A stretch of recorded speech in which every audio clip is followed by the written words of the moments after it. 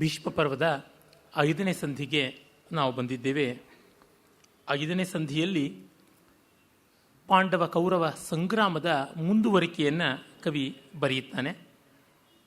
ಆಮೇಲೆ ಮುಂದಿನ ಸಂಧಿಗಳ ಸ್ವಾರಸ್ಯವನ್ನು ನಾವು ಮತ್ತು ಚೆನ್ನಾಗಿರುವ ರುಚಿರ ಸಂದರ್ಭಗಳಲ್ಲಿ ನೋಡಬೇಕಾಗಿರೋದ್ರಿಂದ ಆ ಸಂಗ್ರಾಮ ಹೇಗೆ ಆರಂಭವಾಯಿತು ಅಂತನ್ನೋದನ್ನು ತೋರ್ಪಡಿಸುವ ಮುಖ್ಯೋದ್ದೇಶದಿಂದ ಈ ಸಂಧಿಯ ಕೆಲವೊಂದು ಪದ್ಯಗಳನ್ನು ಇಟ್ಟುಕೊಂಡಿರೋದು. ಬಹಳ ಸುಂದರವಾದ ಸೊಗಸಾದಂಥ ವರ್ಣನೆಗಳು ಮತ್ತು ಆ ರಸಮಯವಾದ ಶಬ್ದಾರ್ಥ ಚಾತುರ್ಯ ಇವೆಲ್ಲ ಕವಿಯಲ್ಲಿ ಇದ್ದೇ ಇರತಕ್ಕಂಥದ್ದು. ಅದನ್ನು ವಿಶೇಷತಃ ನಾವು ಶ್ರೀಕೃಷ್ಣ ಚಕ್ರ ಹಿಡಿಯೋದಕ್ಕೆ ಬೇಕಾದ ಪೂರ್ವ ಸಿದ್ಧತೆಯನ್ನು ನಾವಿಲ್ಲಿ ಕಾಣ್ತೀವಿ. ಮತ್ತು ಆ ಯುದ್ಧ ರಂಗದಲ್ಲಿ ಯಾವ ರೀತಿಯಲ್ಲಿ ಅವರು ಯುದ್ಧ ಮುಗಿದ ಮೇಲೆ ಬಿಡಾರದಲ್ಲಿ ತಮ್ಮ ಆ ಒಂದು ಸ್ಕಂಧಾವಾರದಲ್ಲಿ ವಿಶ್ರಾಂತಿಯನ್ನು ಶ್ರಾಂತಿಯನ್ನು ಪಡಿತಾ ಇದ್ರು, ಚಿಕಿತ್ಸೆ ಮಾಡ್ಕೊಳ್ತಾ ಇದ್ರು. ಈ ಥರ ಬಹಳ ಒಳ್ಳೆಯ ವಿವರಗಳಿವೆ. ಕೆಲವೊಂದು ಪಂಪನಿಂದ ಕುಮಾರವ್ಯಾಸ ತೆಗೆದುಕೊಂಡಿದ್ದಾನೆ, ಆದರೆ ಅವನು ಜೀರ್ಣಿಸಿಕೊಂಡು ಬಿಡ್ತಾನೆ ಎಲ್ಲವನ್ನ. ಆರದೀಪನ ಚೂರ್ಣ ಬಲದಲ್ಲಿ ಕಾಲರುದ್ರನು ಜಗವ ನುಂಗುವ ಅಂತಾನೆ. ಯಾವ ಕಾಲರುದ್ರನಿಗೆ ಜಗತ್ತನ್ನೇ ನುಂಗುವಾಗ ಅವನಿಗೆ ಜೀರ್ಣಕಾರಿಯಾದ ಔಷಧ ಯಾರು ಕೊಡ್ತಾರೆ? ಅವನಿಗೆ ಡೈಜಿನನ್ನು ಯಾರು ಕೊಡ್ತಾರೆ? ಭಾವನಾ ಶುಂಠಿ ಯಾರು ಕೊಡ್ತಾರೆ? ಮೆಣಸು ಜೀರಿಗೆ ಕಷಾಯ ಯಾರು ಕೊಡ್ತಾರೆ? ಆ ಬಗೆಯಲ್ಲಿ ಅವನು ಜೀರ್ಣ ಮಾಡಿಕೊಳ್ತಾನೆ. ಆ ಒಂದು ಸಂಧಿಯ ಸ್ವಾರಸ್ಯವನ್ನು ನಾವೀಗ ಕಾಣೋಣ. ಮೊದಲಿಗೆ ವೀರಭಟರ ಕೋಲಾಹಲದ ಪದ್ಯ.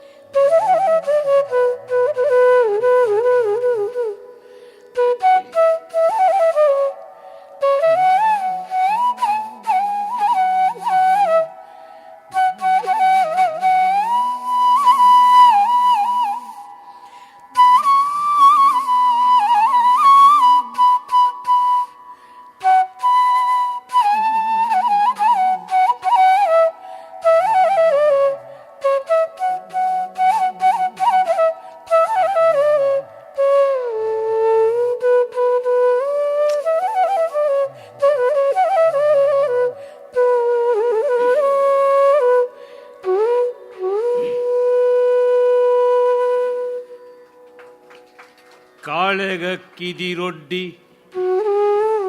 ಭೀಷ್ಮನ ಕೋಲಹತಿಯಲಿ ಮಡಿದ ರಿಪು ಭೂಪಾಳಿ ಹರಿದುದು ಸುರರ ಗಂಡಿರ ಮುರಿದ ಮುಂದಲೆಯ.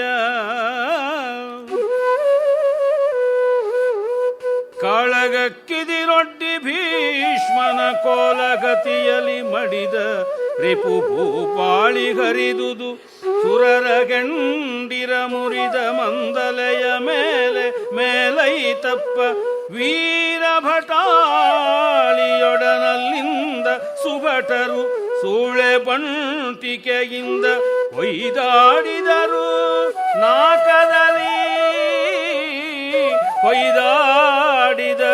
ಹೊಯ್ದಾಡಿದರು ನಾಕದಲ್ಲಿ.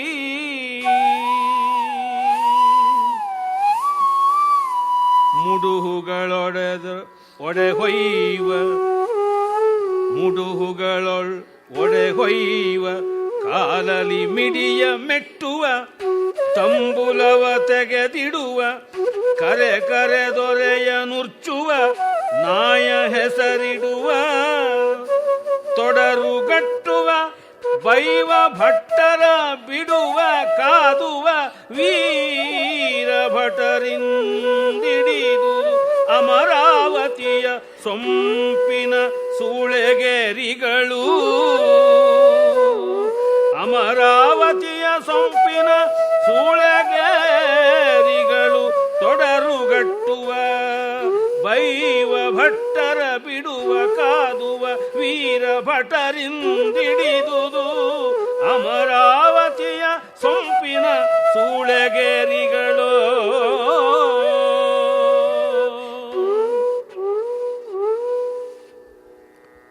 ಕುಮಾರವ್ಯಾಸ ವಿಜಯನಗರ ಸಾಮ್ರಾಜ್ಯದ ಉಚ್ಛ್ರಾಯ ಕಾಲದಲ್ಲಿದ್ದವನು. ಆ ರಣಭೂಮಿಯ ವೀರ ಯುಗದ ಸ್ಫೂರ್ತಿ ಅವನ ನರನಾಡಿಗಳಲ್ಲಿ ಧಮನಿಗಳಲ್ಲಿ ಹರಿತಾ ಇದ್ದದ್ದು. ಅದರಿಂದ ವೀರೋಚಿತವಾದ ಸ್ವರ್ಗದ ಸೌಖ್ಯ ಎಂಥದ್ದು, ಅದರ ಮಹನೀಯತೆ ಏನು ಅನ್ನೋದನ್ನು ಹೇಳ್ತಾನೆ. ಇದನ್ನೆಲ್ಲ ನಾವು ಗಮನಿಸಿದಾಗ ಗೊತ್ತಾಗುತ್ತದೆ, ನಮ್ಮಲ್ಲಿ ಸಾಮಾನ್ಯವಾಗಿ ಶಾಂತಿಕಾಮರು ಅಂತ ಒಂದು ವಿರೋಧಾರ್ಥದಲ್ಲಿ ನೆಗೆಟಿವ್ ಆಗಿ ಹೇಳಿ ನಿರ್ವೀರ್ಯರಾಗಿ ನಿಶ್ಚೇಷ್ಟರಾಗಿ ಮಾಡಿಬಿಟ್ಟಿದ್ದಾರೆ ನಮ್ಮ ಪರಂಪರೆಯನ್ನು. ನಮ್ಮ ಯಾವ ಕಾವ್ಯದಲ್ಲಿ ನೋಡಿ, ಯುದ್ಧಕ್ಕೆ ಯುದ್ಧ, ಶಾಂತಿಗೆ ಶಾಂತಿ, ಶೃಂಗಾರಕ್ಕೆ ಶೃಂಗಾರ, ವೈರಾಗ್ಯಕ್ಕೆ ವೈರಾಗ್ಯ, ಯಾವ ಸಂದರ್ಭದಲ್ಲಿ ಹೇಗೆ ಬೇಕೋ ಹಾಗೆ ನಡೆಯುವುದನ್ನು ಅತಿಶಯ ಅಂತಂದಿದ್ದಾರೆ. ಅವರು ಆ ಧರ್ಮದಲ್ಲಿದ್ದು ತುದಿಗಾಣಬೇಕು, ನೆಲೆಗಾಣಬೇಕು, ಸಿದ್ಧಿಯನ್ನು ಕಾಣಬೇಕು ಅನ್ನುವಂಥದ್ದು. ಅದಕ್ಕಾಗಿ ಕಾಳಗಕ್ಕೆ ಇಕ್ಕಿ ಇದಿರೊಡ್ಡಿ ಭೀಷ್ಮನ ಕೋಲಹತಿಯಲ್ಲಿ, ಭೀಷ್ಮನ ಬಾಣಗಳ ದಾಳಿಯಲ್ಲಿ ಮಡಿದ ರಿಪುಭೂಪಾಳಿ ಹರಿದುದು ಸುರರ ಹೆಂಡಿರ ಮುರಿದ ಮುಂದಲೆಯ ಅಂತ.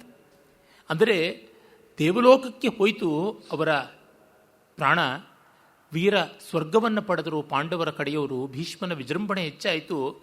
ಅಲ್ಲಿ ಸುಂದರಿಯರು ಹೇಗಿದ್ರು ಅಂತಂದರೆ ಮುರಿದ ಮುಂದಲೆ ಅಂದರೆ ಕರ್ಲಿ ಹೇರ್ಸ್ ಅಂತ, ಗುಂಗುರೊಳಗೆ ನೇರವಾಗಿಲ್ಲ, ಮುರಿದು ಬಂದಿರತಕ್ಕಂಥದ್ದು ಅಂತ. ನಮ್ಮಲ್ಲಿ ಕುದುರೆ ಬಾಲದ ಥರ ಉದ್ದಕ್ಕೆ ಜೂಲ್ ಥರ ಬಿಟ್ಕೊಳ್ತಕ್ಕಂಥದ್ದು ಈ ಕಾಲದ ಯಾವ್ಯಾವುದೋ ಶಾಂಪೂಗಳಿಗೆ ಅಡ್ವರ್ಟೈಸ್ಮೆಂಟ್ ತರಹ ಆ ಕತ್ತೆ ಬಾಲದ ಥರ ತಲೆ ಕೂದಲು ಫ್ಯಾಷನ್ ಆಗಿಯೇ ಇಲ್ಲ. ಗುಂಗುರಾಗಿರಬೇಕು ತಲೆಗೂದಲು ಅಂತ. ಆ ರೀತಿಯಾಗಿ ದುಂಬಿಗಳ ಗುಂಪು ಇದ್ದಂತೆ ಕಾಣಬೇಕು. ಚಿಕುರ ಅಂದರೆ ಚೂರ್ಣ ಕುಂತಲಂ ಅರಾಲಂ ಚೂರ್ಣ ಕುಂತಲಂ ಅಂತ, ಪುಡಿಗೂದಲು ಗುಂಗುರಾಗಿರಬೇಕು ಅಂತ ಹೇಳ್ಬಿಟ್ಟು ಅಂತಾರೆ. ಆ ಸುಂದರಿಯರ ಬಳಿಗೆ ಅಲ್ಲಿಗೆ ಹೋದರಂತೆ ಇವರು. ಮೇಲೈತಪ್ಪ ವೀರ ಭಟಾಳಿಯೊಡನಲ್ಲಿಂದ ಸುಭಟರು ಸೂಳೆ ಬಂಟಿಕೆಯಿಂದ ಹೊಯ್ದಾಡಿದರು ನಾಕದಲ್ಲಿ. ಅಲ್ಲಿ ಜಗಳ ಆಡ್ತಾ ಇದ್ದಾರೆ, ನಮಗೆ ಸಾಕಾಗ್ತಾ ಇಲ್ಲ ಸಪ್ಲೆ ಅಂತ, ಈ ಭೂಮಿಯಲ್ಲಿ ಜಗಳ ಆಡಿದ ಸಾಲದೆ ಅಂತ. ವೀರಸ್ವರ್ಗದ ಪ್ರಲೋಭನೆ ಅಂದರೆ ಹಾಗೆ ಮಾಡಿ ಭರ್ತೃಪಿಂಡ ಸ್ವಾಮಿಯ ಉಪ್ಪಿನ ಋಣ, ಜೋಳದ ಪಾಳಿಯನ್ನು ತೀರಿಸಬೇಕು ಅನ್ನುವಂಥದ್ದನ್ನು ಮತ್ತೆ ಇದನ್ನು ಕೌಟಿಲ್ಯನ ಅರ್ಥಶಾಸ್ತ್ರದಿಂದ ಮೊದಲುಗೊಂಡು ನಮ್ಮ ಈಚಿನ ಕಾವ್ಯಗಳವರೆಗೆ ನೋಡ್ತೀವಿ. ಲಕ್ಷ್ಮೀಶಾದಿಗಳವರೆಗೂ ಕೂಡ ಒಡೆಯನ ಮುಪ್ಪಿನ ಋಣವನ್ನು ತೀರಿಸಬೇಕು ಅಂತ. ನಮ್ಮ ಭಾಸಕವಿದು ಅಂತ ಹೆಸರಾದ ಪ್ರಸಿದ್ಧ ನಾಟಕ ಅಥವಾ ನಾಟಿಕ ಅಂತ ಏನು ಕರಿತೀವಿ, ಪ್ರತಿಜ್ಞಾ ಯೋಗಂಧರಾಯಣಂ, ಅಲ್ಲಿ ಕೂಡ ಕೌಟಿಲ್ಯನ ಮಾತೇ ಪುನರುಕ್ತವಾಗಿ ಬರುತ್ತದೆ. ಭರ್ತೃಪಿಂಡವನ್ನು ನಾವು ಮರೆಯಬಾರದು, ಸ್ವಾಮಿ ಇಟ್ಟಂಥ ಉಪ್ಪಿನ ಋಣ ಅಂತ. ಪಂಪನಿಂತೂ ಕನ್ನಡದ ಆದಿಕವಿ ಯಥೇಷ್ಟವಾಗಿ ಜೋಳವಾಳಿಯನ್ನು ಕುರಿತು ಹೇಳಿಸಿದ್ದಾನೆ ಪಾತ್ರಗಳಿಂದ. ಕುಮಾರವ್ಯಾಸನು ಆ ಕೆಲಸವನ್ನು ಮಾಡ್ತಾನೆ.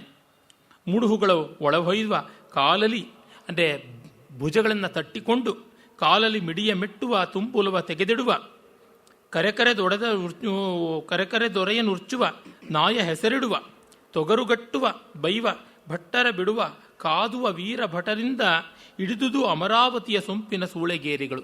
ಅಮರಾವತಿಯ ವೇಶ್ಯಾವಾಟಿಕೆ ಅಂದರೆ ರಂಭಪೂರ್ವಶೀರ ಮನೆಗಳಿರ್ತಕ್ಕಂಥ ಬೀದಿಗಳು ತುಂಬಿ ತುಳುಕಾಡ್ತಾವಿಯಂತೆ ಇವರಿಂದ. ಅಲ್ಲಿ ಅವರು ತೋಳಗಳನ್ನು ಚಪ್ಪರಿಸಿಕೊಂಡು ಭುಜಗಳನ್ನು ಒಯ್ದುಕೊಂಡು ತಾವು ತಾಂಬೂಲ ಕರಂಕಗಳನ್ನು ಅಂದರೆ ತಾಂಬೂಲದ ತಿತ್ತಿ ಯಾವುದಿರುತ್ತೆ, ಹಡಪ ಅಂತ ಕರಿತೀವಿ, ಅದನ್ನು ತೆಗೆದು ಹಾಕ್ಕೊಳ್ಳೋದೇನೋ, ಮತ್ತು ತಮ್ಮ ಎದುರಾಳಿಗಳನ್ನು ನಾಯಿಗಳ ಹೆಸರಿಂದ ಕರೆದು ಮೂದಲಿಸೋದೇನೋ, ಅಲ್ಲಿಗೆ ಅವರು ಬಂದಿದ್ದಾರಲ್ಲ ಅವ್ರನ್ನ ಗೇಲಿ ಮಾಡ್ತಕ್ಕಂಥದ್ದೇನೋ, ತೊಡರುಗಟ್ಟುವ ಅವ್ರಿಗೆ ಬೇಕು ಅಂತ ಅಡ್ಡಿ ಮಾಡ್ತಕ್ಕಂಥ ಬೈವ, ಆಮೇಲೆ ತಮ್ಮ ಹೊಗಳ ಭಟ್ಟರನ್ನ ಅವರು ವೀರಸ್ವರ್ಗ ಪಡೆದಿರ್ತಾರೆ, ಅವರುಗಳ ಮೂಲಕವಾಗಿ ಬಿರುದಾವಳಿಗಳನ್ನು ಹೇಳಿಸ್ತಕ್ಕಂಥದ್ದು. ಇದರಿಂದ ಅಮರಾವತಿಯ ವೇಶ್ಯಾವಾಟಿ ತುಂಬಿ ತುಳುಕಾಡಿ ಹೋಯಿತು ಅಂತ ಹೇಳ್ತಾನೆ. ಮುಂದೆ ದೇವತೆಗಳಿಗೆ ಈ ಭೀಷ್ಮ ಕಳಿಸ್ತಾ ಇರ್ತಕ್ಕಂಥ ಸೈನಿಕರ ಪಾಡು ಹೆಚ್ಚಾಯಿತು ಅಂತ ಒದ್ದಾಟವಾಯಿತು. ಆ ಪದ್ಯವನ್ನು ಹೇಳ್ತಾನೆ.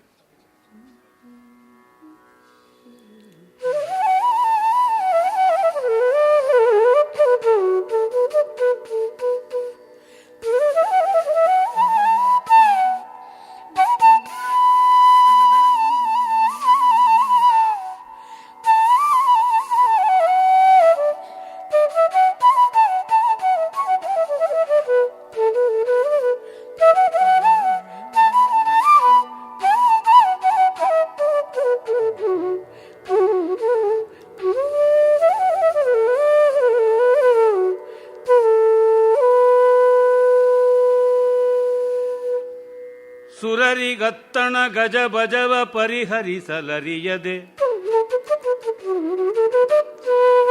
ಸುರರಿಗತ್ತಣ ಗಜ ಬಜವ ಪರಿಹರಿಸಲರಿಯದೆ, ವೀರ ಭೀಷ್ಮನ ದುರವ ನೀಕ್ಷಿಸಲ್ ಅಳವಡದೇನು ನನ್ ಉಸುರುವೆನು.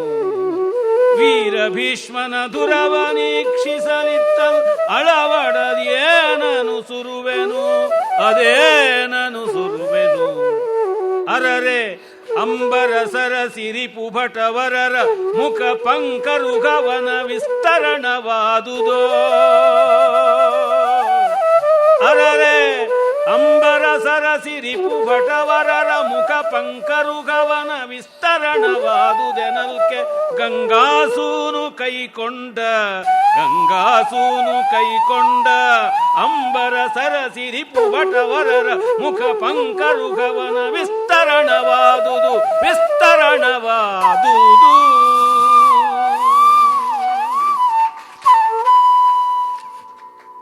ಎಂಥ ಉದಯರವಿ ಚಂದ್ರಿಕೆ. ಆ ಉದಯರವಿಯಲ್ಲೇ ಅರಳಬೇಕಾದದ್ದು ಕಮಲ.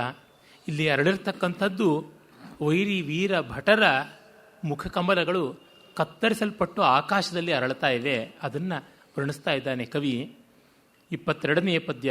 ಇದು 6ನೇ ಸಂಧಿಯಲ್ಲಿ ಸುರರಿಗತ್ತಣ ಗಜಬಜವ ಪರಿಹರಿಸಲರಿಯದೆ ದೇವತೆಗಳಿಗೆ ಅಮರಾವತಿಯಲ್ಲಿ ಸ್ಟ್ಯಾಂಪೇಡ್ ಆಗ್ತಾ ಇದೆ.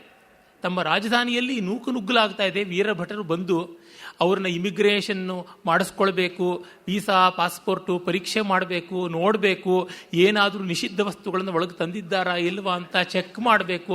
ಒಂದು ಸ್ವಲ್ಪ ಪುರುಸತ್ತಿಲ್ಲದೆ ಈಗ ಸಿರಿಯಾ ಅಲ್ಲೆಲ್ಲಿಂದ ಬರ್ತಾ ಇದ್ದಾರಲ್ಲ ನಿರಾಶ್ರಿತರು ನೂಕುನುಗ್ಗಲಾಗಿ ಯುರೋಪ್ಗೆ, ಆ ರೀತಿ ಬರ್ತಾ ಇದ್ದಾರಲ್ಲ ಅಂತ ಅವರಿಗೆ ಸೆಕ್ಯೂರಿಟಿ ಪ್ರಾಬ್ಲಮ್ಸು. ಮತ್ತು ರಂಭೆ, ಊರ್ವಶಿ, ಮೇನಕೆ, ತಿಲೋತ್ತಮೆ, ಸಹಜನ್ಯ, ಮನೋರಮ, ಘೃತಾಚಿ ಮೊದಲಾದವರು ಎಷ್ಟು ಜನರನ್ನು ನಿರ್ವಾಹ ಮಾಡ್ಯಾರು ಪಾಪ. ಹೀಗಾಗಿ ಅವ್ರಿಗೂ ರೆಸ್ಟ್ ಬೇಕು. ಅವ್ರಿಗೆ ಸಮಸ್ಯೆಗಳು ಬೇಕಾದಷ್ಟಿರುತ್ತೆ, ಅದನ್ನೆಲ್ಲ ನಿರ್ವಾಹ ಮಾಡಬೇಕು. ಅದಕ್ಕೆ ಇಂದ್ರನಿಗೆ ಬಹಳ ತುರ್ತು ಕೆಲಸ. ಇಂದ್ರನಿಗೆ ಮತ್ತು ಅವನ ಅಧೀನದಲ್ಲಿರ್ತಕ್ಕಂಥ ಇನ್ನು ಮಿಕ್ಕ ದೇವತಾ ವರ್ಗದ ಅಧಿಕಾರಿಗಳಿಗೆ. ಆದರೆ ಅವರುಗಳಿಗೆ ಈ ಭೀಷ್ಮ ಮತ್ತು ಅರ್ಜುನ ಮೊದಲಾದವರ ಕಾಳಗವನ್ನು ನೋಡಬೇಕು ಅಂತ ಆಸೆ. ಸೊಗಸಾಗಿರ್ತಕ್ಕಂಥ ಕ್ರಿಕೆಟ್ ಮ್ಯಾಚೋ ಫುಟ್ಬಾಲ್ ಮ್ಯಾಚೋ ಬಂದಿದೆ, ನೋಡಬೇಕು. ಆದರೆ ಮನೆಗೆ ನಂಟರು ಯಥೇಷ್ಟವಾಗಿ ಬಂದಿದ್ದಾರೆ, ಬಾಸ್ಗಳು ಬೇರೆ ಬಂದಿದ್ದಾರೆ, ಅವ್ರುಗಳನ್ನು ಮ್ಯಾನೇಜ್ ಮಾಡಬೇಕು, ಆಫೀಸ್ನಲ್ಲಿ ಸಿಕ್ಕಾಪಟ್ಟೆ ಕೆಲಸ. ಈ ಥರ ಇದ್ದಾಗ ಯಾವ ಒದ್ದಾಟವೋ ಅದಾಗಿದೆ. ವೀರ ಭೀಷ್ಮನ ದುರವ ನೀಕ್ಷಿಸಲು ಇತ್ತ ಅಳವಡದು ಏನನ್ನು ಉಸುರುವೆನು. ಅಯ್ಯೋ ಪಾಪ, ದೇವತೆಗಳಿಗೆ ಈ ಪಾಡಾಗಿಬಿಟ್ಟಿದೆಯಲ್ಲ ಅಂತ. ಒಂದು ಕಡೆ ಅವರಿಗೆ ಒಳಗೆ ಬರ್ತಾ ಇರ್ತಕ್ಕಂಥ ವೀರ ಯೋಧರಿಗೆ ಸ್ವಾಗತ ಕೋರಬೇಕು, ವ್ಯವಸ್ಥೆ ಮಾಡಬೇಕು. ಇನ್ನೊಂದು ಕಡೆ ಈ ಯುದ್ಧವನ್ನು ನೋಡಬೇಕು. ಅವರಿಗೆ ಈ ಯುದ್ಧಾದಿಗಳನ್ನು ನೋಡೋದ್ರೊಳಗೆ ಎಲ್ಲಿಲ್ಲದ ಆಸೆ. ನೋಡಿ, ಈ ಮೂಲಕವಾಗಿ ಕುಮಾರವ್ಯಾಸ ಬೀಭತ್ಸ ಭಯಂಕರವಾಗುವಂಥ ಈ ಯುದ್ಧದ ವರ್ಣನೆಯಲ್ಲಿ ಅದ್ಭುತವನ್ನು, ಹಾಸ್ಯವನ್ನು, ಶೃಂಗಾರವನ್ನು ತರ್ತಾ ಇದ್ದಾನೆ. ಈ ಮೂಲಕವಾಗಿ ಒಂದು ಕಾಮಿಕ್ ರಿಲೀಫ್ ಅಂತಾರಲ್ಲ, ಅದನ್ನು ಕೊಡ್ತಕ್ಕಂಥದ್ದು. ಹಾಗೆ ಮಾಡಿದಾಗ ಈ ಯುದ್ಧವೀರದ ಬಗೆಗೆ ಜನಕ್ಕೆ ತಿರಸ್ಕಾರ ಬರೋದಿಲ್ಲ, ಉತ್ಸಾಹವೂ ಬರುತ್ತದೆ, ಜೊತೆಗೆ ಕಾವ್ಯ ಕೂಡ ಸಹನೀಯವಾಗುತ್ತದೆ. ಆಮೇಲೆ ಹೇಳ್ತಾನೆ, ಅರರೇ ಅಂಬರ ಸರಸಿ ರಿಪುಭಟವರರ ಮುಖ ಪಂಕರುಹ ವನವಿಸ್ತರಣವಾದುದು. ಆಕಾಶ ಸರೋವರವೆಲ್ಲ ಈ ಹಾರ್ತಾ ಇರತಕ್ಕಂಥ ಭೀಷ್ಮನ ಬಾಣಗಳಿಗೆ ಕತ್ತರಿಸಲ್ಪಟ್ಟು ಮೇಲೆ ಹಾರುವ ವೀರ ವರ್ಗದ ಮಹಾ ಶೌರ್ಯಯುಕ್ತರಾದಂತಹ ಸೇನಾನಿಗಳ, ಪಟುಭಟರ, ರಾಜರುಗಳ ತಲೆಗಳಿಂದ ತಾವರೆಗಳ ಸರೋವರದಂತೆ ಆಗಿಬಿಡ್ತು. ಆಕಾಶವೆಲ್ಲ ನೀಲಿಯಾಗಿ ವಿಸ್ತೃತವಾದಂತಹ ಸರೋವರವಾದರೆ ಅಲ್ಲಿಗೆ ರಕ್ತಸಿಕ್ತವಾಗಿ ಹಾರ್ತಾ ಇರತಕ್ಕಂಥ ವೀರ ಯೋಧರ ತಲೆಗಳೇನೆ ಕಮಲಗಳು. ಕಣ್ಣುಗಳು ಅರಳಿರ್ತಕ್ಕಂಥವು, ಕೆರಳಿರುವ ಹುಬ್ಬುಗಳು ಅವೆಲ್ಲ ದುಂಬಿಗಳ ತರಹ ಓಡಾಡ್ತಾ ಇವೆ. ತಲೆಗೂದಲು ಪಾಚಿಯ ತರಹ ಹಾಗೆ ಹೀಗೆ ಹೊಯ್ದಾಡ್ತಾ ಇದೆ ಅಂತಂದರೆ ಆಕಾಶ ಸರೋವರದಲ್ಲಿ ಬಂದ ಚಿತ್ರಣ ಎಂಥದ್ದು ಅಂತ ನೋಡಬೇಕು. ಇದು ನಮ್ಮ ಮನಸ್ಸಿಗೆ ಬರಬೇಕಾದ ಕಲ್ಪನೆ.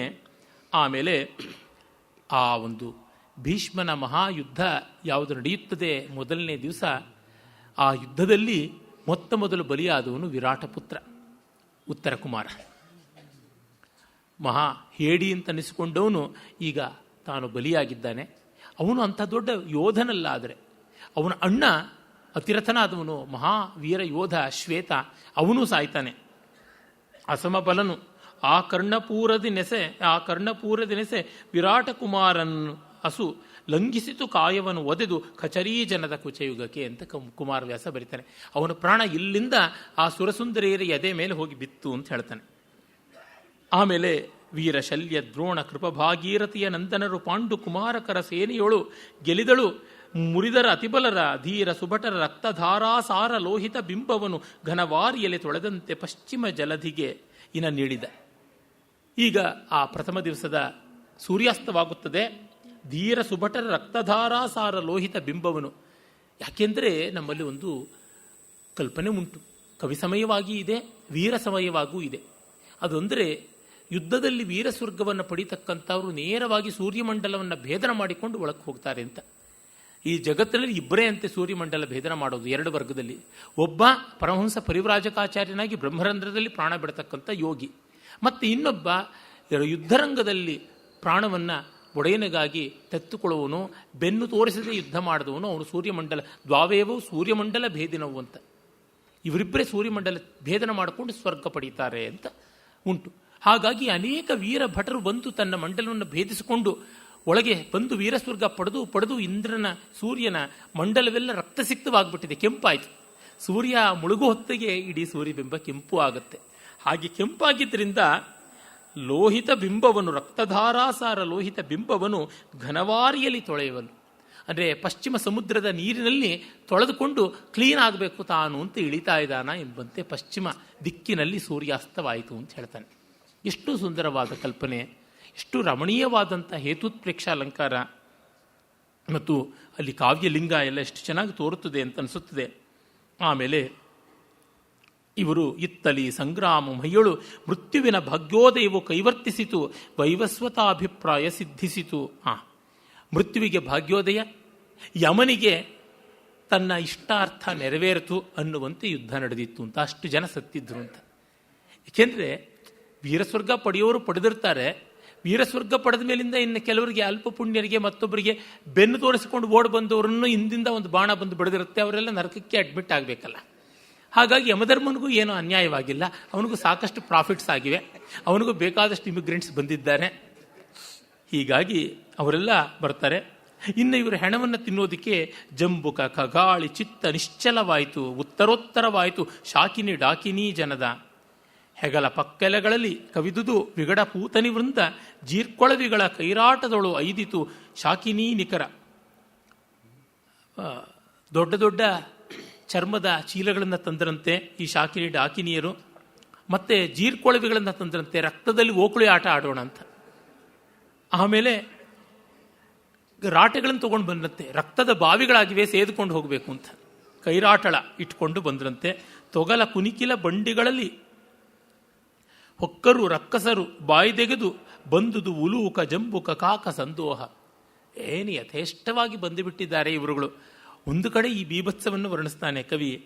ಇಲ್ಲಿ ನೋಡಿ, ಇವರೆಲ್ಲರೂ ಯಾವ ರೀತಿಯಾಗಿ ವಾಸ್ತವವನ್ನು ಚಿತ್ರಿಸ್ತಾರೆ, ಅತಿವಾಸ್ತವವನ್ನು ಚಿತ್ರಿಸ್ತಾರೆ, ಬೇರೆ ಬೇರೆ ಸ್ತರಗಳಲ್ಲಿ ಕಾಣ್ತಾರೆ. ಈ ಭೂಮಿಯ ಸ್ತರದಲ್ಲಿ ಈ ಯುದ್ಧ, ಸಾವು, ನೋವು, ಘೋರ ಇವೆಲ್ಲ. ಮತ್ತು ಇನ್ನೊಂದು ಕಡೆಗೆ ವಿಶ್ವವ್ಯವಸ್ಥಾ ರೂಪದಿಂದ ಇದು ಹೀಗೆ ಆಗಲೇಬೇಕಾದದ್ದಲ್ವೇ, ಅದಿನ್ಯಾವ ರೀತಿ ಇರೋದಕ್ಕೆ ಸಾಧ್ಯ. ಹಾಗೆ ಆಧ್ಯಾತ್ಮಿಕ ಸ್ತರದಲ್ಲಿ ಒಂದು, ಅಧಿಭೂತ ಸ್ತರದಲ್ಲಿ ಒಂದು, ಹಾಗೆ ಆದಿದೈವಿಕ ಸ್ತರದಲ್ಲಿ ಈ ಸ್ವರ್ಗದ ಅಪ್ಸರೆಯರು, ಅಲ್ಲಿ ಸ್ಟ್ಯಾಂಪೇಡ್ಗಳಾಗತಕ್ಕಂಥದ್ದು, ಅಲ್ಲಿ ಟ್ರಾಫಿಕ್ ಜಾಮು, ಅಲ್ಲಿ ಟೋಕನ್ ಕೊಟ್ಟು ವೆಯ್ಟ್ ಮಾಡಿ ಅಂತ ಅನ್ನೋದು, ಇವೆಲ್ಲ ಇದ್ದೇ ಇರ್ತದೆ. ಇದನ್ನಷ್ಟನ್ನು ಕೊಡ್ತಕ್ಕಂಥ ಶಕ್ತಿ ಇರೋನು ಮಹಾಕವಿ. ಯಾವುದೋ ಒಂದು ಚಿತ್ರಣ ಕೊಟ್ಟರೆ ಪೂರ್ಣವಾಗುವುದಿಲ್ಲ. ಬರೀ ವಾಸ್ತವ ಚಿತ್ರಣ ಮಾತ್ರ ಕೊಡುವುದಕ್ಕೆ ಈ ಕಾಲದ ಈ ವೈಜ್ಞಾನಿಕ ಯುಗದ ನಿರ್ಬಂಧ ಬಂದಿದೆ. ಅಷ್ಟರ ಮಟ್ಟಿಗೆ ನಾವು ಕುಬ್ಜರಾಗಿದ್ದೇವೆ. ಅತಿವಾಸ್ತವವನ್ನು ಕೊಡಬೇಕು, ಜೊತೆಗೆ ಪರಮವಾಸ್ತವ ಅಂತನ್ನುವ ಅಧ್ಯಾತ್ಮದ ನೆಲೆಯ ಸತ್ಯವನ್ನೂ ಕೊಡಬೇಕು. ಎಷ್ಟು ಜಗತ್ತುಗಳು, ಎಷ್ಟು ಬ್ರಹ್ಮಾಂಡಗಳು, ಎಷ್ಟು ವಿಶ್ವಗಳು, ಎಷ್ಟು ಸೃಷ್ಟಿ, ಇದರೊಳಗೆ ಯಾವ ಸಾವಿಗೆ ಬೆಲೆ, ಯಾವ ನೋವಿಗೆ ಬೆಲೆ, ಯಾವುದಕ್ಕೆ ಏನಂತ ಹೇಳೋದಕ್ಕೆ ಸಾಧ್ಯವಾಗುತ್ತದೆ ಅಂತ ನಮ್ಮನ್ನು ನಿಬ್ಬೆರಗಾಗಿಸಿ ಸಾವಿನ ಬಗೆಗೆ ಅಂಜದಂತೆ ಮಾಡುತ್ತದೆ, ಹಿಂಸೆಯ ಬಗೆಗೆ ಭಯಪಡದಂತೆ ಮಾಡುತ್ತದೆ. ಅದೇ ಸಂದರ್ಭದಲ್ಲಿ ಒಂದು ಸಣ್ಣ ನೋವು ಎಷ್ಟು ದೊಡ್ಡದು, ಆ ಜೀವಾರ್ತಿ ದೊಡ್ಡದಲ್ವಾ, ಅದರ ಖೇದ ಮಿಗಿಲಾದದಲ್ವಾ ಅಂತ ಸಹಾನುಭೂತಿಯನ್ನೂ ತರಿಸುತ್ತದೆ. ಇವೆಲ್ಲ ಕೂಡ ಬಹಳ ಬಹಳ ಮುಖ್ಯವಾದದ್ದು. ಈಗಷ್ಟೇ ನನ್ನೊಬ್ಬ ಗೆಳೆಯನ ಜೊತೆಗೆ ನಡ್ಕೊಂಡು ಬರ್ತಾ ಇದ್ದೆ. ಆಗ ಅವನ ಕುಟುಂಬದ ಯಾವುದೋ ಒಂದು ಸಮಸ್ಯೆ. ಆತನ ಕುಟುಂಬದ ಒಬ್ಬ ಸದಸ್ಯರಿಗೆ ಇವನ ಮೇಲೆ ಅಷ್ಟು ಸುಮುಖಾಭಿಪ್ರಾಯವಿಲ್ಲ. ಅದಕ್ಕೆ ಕಾರಣ ಇವನಿಗಿರುವ ಬುದ್ಧಿಶಕ್ತಿ, ಇವನಿಗಿರುವ ಭಾವಶಕ್ತಿ ಅವರಿಗೆ ಇಲ್ಲ. ಹಾಗಾಗಿ ಅವರೊಂತಹ ತೊಳಮಳಕ್ಕೆ ತುತ್ತಾಗಿದ್ದಾರೆ ಆ ಕುಟುಂಬಕ್ಕೆ ಬಂದ ಆಗಂತುಕ ಸದಸ್ಯರು. ಆಗ ನಾನು ಹೇಳಿದ್ದು, ಅಪ್ಪ ನೀನು ಸ್ವಲ್ಪ ನಾನ್ಸೆನ್ಸ್ ಸ್ಟಾಕ್ ಮಾಡಬೇಕು ಅಂತ. ಏಕೆಂದರೆ ಮನೆಯಲ್ಲಿ ಒಬ್ಬರು ಸೊಸೆಯಾಗಿಯೋ, ಅಳಿಯನಾಗಿಯೋ, ಭಾವನಾಗಿಯೋ ಯಾರೂ ಬರ್ತಾರಲ್ಲ, ಬಂದರೆ ಅವರಿಗೆ ಇವರ ಮೇಧಾವಿತ್ವ, ಇವರ ಪ್ರಜ್ಞಾವಂತಿಕೆ ಇರೋದಿಲ್ಲ. ಆದರೆ ಇವರು ಕೆಲವೊಮ್ಮೆ ಅವರ ಬಳಿಗೆ, ಅವರ ಹತ್ತಿರಕ್ಕೆ ಇಳಿಯಬೇಕಾಗುತ್ತದೆ, ಏನು ಮಾಡೋಕ್ಕಾಗೋದಿಲ್ಲ. ಇದು ಇವರ ದೊಡ್ಡತನಕ್ಕಾಗಿ ಇವರು ತೆರಬೇಕಾದ ಬೆಲೆ. ನಾವು ದೊಡ್ಡವರಾದಷ್ಟು ಬೇರೆಯವರ ಕಡೆಗೆ ಇಳಿಯಬೇಕಾದಂಥ ಸ್ಥಿತಿ ಉಂಟು. ಇಳಿಯದೇ ಇದ್ದರೆ ಮನಸ್ತಾಪಗಳು ಬೆಳೀತಾ ಹೋಗುತ್ತದೆ. ಇವರಿಗೇನೂ ಆಗೋಲ್ಲ, ಆದರೆ ಇವರಿಗೆ ತುಂಬ ಪ್ರೀತಿಪಾತ್ರರು ಕೆಲವರು ಇರ್ತಾರಲ್ಲ, ಅವರು ಖಿನ್ನರಾಗ್ತಾರೆ. ನನ್ನ ಸ್ನೇಹಿತನ ತಾಯಿಗೋ, ಅಣ್ಣನಿಗೋ, ತಂದೆಗೋ ಖೇದ ಬರಬಹುದು. ಹಾಗೇನು ಮಾಡೋದು? ಈ ಭಾವವಿಸ್ತಾರ ಬರಬೇಕು ಅಂತಂದರೆ ಮಹಾಕಾವ್ಯಗಳು 3 ಸ್ತರವನ್ನು ಚಿತ್ರಿಸಬೇಕಾಗುತ್ತದೆ. ಆಗಲೇ ಹೃದಯ ವೈಶಾಲ್ಯ ಪೂರ್ಣ ಪ್ರಮಾಣದಲ್ಲಿ ಬರ್ತಕ್ಕಂಥದ್ದು. ಅದನ್ನು ಕವಿ ಬಗೆ ಬಗೆಯಲ್ಲಿ ತೋರಿಸ್ತಾನೆ. ಈಗ ನೋಡಿ, ಆ ಭೂತ ಪ್ರೇತ ಪಿಶಾಚಿಗಳು, ಶಾಕಿನಿ ಢಾಕಿನಿಯರು ಮಾಡಿಕೊಂಡಂಥ ಸಂಭ್ರಮ ಎಂಥದ್ದು, ಇದು ಸಂಸ್ಕೃತ ಕಾವ್ಯಗಳಲ್ಲಿ ಕಾಣಸಿಗುವಂಥದ್ದಲ್ಲ. ಅಲ್ಪೋ ಸ್ವಲ್ಪ ಹಿಂಗೆ ಬಂದು ಹೋಗುತ್ತದೆ. ಕಾಳಿದಾಸಾದಿಗಳು ತೋರಿಸೋದೇನಿಲ್ಲ ಜಾಸ್ತಿ. ಪಂಪ ರನ್ನರಿಂದ ಕಾಣಿಸುತ್ತದೆ. ಕುಮಾರವ್ಯಾಸ ಅದನ್ನು ವಿಸ್ತರಿಸಿ ದೊಡ್ಡ ರೀತಿಯಲ್ಲಿ ಬೆಳೆಸ್ತಾನೆ. ಲಕ್ಷ್ಮೀಶಾದಿಗಳು ಆಮೇಲೆ ಮುಂದುವರೆಸ್ತಾರೆ. ಈ ಕುಮಾರವ್ಯಾಸ ತೋರಿಸ್ತಕ್ಕಂಥ ಈ ಒಂದು ಬೀಭತ್ಸ ಭಯಾನಕವಾದ ರೌದ್ರ ದೃಶ್ಯ ಸ್ವಾರಸ್ಯಕಾರಿಯಾಗಿದೆ. ರಸಮಲ್ತೆ ರುದ್ರ ಸೃಷ್ಟಿಗೆ ರೌದ್ರಮುಂ ಅಂತ ಕುವೆಂಪು ಅವರು ಹೇಳ್ತಾರಲ್ಲ, ಅಂತಹ ಕೆಲವು ಪದ್ಯಗಳನ್ನು ನೋಡೋಣ.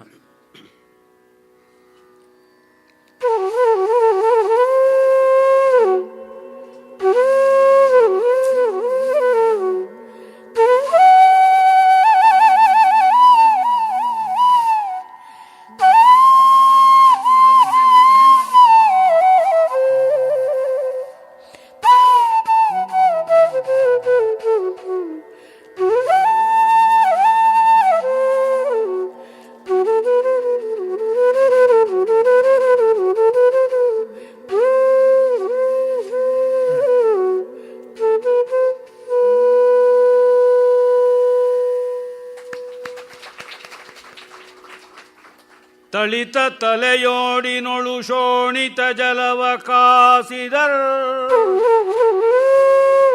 ತಳಿತ ತಲೆಯೋಡಿನೊಳು ಶೋಣಿತ ಜಲವ ಕಾಸಿದರ್, ಎಳೆಯ ಕರುಳನು ಹಿಳಿದು ಹಿಂಡಿದರ್, ಇಕ್ಕಿದರು ಕುಸುರಿಗಳ ಮೂಳೆಗಳ, ಎಳೆಯ ಕರುಳನು ಹಿಳಿದು ಹಿಂಡಿದರ್, ಇಕ್ಕಿದರು ಕುಸುರಿಗಳ ಮೂಳೆಗಳ, ತೆಳುದೊಗಲ ಚಕ್ಕಳದ ಕೈ ಚಪ್ಪಳೆಯವರು ಹಂತಿಯಲಿ ಕುಡಿದರು,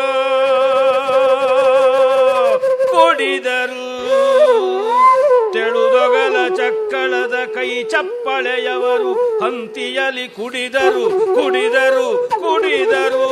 ಕೆಳೆಯರಿಗೆ ಸವಿದೋರಿ ಕುಡಿದರು, ಕೆಳೆಯರಿಗೆ ಸವಿದೋರಿ ಭೂತನಿ ನಿಕರ ಗಡಣದಲ್ಲಿ, ಕರುಳನ್ ಅಣಲೊಳಗ ಅಗಡಸಿ ನಲಿದು ಮರುಳ ಬಳಗ ಕಪಾಲ ಪಾತ್ರೆಯ ನೆರನೆಗಹಿ ಕೊಂಕಿನಲ್ಲಿ ಕುಡಿದರು ಮುಕ್ತಕೇಶಿಯರು, ಕರುಳನ್ ಅಣಲೊಳ್ ಅಗಡಸಿ ನಲಿದುದು ಮರುಳ ಬಳಗ ಕಪಾಲ ಪಾತ್ರೆಯ ನೆರನೆಗಹಿ ಕೊಂಕಿನಲ್ಲಿ ಕುಡಿದರು ಮುಕ್ತಕೇಶಿಯರು, ಮೊರೆವೆಣನ ನೊಡೆ ಮೆಲುತ, ಮೊರೆವೆಣನ ನೊಡೆ ಮೆಲುತ ಹಾಡಿತೋ, ಎಣನ ನೊಡೆ ಮೆಲುತ ಹಾಡಿತು, ದುರುಳ ದಾನವ ನಿಕರ ಪಾಂಡವ ಕುರು ನೃಪರ ಹರಸಿದುದು, ಪಾಂಡವರ ಕುರು ನೃಪರ ಹರಸಿದುದು, ಕೈ ಪರೆಗುಟ್ಟಿ ಭೂತಗಣ, ಕೈ ಪರೆಗುಟ್ಟಿ ಭೂತಗಣ, ಪಾಂಡವರ ಕುರು ನೃಪರ ಹರಸಿದುದು.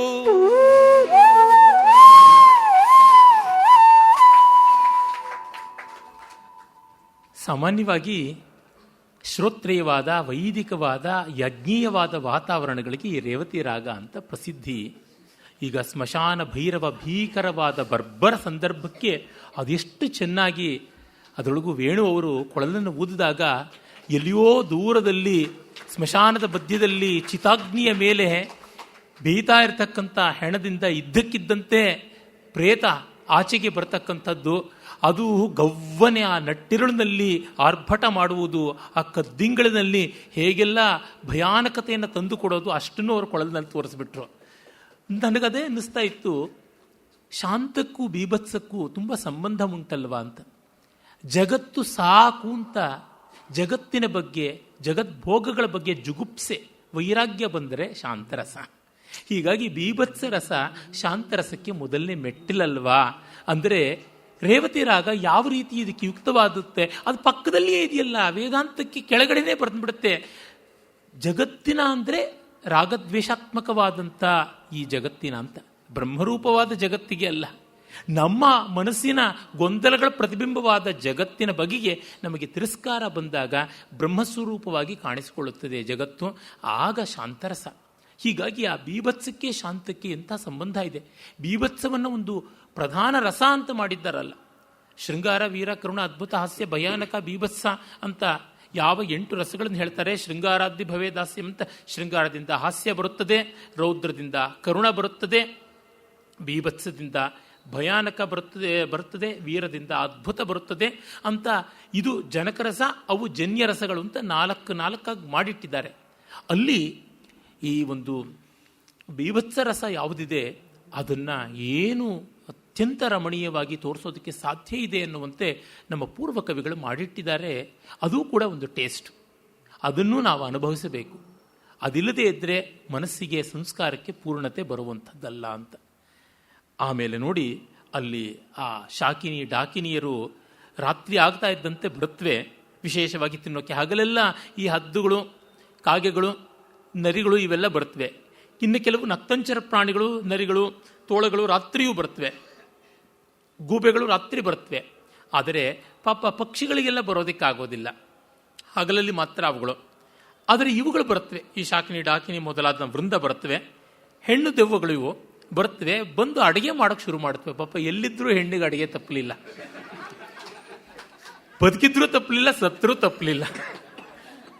ಹೆಗಲ ಪಕ್ಕೆಲೆಗಳಲ್ಲಿ ಕವಿದುದು ವಿಗಡ ಪೂತನಿ ವೃಂದ ಬಂದು ಒಟ್ಟಂದದಲ್ಲಿ ಬಂದು ಪಕ್ಕ ತೋಳಿಗೆ ತೋಳು ಹಾಕ್ಕೊಂಡು ಹೆಗಲಿಗೆ ಹೆಗಲ ಹಾಕ್ಕೊಂಡು ಬಂದು, ಕಟಪೂತನ ಅಂತಂದರೆ ಕಬಂಧಗಳು, ಅಲ್ಲಿಂದ ಹೊಮ್ಮಿದಂಥ ಒಂದು ವಿಶಿಷ್ಟವಾದ ದೆವ್ವಗಳು, ಪ್ರೇತಗಳು ಅಂತ ಅವುಗಳೆಲ್ಲ ಬರುತ್ತವೆ. ತಳಿತ ತಳೆಯೋಡಿನೋಳು, ಆಗಷ್ಟೇ ಕತ್ತರಿಸಲ್ಪಟ್ಟಂಥ ತಲೆ, ಹಗಲೆಲ್ಲ ಪ್ರಾಣಿ ಪಕ್ಷಿಗಳಿಂದ ಅವುಗಳ ಘಾತದಿಂದ ತಿನ್ನಲ್ಪಟ್ಟು ಒಳಗಿದ್ದ ಮೆದುಳು ಖಾಲಿಯಾಗಿ ಮಾಂಸ ಎಲ್ಲ ಹೋಗಿ ಅದು ತಲೆ ಬುರುಡೆಯಾಗಿದೆ. ಆ ತಲೆ ಬುರುಡೆಯಲ್ಲಿ ರಕ್ತವನ್ನು ಎಸರಿಗಿಟ್ರಂತೆ, ಶೋಣಿತ ಜಲವ ಕಾಸಿದರು. ಅಂದರೆ ಎಸರಿಗಿಟ್ಟು ಮೊದಲು ಅಡುಗೆ ಮಾಡಬೇಕಂದ್ರೆ ಅದೇ ತಾನೇ, ಎಸರಿಗಿಡೋದು ಅಂದರೆ ಬಿಸಿನೀರು ಕಾಯಿಸೋದು ಅಂತ ಅರ್ಥ. ಎಳೆಯ ಕರುಳನು, ಅವುಗಳು ಪಾಪ ಕ್ರವ್ಯ ಅದರಲ್ಲ, ಹಸಿ ಮಾಂಸ ತಿನ್ನೋದಿಲ್ಲ, ಅವೆಲ್ಲ ಕುಕ್ಕಡ್, ಒಳ್ಳೆ ಚೆನ್ನಾಗಿ ಸಂಸ್ಕಾರ ಸಂಪನ್ನವಾಗಿ ಪಾಕಗೊಂಡಂಥವನ್ನೇ ತಿನ್ನತಕ್ಕಂಥವು. ಕರುಳನ್ನು ಹಿಂಡಿದರು, ಚೆನ್ನಾಗಿ ಕರಳನ್ನು, ಎಳೆ ಕರಳನ್ನು ಹಿಂಡಿ ಹಿಸುಕಿ ಅದನ್ನು, ಮತ್ತು ಕುಸುರಿ ಮೂಳೆ ಪಾಪ ಗಂಟ್ಲಿಗೆ ಸಿಕ್ಕಾಕೊಂಡ್ಬಿಡುತ್ತೆ, ಅದಕ್ಕೆ ಸಣ್ಣದಾಗಿ ಕೊಚ್ಚಬೇಕು. ನಾರು ಹೆಚ್ಚಾದಷ್ಟು ತರಕಾರಿಗಳನ್ನು ಸಣ್ಣಗೆ ಹೆಚ್ಚಬೇಕು. ಯಾಕೆಂದರೆ ಫೈಬರ್ಸ್ ತುಂಬ ಮುಖ್ಯ ಅಂತ ಈ ಕಾಲದಲ್ಲಿ ಡಾಕ್ಟರ್ಸ್ ಶಂಖವಾದ್ಯ ಬಾರಿಸ್ತಾರೆ. ಫೈಬರ್ ತುಂಬ ಮುಖ್ಯ ಅಂತ ಅದನ್ನು ಹಂಗಂಗೆ ಕೊಟ್ಬಿಟ್ರೆ ಗಂಟ್ಲಲ್ಲಿ ಸಿಕ್ಕಾಕೊಂಡು ಒಂದೇ ಬಾರಿಗೆ ಪರಮಾತ್ಮನ ಹತ್ತಿರಕ್ಕೆ ಹೋಗಬೇಕಾಗುತ್ತದೆ. ಯಮರಾಜ ಸಹೋದರ ವೈದ್ಯ, ಜ್ಯೇಷ್ಠ ಸಹೋದರನ ಹತ್ರಕ್ಕೆ ಹೋಗಬೇಕಾಗುತ್ತದೆ. ಹಾಗಾಗಿ ಕುಸುರಿ ಮೂಳೆಗಳ ಸಣ್ಣಗೆ ಹೆಚ್ಚಿದ್ದಾರೆ ಮೂಳೆಗಳನ್ನು. ಅದು ಕುಟುಂಬ ಅಂತ ಇರುತ್ತದೆ, ತೆಳುದೋಗಲ ಚಕ್ಕಳದ. ಮತ್ತು ಚರ್ಮದಲ್ಲಿ ದೊಣ್ಣೆಗಳನ್ನು ಮಾಡಿದ್ದಾರೆ. ಅದಲ್ಲದೆ ಪಾಪ ಹಸಿದು ಹೊಟ್ಟೆಗಿಲ್ಲದೆ ಇರತಕ್ಕಂಥ ಮರಿ ಪಿಶಾಚಗಳೆಲ್ಲ ಬಂದಿವೆ. ರಿಕೆಟ್ಸ್ ಬಂದಂತೆ ಪಾಪ ಸುಮಾಲಿಯಾ ಅಲ್ಲೆಲ್ಲ ಇರ್ತಕ್ಕಂಥ ಎಳೆ ಮಕ್ಕಳನ್ನ ನೋಡಿದ್ವಲ್ಲ ಹಿಂದೆ, ಆ ಕ್ಷಾಮದೇವತೆಯ ಸಾಕಾರ ಅಂತ. ಆ ಥರ ಇರ್ತಕ್ಕಂಥವ್ರನ್ನ ಕೈ ಚಪ್ಪಳೆಯವರು ಹಂತಿಯಲ್ಲಿ ಕುಡಿದರು. ಚಪ್ಪಾಳೆ ಇಟ್ಕೊಂಡು ಬಂದಂತೆ ಊಟ ಸಿಗುತ್ತೆ ಅಂತ ಅವುಗಳನ್ನು ಸಾಲಾಗಿ ಕೂಡಿಸ್ಬಿಟ್ಟು ಪಂಕ್ತಿಯಲ್ಲಿ ನೋಡಿ, ಈಗಷ್ಟೇ ಮಾಡಿದ್ದೀನಿ ಗಂಜಿ, ರಕ್ತದ ಗಂಜಿ ಮಾಡಿದ್ದೀನಿ, ಬೇಗ ಆಗತಕ್ಕಂಥದ್ದೇನೆ. ಇದೆಲ್ಲ ಸೂಪ್ ಅಂತಾರಲ್ಲ, ಆ ಥರ ಸ್ಟಾರ್ಟರ್ಸು. ಸೂಪ್ನಲ್ಲಿ ಒಂದಿಷ್ಟು ತರಕಾರಿ ಇರುತ್ತಲ್ಲ, ಹಾಗೆ ಕುಸುರಿದರದ ಮೂಳೆಗಳು. ಮತ್ತು ಒಂದಿಷ್ಟು ಇರಲೇಬೇಕಲ್ಲ, ನೀವು ಬೇಬಿ ಕಾರ್ನನ್ನಿ, ಮತ್ತೊಂದನ್ನಿ, ಮಗದೊಂದನ್ನಿ 1008 ಬರುತ್ತೆ. ನಾನು ಆ ಗೀಪುಗಳನ್ನು ಎಡಗೈಯಿಂದನೂ ಮುಟ್ಟೋದಿಲ್ಲ, ನೋಡಿದ್ದೀನಿ ಅವುಗಳನ್ನು. ಆ ತರಹ ತನಿಗರುಳನ್ನ ಎಲ್ಲ ಹಾಕಿ ಒಂದು ಸ್ಲರ್ರಿ ಮಾಡಿದ್ದಾರೆ. ತೀರ ತೆಳ್ಳಗಲ್ಲದ ತೀರ ದಪ್ಪಗಲ್ಲದಂಥ ಒಂದು ಹದ ಇರತಕ್ಕಂಥ ಸಾಂದ್ರತೆಯಲ್ಲಿ ಮಾಡಿದ್ದಾರೆ, ಒಂದು ಹದವಾದ ವಿಸ್ಕಾಸಿಟಿಯಲ್ಲಿ. ಎಲ್ಲರಿಗೆ ಬೊಗಸೆ ಬೊಗಸೆ ಹಾಕಿದರೆ ಹಂತಿಯಲ್ಲಿ. ಪಾಪ ಅವುಗಳು ರಶ್ಯಲ್ಲಿ ಸ್ಟ್ಯಾಂಪೇಡ್ ಮಾಡಿಕೊಂಡಿಲ್ಲ, ಮರ್ಯಾದೆ. ಅವು ಸಾಲಾಗಿ ಕೂತಿವೆ, ಹಂತಿಯಲ್ಲಿ ಕುಡಿದರು.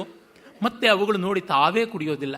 ಕೆಳೆಯರಿಗೆ ಸವಿದೋರಿ ಸಗ್ದಿಶ್ಚಮೆ ಸಪೀತಿಶ್ಚಮೆ ಅಂತ ನನಗೆ ಫೆಲೋ ಡ್ರಿಂಕರು ಫೆಲೋ ಈಟರ್ನ ಕೊಡು ಅಂತ ವೇದ ಹೇಳಿದೆಯಲ್ಲ, ಅವು ಪರಿಪಾಲಿಸ್ತಾ ಇವೆ ವೇದೋಕ್ತವಾದ ಧರ್ಮದಲ್ಲಿ. ಜೊತೆಯವರೆಗೂ ಕುಡಿಸ್ಕೊಂಡು ತುಂಬ ಚೆನ್ನಾಗಿದೆ ಅಲ್ವಾ, ರಕ್ತದ ಹೆಸರು ರಕ್ತದ ಗಂಜಿ ಅಂತ ಅಂದುಕೊಂಡು ಪೂತನಿ ನಿಖರ ಗಡಣದಲ್ಲಿ ಕುಡಿದ್ವಂತೆ. ಆಮೇಲೆ ಕರುಳನ್ ಅಣಲು ಅಡಗಿಸಿ ನಲಿದುದು ಮರುಳ ಬಳಗ. ಇನ್ನು ಸ್ವಲ್ಪ ಹೈಯರ್ ಲೆವೆಲ್ ಆಫ್ ದೆವ್ವಗಳು ಯಾವುದಿರುತ್ತವೆ ಅವು ನೇರವಾಗಿ ಕರುಳನ್ನೇ ತಿಂತಕ್ಕಂಥವು. ಅವುಗಳು ಬಂದು ನಲಿಯುತ್ತವೆ. ಮರುಳ ಬಳಗ ಕಪಾಲ ಪಾತ್ರೆಯಲ್ಲಿ ನೆರೆನಗೆ ಕೊಂಕಿ ಕುಡಿದರು. ಅವು ನೊರೆ ರಕ್ತವನ್ನೇ ಕುಡಿತಾವೆ. ಫ್ರೆಶ್ ಆಗಿರಬೇಕು, ನಮಗೆ ಕುಕ್ಕಡಾಗಿದ್ದರೆ ಸರಿಯಾಗುವಂಥದ್ದಲ್ಲ. ಅದನ್ನು ಫ್ರೆಶ್ ಆಗಿ ತನಿವಾಲನ್ನು ನೊರೆವಾಲನ್ನು ಹಿಂಡಿದರೆ ಕುಡಿಯಬೇಕು. ಹಾಗೆ ಕಪಾಲದಲ್ಲಿ ಒಳ್ಳೆಯ ಮದ್ಯಪಾನ ಮಾಡುವಂತೆ ಮುಕ್ತ ಕೇಶಿಯರು. ಈ ಕಾಲದ ಟಿ ವಿನಲ್ಲಿ ಎಲ್ಲದರೊಳಗೂ ಬರ್ತಾ ಇರ್ತಾರಲ್ಲ, ನಿರೂಪಕಿಯರು ಪರೂಪಕಿಯರು ಅಂತೆಲ್ಲ ಕೂಡ ತಲೆ ಕೂದಲನ್ನು ಎಲ್ಲ ಬೆರೆ ಹಾಕ್ಕೊಂಡೇ ಇರ್ತಾರೆ. ಬಿಟ್ಟ ಮಂಡೆಯ ಜನ ಯಾರು ಹೆಣ್ಕೊಳ್ಳೋದೇನೇ ಇಲ್ಲ. ಸಹಜವಾಗಿರಬೇಕು ಅಂತ. ಸಹಜವಾಗಿರಬೇಕು ಅಂದರೆ ಸಹಜ ನಗ್ನತೆ ನಮಗೆ ಅಂತ ಅಲ್ಲಿವರೆಗೂ ಹೋಗಬೇಕಾಗುತ್ತದೆ. ಇವರು ಹಾಗೆ ಬೆರೆಹುಕೊಂಡಿರ್ತಾರೆ ಮುಕ್ತ ಕೇಶಿಯರು. ನೆರೆನಗಿ ಕೊಂಕಿನಲ್ಲಿ ಕುಡಿದರು. ಆ ಕುಡಿಯುವ ಮೋಜೇ ಬೇರೆ ಅಂತೆ. ಓರೆಯಾಗಿ ಕುತ್ತಿಗೆ ಓರೆ ಮಾಡಿಕೊಂಡು ಅದೊಂದು ಸೊಗಸಾದ ರೀತಿಯಲ್ಲಿ Limca after dinner, Limca before dinner ಅಂತೆಲ್ಲ ಕುಡಿತಾರಲ್ಲ ಕೂಲ್ ಡ್ರಿಂಕ್ಸನ್ನು, ಅದೊಂದು ಭಂಗಿಯಲ್ಲಿ ಕುಡಿತಾರೆ. ನೀವು ಗಮನಿಸಿದ್ದೀರಾ? ಈ ಥಮ್ಸಪ್ಪು ಈ ಥರದನ್ನ ಪೆಪ್ಸಿ ಕೋಕಾ ಕೋಲಾ ಇತ್ಯಾದಿಗಳನ್ನು ಕುಡಿಯುವಾಗ ಆ್ಯಕ್ಟರ್ಸು ಕುಡಿಯುವುದನ್ನೇ ಒಂದು ರಮಣೀಯ ಭಂಗಿಗಳಲ್ಲಿ ಕುಡಿತಾರೆ. ಆ ಥರ ಇವುಗಳು ಕುಡಿದು ಬಂತೆ. ಕುಂಕು ಅಂದರೆ ಬೆಡಗು ಅಂತ ಅರ್ಥ. ಮೊರವೆಣನೊಡನೆ ಕೆಲವು ಹೆಣಗಳು ಚೀತ್ಕಾರ ಮಾಡ್ತಾ ಇದ್ವಂತೆ, ಅಬ್ಬರ ಮಾಡ್ತಾ ಇದ್ವಂತೆ. ಆ ಹೆಣಗಳ ಜೊತೆ ಮೆಲುತ ಹಾಡಿತು. ಈ ಹೆಣಗಳ ಶ್ರುತಿಗೆ ಇವುಗಳು ಹಾಡದ್ವಂತೆ. ಅಂದರೆ ಅರಜೀವವೋ ಕೊರಜೀವವೋ ಆಗಿದೆ, ಅಥವಾ ಆ ದೇಹದೊಳಗಿಂದ ಪ್ರೇತ ಹೊರಗೆ ಬರೋದಕ್ಕೆ ಹಾಡ್ತಾ ಇದೆಯೋ ಏನೋ ಗೊತ್ತಿಲ್ಲ. ಆ ಶ್ರುತಿಗೆ ಮೆಲುತ ಹಾಡಿತು. ಮತ್ತೆ ದುರುಳ ದಾನವ ನಿಖರ ಪಾಂಡವ ಕುರುನೃಪರ ಹರಸಿದುದು. ಈ ದೆವ್ವ ಭೂತ ಪಿಶಾಚಿ ಪ್ರೇತಗಳೆಲ್ಲ ಕೌರವರು ಪಾಂಡವರು ತಂಪಾಗಿ ಚೆನ್ನಾಗಿ ಇನ್ನೂ 1000 ವರ್ಷ ಯುದ್ಧ ಮಾಡ್ತಾ ಇರಲಿ, ಅವ್ರ ಹೊಟ್ಟೆ ತಣ್ಣಗಿರಲಿ ಅಂತ ಆಶೀರ್ವಾದ ಮಾಡಿದ್ವಂತೆ. ಅನ್ನದಾತ ಸುಖೀ ಭವ ಅಂತ ಹೇಳಬೇಕಲ್ವಾ? ಹೇಳದೇ ಇದ್ದರೆ ಹೇಗೆ? ಈ ರೀತಿಯಲ್ಲಿ ಕೈ ಪರೆಗುಟ್ಟಿ ಕೈ ಚಪ್ಪಾಳೆ ತಟ್ಟಿ ಮೆಚ್ಚಿದ್ವಂತೆ, ಮನಸಾರ ಮೆಚ್ಚಿದ್ದು. ಇದು ನಿಜವಾದ ಸರ್ಟಿಫಿಕೇಟು ಆ ತರಹ. ಆಮೇಲೆ ಇನ್ನೂ ಮುಂದುವರೆದು ಬೆಳೆಯುತ್ತವೆ. 2 ಪದ್ಯಗಳು ಅದೇ ಬೀಭತ್ಸರಸದಿಂದ ಕೂಡಿವೆ. ಕೇಳೋಣ.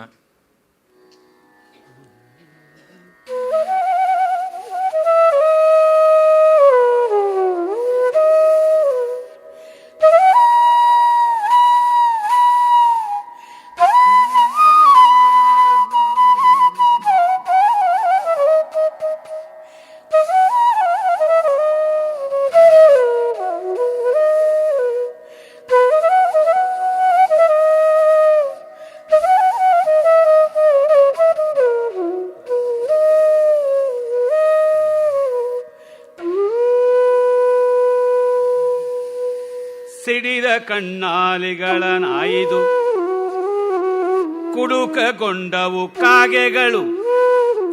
ಸಿಡಿದ ಕಣ್ಣಾಲಿಗಳ ನಾಯಿದು ಕುಡುಕಗೊಂಡವು ಕಾಗೆಗಳು. ಹಿಮ್ಮಡಿಯ ಹೊರಳಿಯ ನರವ ಸೆಳೆದವು ಜಂಬು ಕಾದಿಗಳು. ಹಿಮ್ಮಡಿಯ ಹೊರಳಿಯ ನರವ ಸೆಳೆದವು ಜಂಬು ಕಾದಿಗಳು. ಅಡಗ ಕದು ಕಿರಿದೊರಲಿ ಕರೆದವು ಗಡಣವನು ಗೂಗೆಗಳು. ಅಡಗ ಕದು ಕಿರಿದೊರಲಿ ಕರೆದವು ಗಡಣವನು ಗೂಗೆಗಳು. ರಕುತದ ಕಡಲೊಳು ಓಕುಳಿಯಾಡಿದವು ಬೇತಾಳ ಕಾಳಿಯರು. ರಕುತದ ಕಡಲೊಳು ಓಕುಳಿಯಾಡಿದವು ಬೇತಾಳ ಕಾಳಿಯರು. ತೆಳುದೊಗಲ ನಿಡು ಸೋಗೆಯುಡುಗೆಯ ನೆಳಗರುಳ ಸಿಂಗಾರ ದುರುಬಿನ ಕೆಳದಿಯರು. ಕೈನೇಣ ಕಿರಿದೊಟ್ಟಿಲನ ಬೊಂಬೆಗಳ. ತೆಳುದೊಗಲ ನಿಡು ಸೋಗೆಯುಡುಗೆಯ ಎಳಗರುಳ ಸಿಂಗಾರ ದುರುಬಿನ ಕೆಳದಿಯರ. ಕೈನೇಣ ಕಿರುದೊಟ್ಟಿಲಿನ ಬೊಂಬೆಗಳ. ಎಳೆಮಿದುಳ ಕಜ್ಜಾಯ ಮೂಳೆಯ ಹಳುಕು ಕಾಳಿಜದಟ್ಟು ಗುಳಿಗಳ ಕೆಳೆಗಳೊಳು ಕೊಡಗೂಸು ಕೂತನಿ ನಿಖರ ಒಪ್ಪಿದವು. ಎಳೆಮಿದುಳ ಕಜ್ಜಾಯ ಮೂಳೆಯ ಹಳುಕು ಕಾಳಿಜದಟ್ಟು ಗುಳಿಗಳ ಕೆಳೆಗಳೊಳು ಕೊಡಗೂಸು ಪೂತನಿ ನಿಖರ ಒಪ್ಪಿದವು. ಇನ್ನೇನು ಸೂರ್ಯೋದಯ ಆಗ್ತಾ ಇದೆ. ಆಗ ಕಣ್ಣುಗಳು ಕಿತ್ತು ಬಂದಿದ್ವಲ್ಲ ಎಷ್ಟೋ ವೀರ ಯೋಧರಿಗೆ ಬಾಣ ಪ್ರಯೋಗಗಳಿಂದ, ಆ ಕಣ್ಣುಗಳನ್ನು ಕಾಗೆಗಳ ಕೊಕ್ಕಲ್ಲಿ ಹಿಡ್ಕೊಂಡು ಹೋಗಿ ತಮ್ಮ ಮರಿಗಳಿಗೆ ಕುಟುಕು ಕೊಡ್ತಾ ಇದ್ದಂತೆ. ಸಿಡಿದ ಕಣ್ಣಾಲಿಗಳನ್ನು ಆಯ್ದು ಕುಟುಕುಕೊಂಡವು ಕಾಗೆಗಳು. ಇನ್ನು ವೀರ ಯೋಧರ ಜಂಘ ಅಂದರೆ ಶ್ಯಾಂಕ್ ಅಂತೀವಲ್ಲ, ಆ ಮೀನು ಖಂಡದ ಕಡೆಯಿಂದ ಉದ್ದದ ನರ ಬರುತ್ತದೆ, ಸ್ನಾಯುಗಳು ಬರ್ತವೆ. ಆ ಸ್ನಾಯುಗಳನ್ನು ನರಿಗಳು ಕಚ್ಚಿ ಕಚ್ಚಿ ಎಳೆದು ಹೊರಕ್ಕೆ ತಗೊಂಡು ಸವಿತಾ ಇದ್ದವು. ಆಮೇಲೆ ಗೂಬೆಗಳು ಇನ್ನೇನು ಬೆಳಗ್ಗೆ ಆಗಿಬಿಡುತ್ತೆ ಅಂತ ಬೇಗ ಬೇಗ ತಮ್ಮ ಜೊತೆಗಾರನ್ನ ಕರೀತಾ ಇದ್ವಂತೆ. ಒರಲಿ ಕರೆದವು ಗಡಣವನು, ಬನ್ನಿ ಬನ್ನಿ ಬೇಗ ತಿಂದುಬಿಡಿ, ಇನ್ನು ಹಗಲಾದ ಮೇಲೆ ಆಗೋದಿಲ್ಲ ಅಂತ ಎಳ್ಕೊಂಡು ಬರ್ತಾ ಇವೆ. ಇನ್ನು ಬೆಳಗಾಗ್ತಾ ಇದ್ದಂತೆ ಪಾಪ ಇವುಗಳು ಸ್ನಾನ ಮಾಡಬೇಕಲ್ಲ, ಭೂತ ಕಾಳಿಗಳು ಬೇತಾಳಗಳೆಲ್ಲ ಅವುಗಳು ರಕ್ತದ ಕಡಲೊಳ್ ಓಕುಳಿ ಆಡಿದವು. ಅದೇ ರಕ್ತದಲ್ಲೇನೆ ಚೆನ್ನಾಗಿ ಅಪವಿತ್ರ ಪವಿತ್ರೋವಾ ಸರ್ವಾವಸ್ಥಾಂ ಗತೋಪಿವ ಅಂತ ಗಂಗೆ ಚಮನೆ ಚೇವ ಗೋದಾವರಿ ಸರಸ್ವತಿ ರಕ್ತೇಸ್ಮಿನ್ ಸನ್ನಿಧಿಂ ಕುರು ಅಂತ ಸ್ನಾನ ಮಾಡ್ತಾ ಇದ್ದವು ಅಂತ. ಅಲ್ಲಿ ಬ್ರಹ್ಮರಾಕ್ಷಸರುಗಳು ಎಲ್ಲ ಇರ್ತಾರೆ, ಜಡೆ ಮುನಿ ಮಂತ್ರೋಕ್ತವಾಗಿ ವೇದೋಕ್ತವಾಗಿ ಎಲ್ಲ ನಡೆಸ್ತಕ್ಕಂಥವ್ರು ಹಾಗೆ ಮಾಡಿದ್ರು ಅಂತ. ಇನ್ನು ಮಕ್ಕಳು ಮರಿಪಿಶಾಚಿಗಳಿರ್ತಾರಲ್ಲ ಅವ್ರಿಗೂ ಪಾಪ ಬೇಕಾಗುತ್ತದೆ. ಇಲ್ಲಿ ಅವರುಗಳು ಸಾಲಂಕೃತವಾಗಿ ಬಂದಿದ್ದಂತೆ. ಈ ಶವಗಳ ಚರ್ಮಗಳನ್ನೇ ಸುಲಿದುಕೊಂಡು ಪಾವಡಗಳನ್ನು ಹೊಲಿಸ್ಕೊಂಡಿದ್ವಂತೆ. ತೆಳೆದೋಗಳ ನಿಡಿಸೋಗಿ ಉಡುಗೆಯ ತೆಳ್ಳಗಿರ್ತಕ್ಕಂಥ ಅವುಗಳಿಗೂ ಸೀತ್ರೂ ಬೇಕಾಗಿತ್ತು ಬಟ್ಟೆಗಳು. ತೆಳ್ಳಗಿರ್ತಕ್ಕಂಥ ಮಸ್ಲಿನ್ ಥರ ತೆಳ್ಳಗೆ ಚರ್ಮ ಸುಲಿಸಿಕೊಂಡು ಅದನ್ನು ಅಲಂಕಾರ ಮಾಡಿಕೊಂಡು ನೆಳಗರುಳ ನೆಣ ತುಂಬಿರ್ತಕ್ಕಂಥ ಕರುಳಿನಲ್ಲೇನೆ ಕಿವಿ ಓಲೆ ಜುಮ್ಕಿ ಹಾರ ಇದೆಲ್ಲ ಅಲಂಕಾರ ಮಾಡಿಕೊಂಡು ಕೆಳದಿಯರ ಕೈನೇಣ ಕಿರಿದೊಟ್ಟಿಲಿನ ಗೊಂಬೆಗಳ ಕೆಳದಿಯರ ಜೊತೆಗೆ ಇವರುಗಳ ನರಗಳಲ್ಲಿ ಕಟ್ಟಿರ್ತಕ್ಕಂಥ ತಮ್ಮ ಚಿಕ್ಕ ಆಟದ ಬಂಡಿಗಳು, ಅದರ ಮೇಲೆ ಗೊಂಬೆಗಳು, ತೊಟ್ಟಲುಗಳು, ಅದರೊಳಗೆ ಗೊಂಬೆ ಇವೆಲ್ಲ ಇಟ್ಟುಕೊಂಡು ಎಳಕೊಂಡು ಬಂದುವಂತೆ. ಬಂದಾಗ ಅವರ ತಾಯಂದರು ತಲೆ ಒಳಗೆ ಎಳೆ ಮಿದುಳಿನ ಕಜ್ಜಾಯ ಮಾಡಿ ಕೊಡ್ತಾ ಇದ್ರಂತೆ. ಮೂಳೆಯ ತುಂಡುಗಳನ್ನು ಚೀಪಬೇಕು ಅಂತ ಲಾಲಿಪಾಪ್ ಥರ ಕೊಡ್ತಾ ಇದ್ವಂತೆ.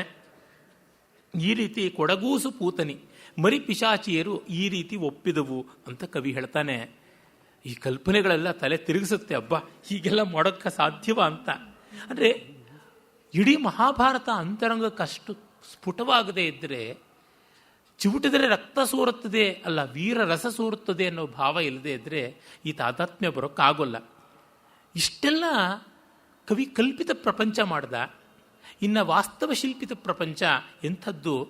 ಅವರವರು ತಮ್ಮ ತಮ್ಮ ಶಿಬಿರಗಳಲ್ಲಿ ಬದುಕಿದವರು, ಸಾವು ಬದುಕುಗಳ ಮಧ್ಯೆ ಒದ್ದಾಡ್ತಾ ಇದ್ದವರು, ಇನ್ನು ನಾಳೆ ಯುದ್ಧ ಮಾಡೋಕ್ಕಾಗಲ್ಲ, ಕೈ ಕಾಲು ಕಣ್ಣು ಕುತ್ತಿಗೆ ಎಲ್ಲ ಹೋಯ್ತು ಅಂತನ್ನೋರು, ಇನ್ನು ನಾಳೆ ಯುದ್ಧಕ್ಕೆ ತಯಾರಿ ಮಾಡ್ಕೊಳ್ತಕ್ಕಂಥವ್ರು, ಅರ್ಜೀವ ಕೊರಜೀವ ಆದವರಿಗೆ ಚಿಕಿತ್ಸೆ, ಆ ಥರದ್ದನ್ನೆಲ್ಲ ಹಲವು ಪದ್ಯಗಳಲ್ಲಿ ಹೇಳ್ತಾನೆ.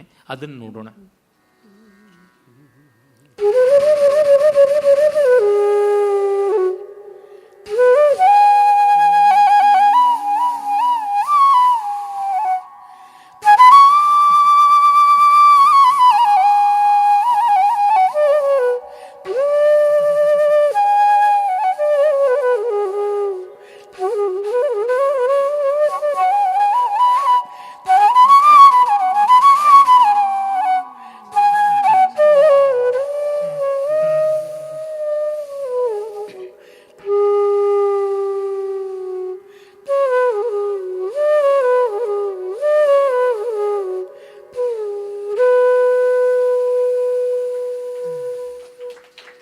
ಹಿಳಿದ ಲೋಕದ ಸೀಸ ಕಂಗಳ ಬಲಿಸಿದರು, ಹೋಳಾದ ಕವಚವ ಹೊಲಿಸಿದರು, ಬಾಗುರಕ್ಕೆ ಸವಗದ ಬಿರುಕ ಬೆಸಸಿದರು. ಹಿಳಿದ ಲೋಕದ ಸೀಸ ಕಂಗಳ ಬಲಿಸಿದರು, ಹೋಳಾದ ಕವಚವ ಹೊಲಿಸಿದರು, ಬಾಗುರಕ್ಕೆ ಸವಗದ ಬಿರುಕ ಬೆಸಸಿದರು.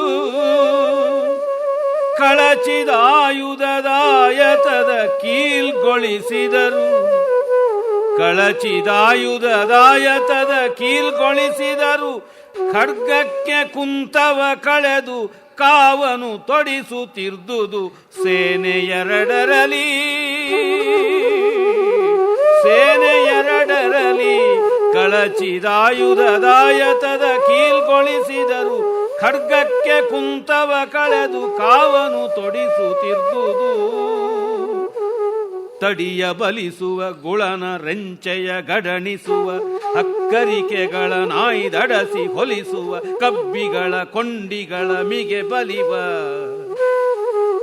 ತಡಿಯ ಬಲಿಸುವ ಗುಳನ ರೆಂಚೆಯ ಗಡಣಿಸುವ ಅಕ್ಕರಿಕೆಗಳ ನಾಯ್ದಡಿಸಿ ಹೊಲಿಸುವ ಕಬ್ಬಿಗಳ ಕೊಂಡಿಗಳ ಮಿಗೆ ಬಲಿವ. ಒಡೆದ ದೂಹತ್ತಿಗೆಗೆ ಕೀಲ್ಗಳ ನಡೆಸಿ ಒಡೆದ ದೂಗತ್ತಿಗೆಗೆ ಕೀಲ್ಗಳ ನಡೆಸಿ ಬೆಟ್ಟಿದ ಗಾಲಿಗಚ್ಚನು ತೊಡಿಸುತ್ತಿರಲೋ. ಬೆಟ್ಟಿದ ಗಾಲಿಗಚ್ಚನು ತೊಡಿಸುತ್ತಿರಲಾಯ್ತೆರಡು ಬಲದೊಳು ನಿದ್ರೆಗವಮಾನ. ಎರಡು ಬಲದೊಳು ನಿದ್ರೆಗವಮಾನವಾಯಿತು.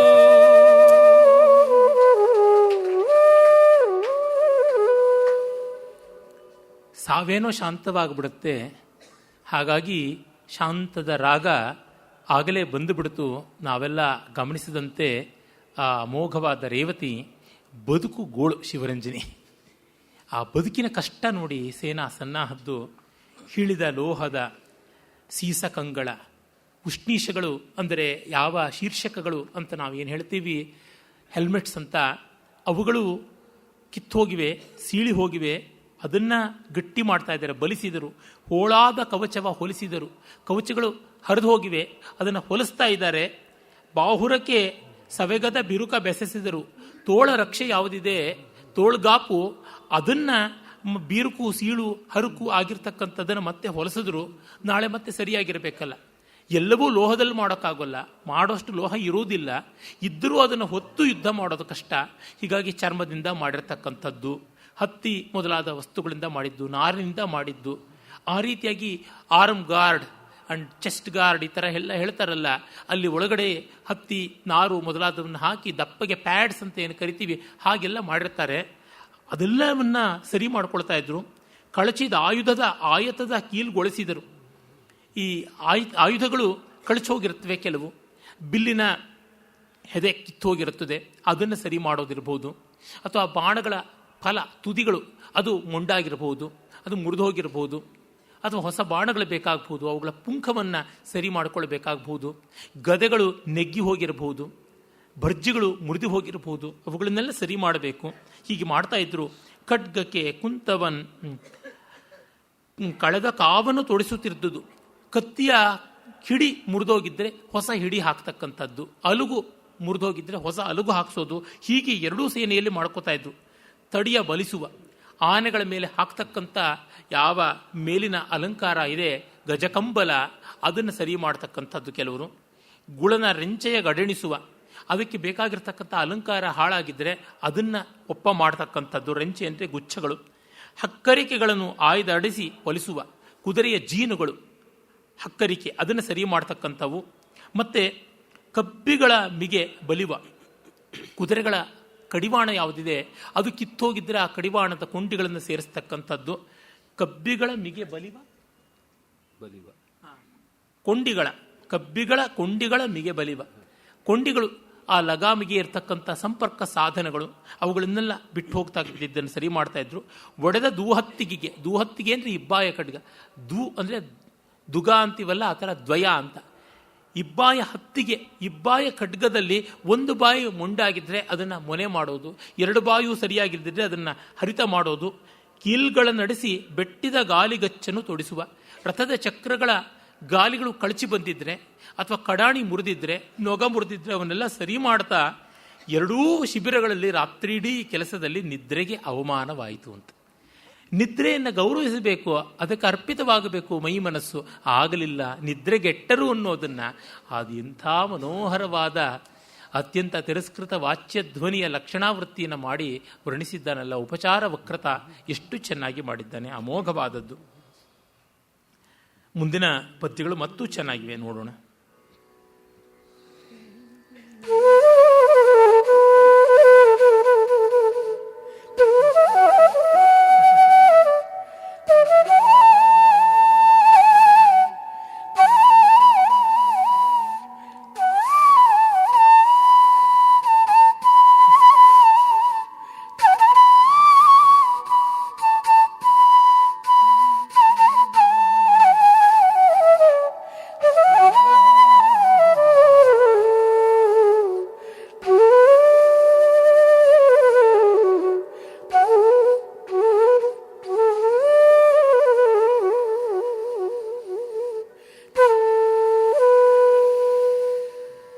ಹಸಿಯ ಮಸೆಸುವ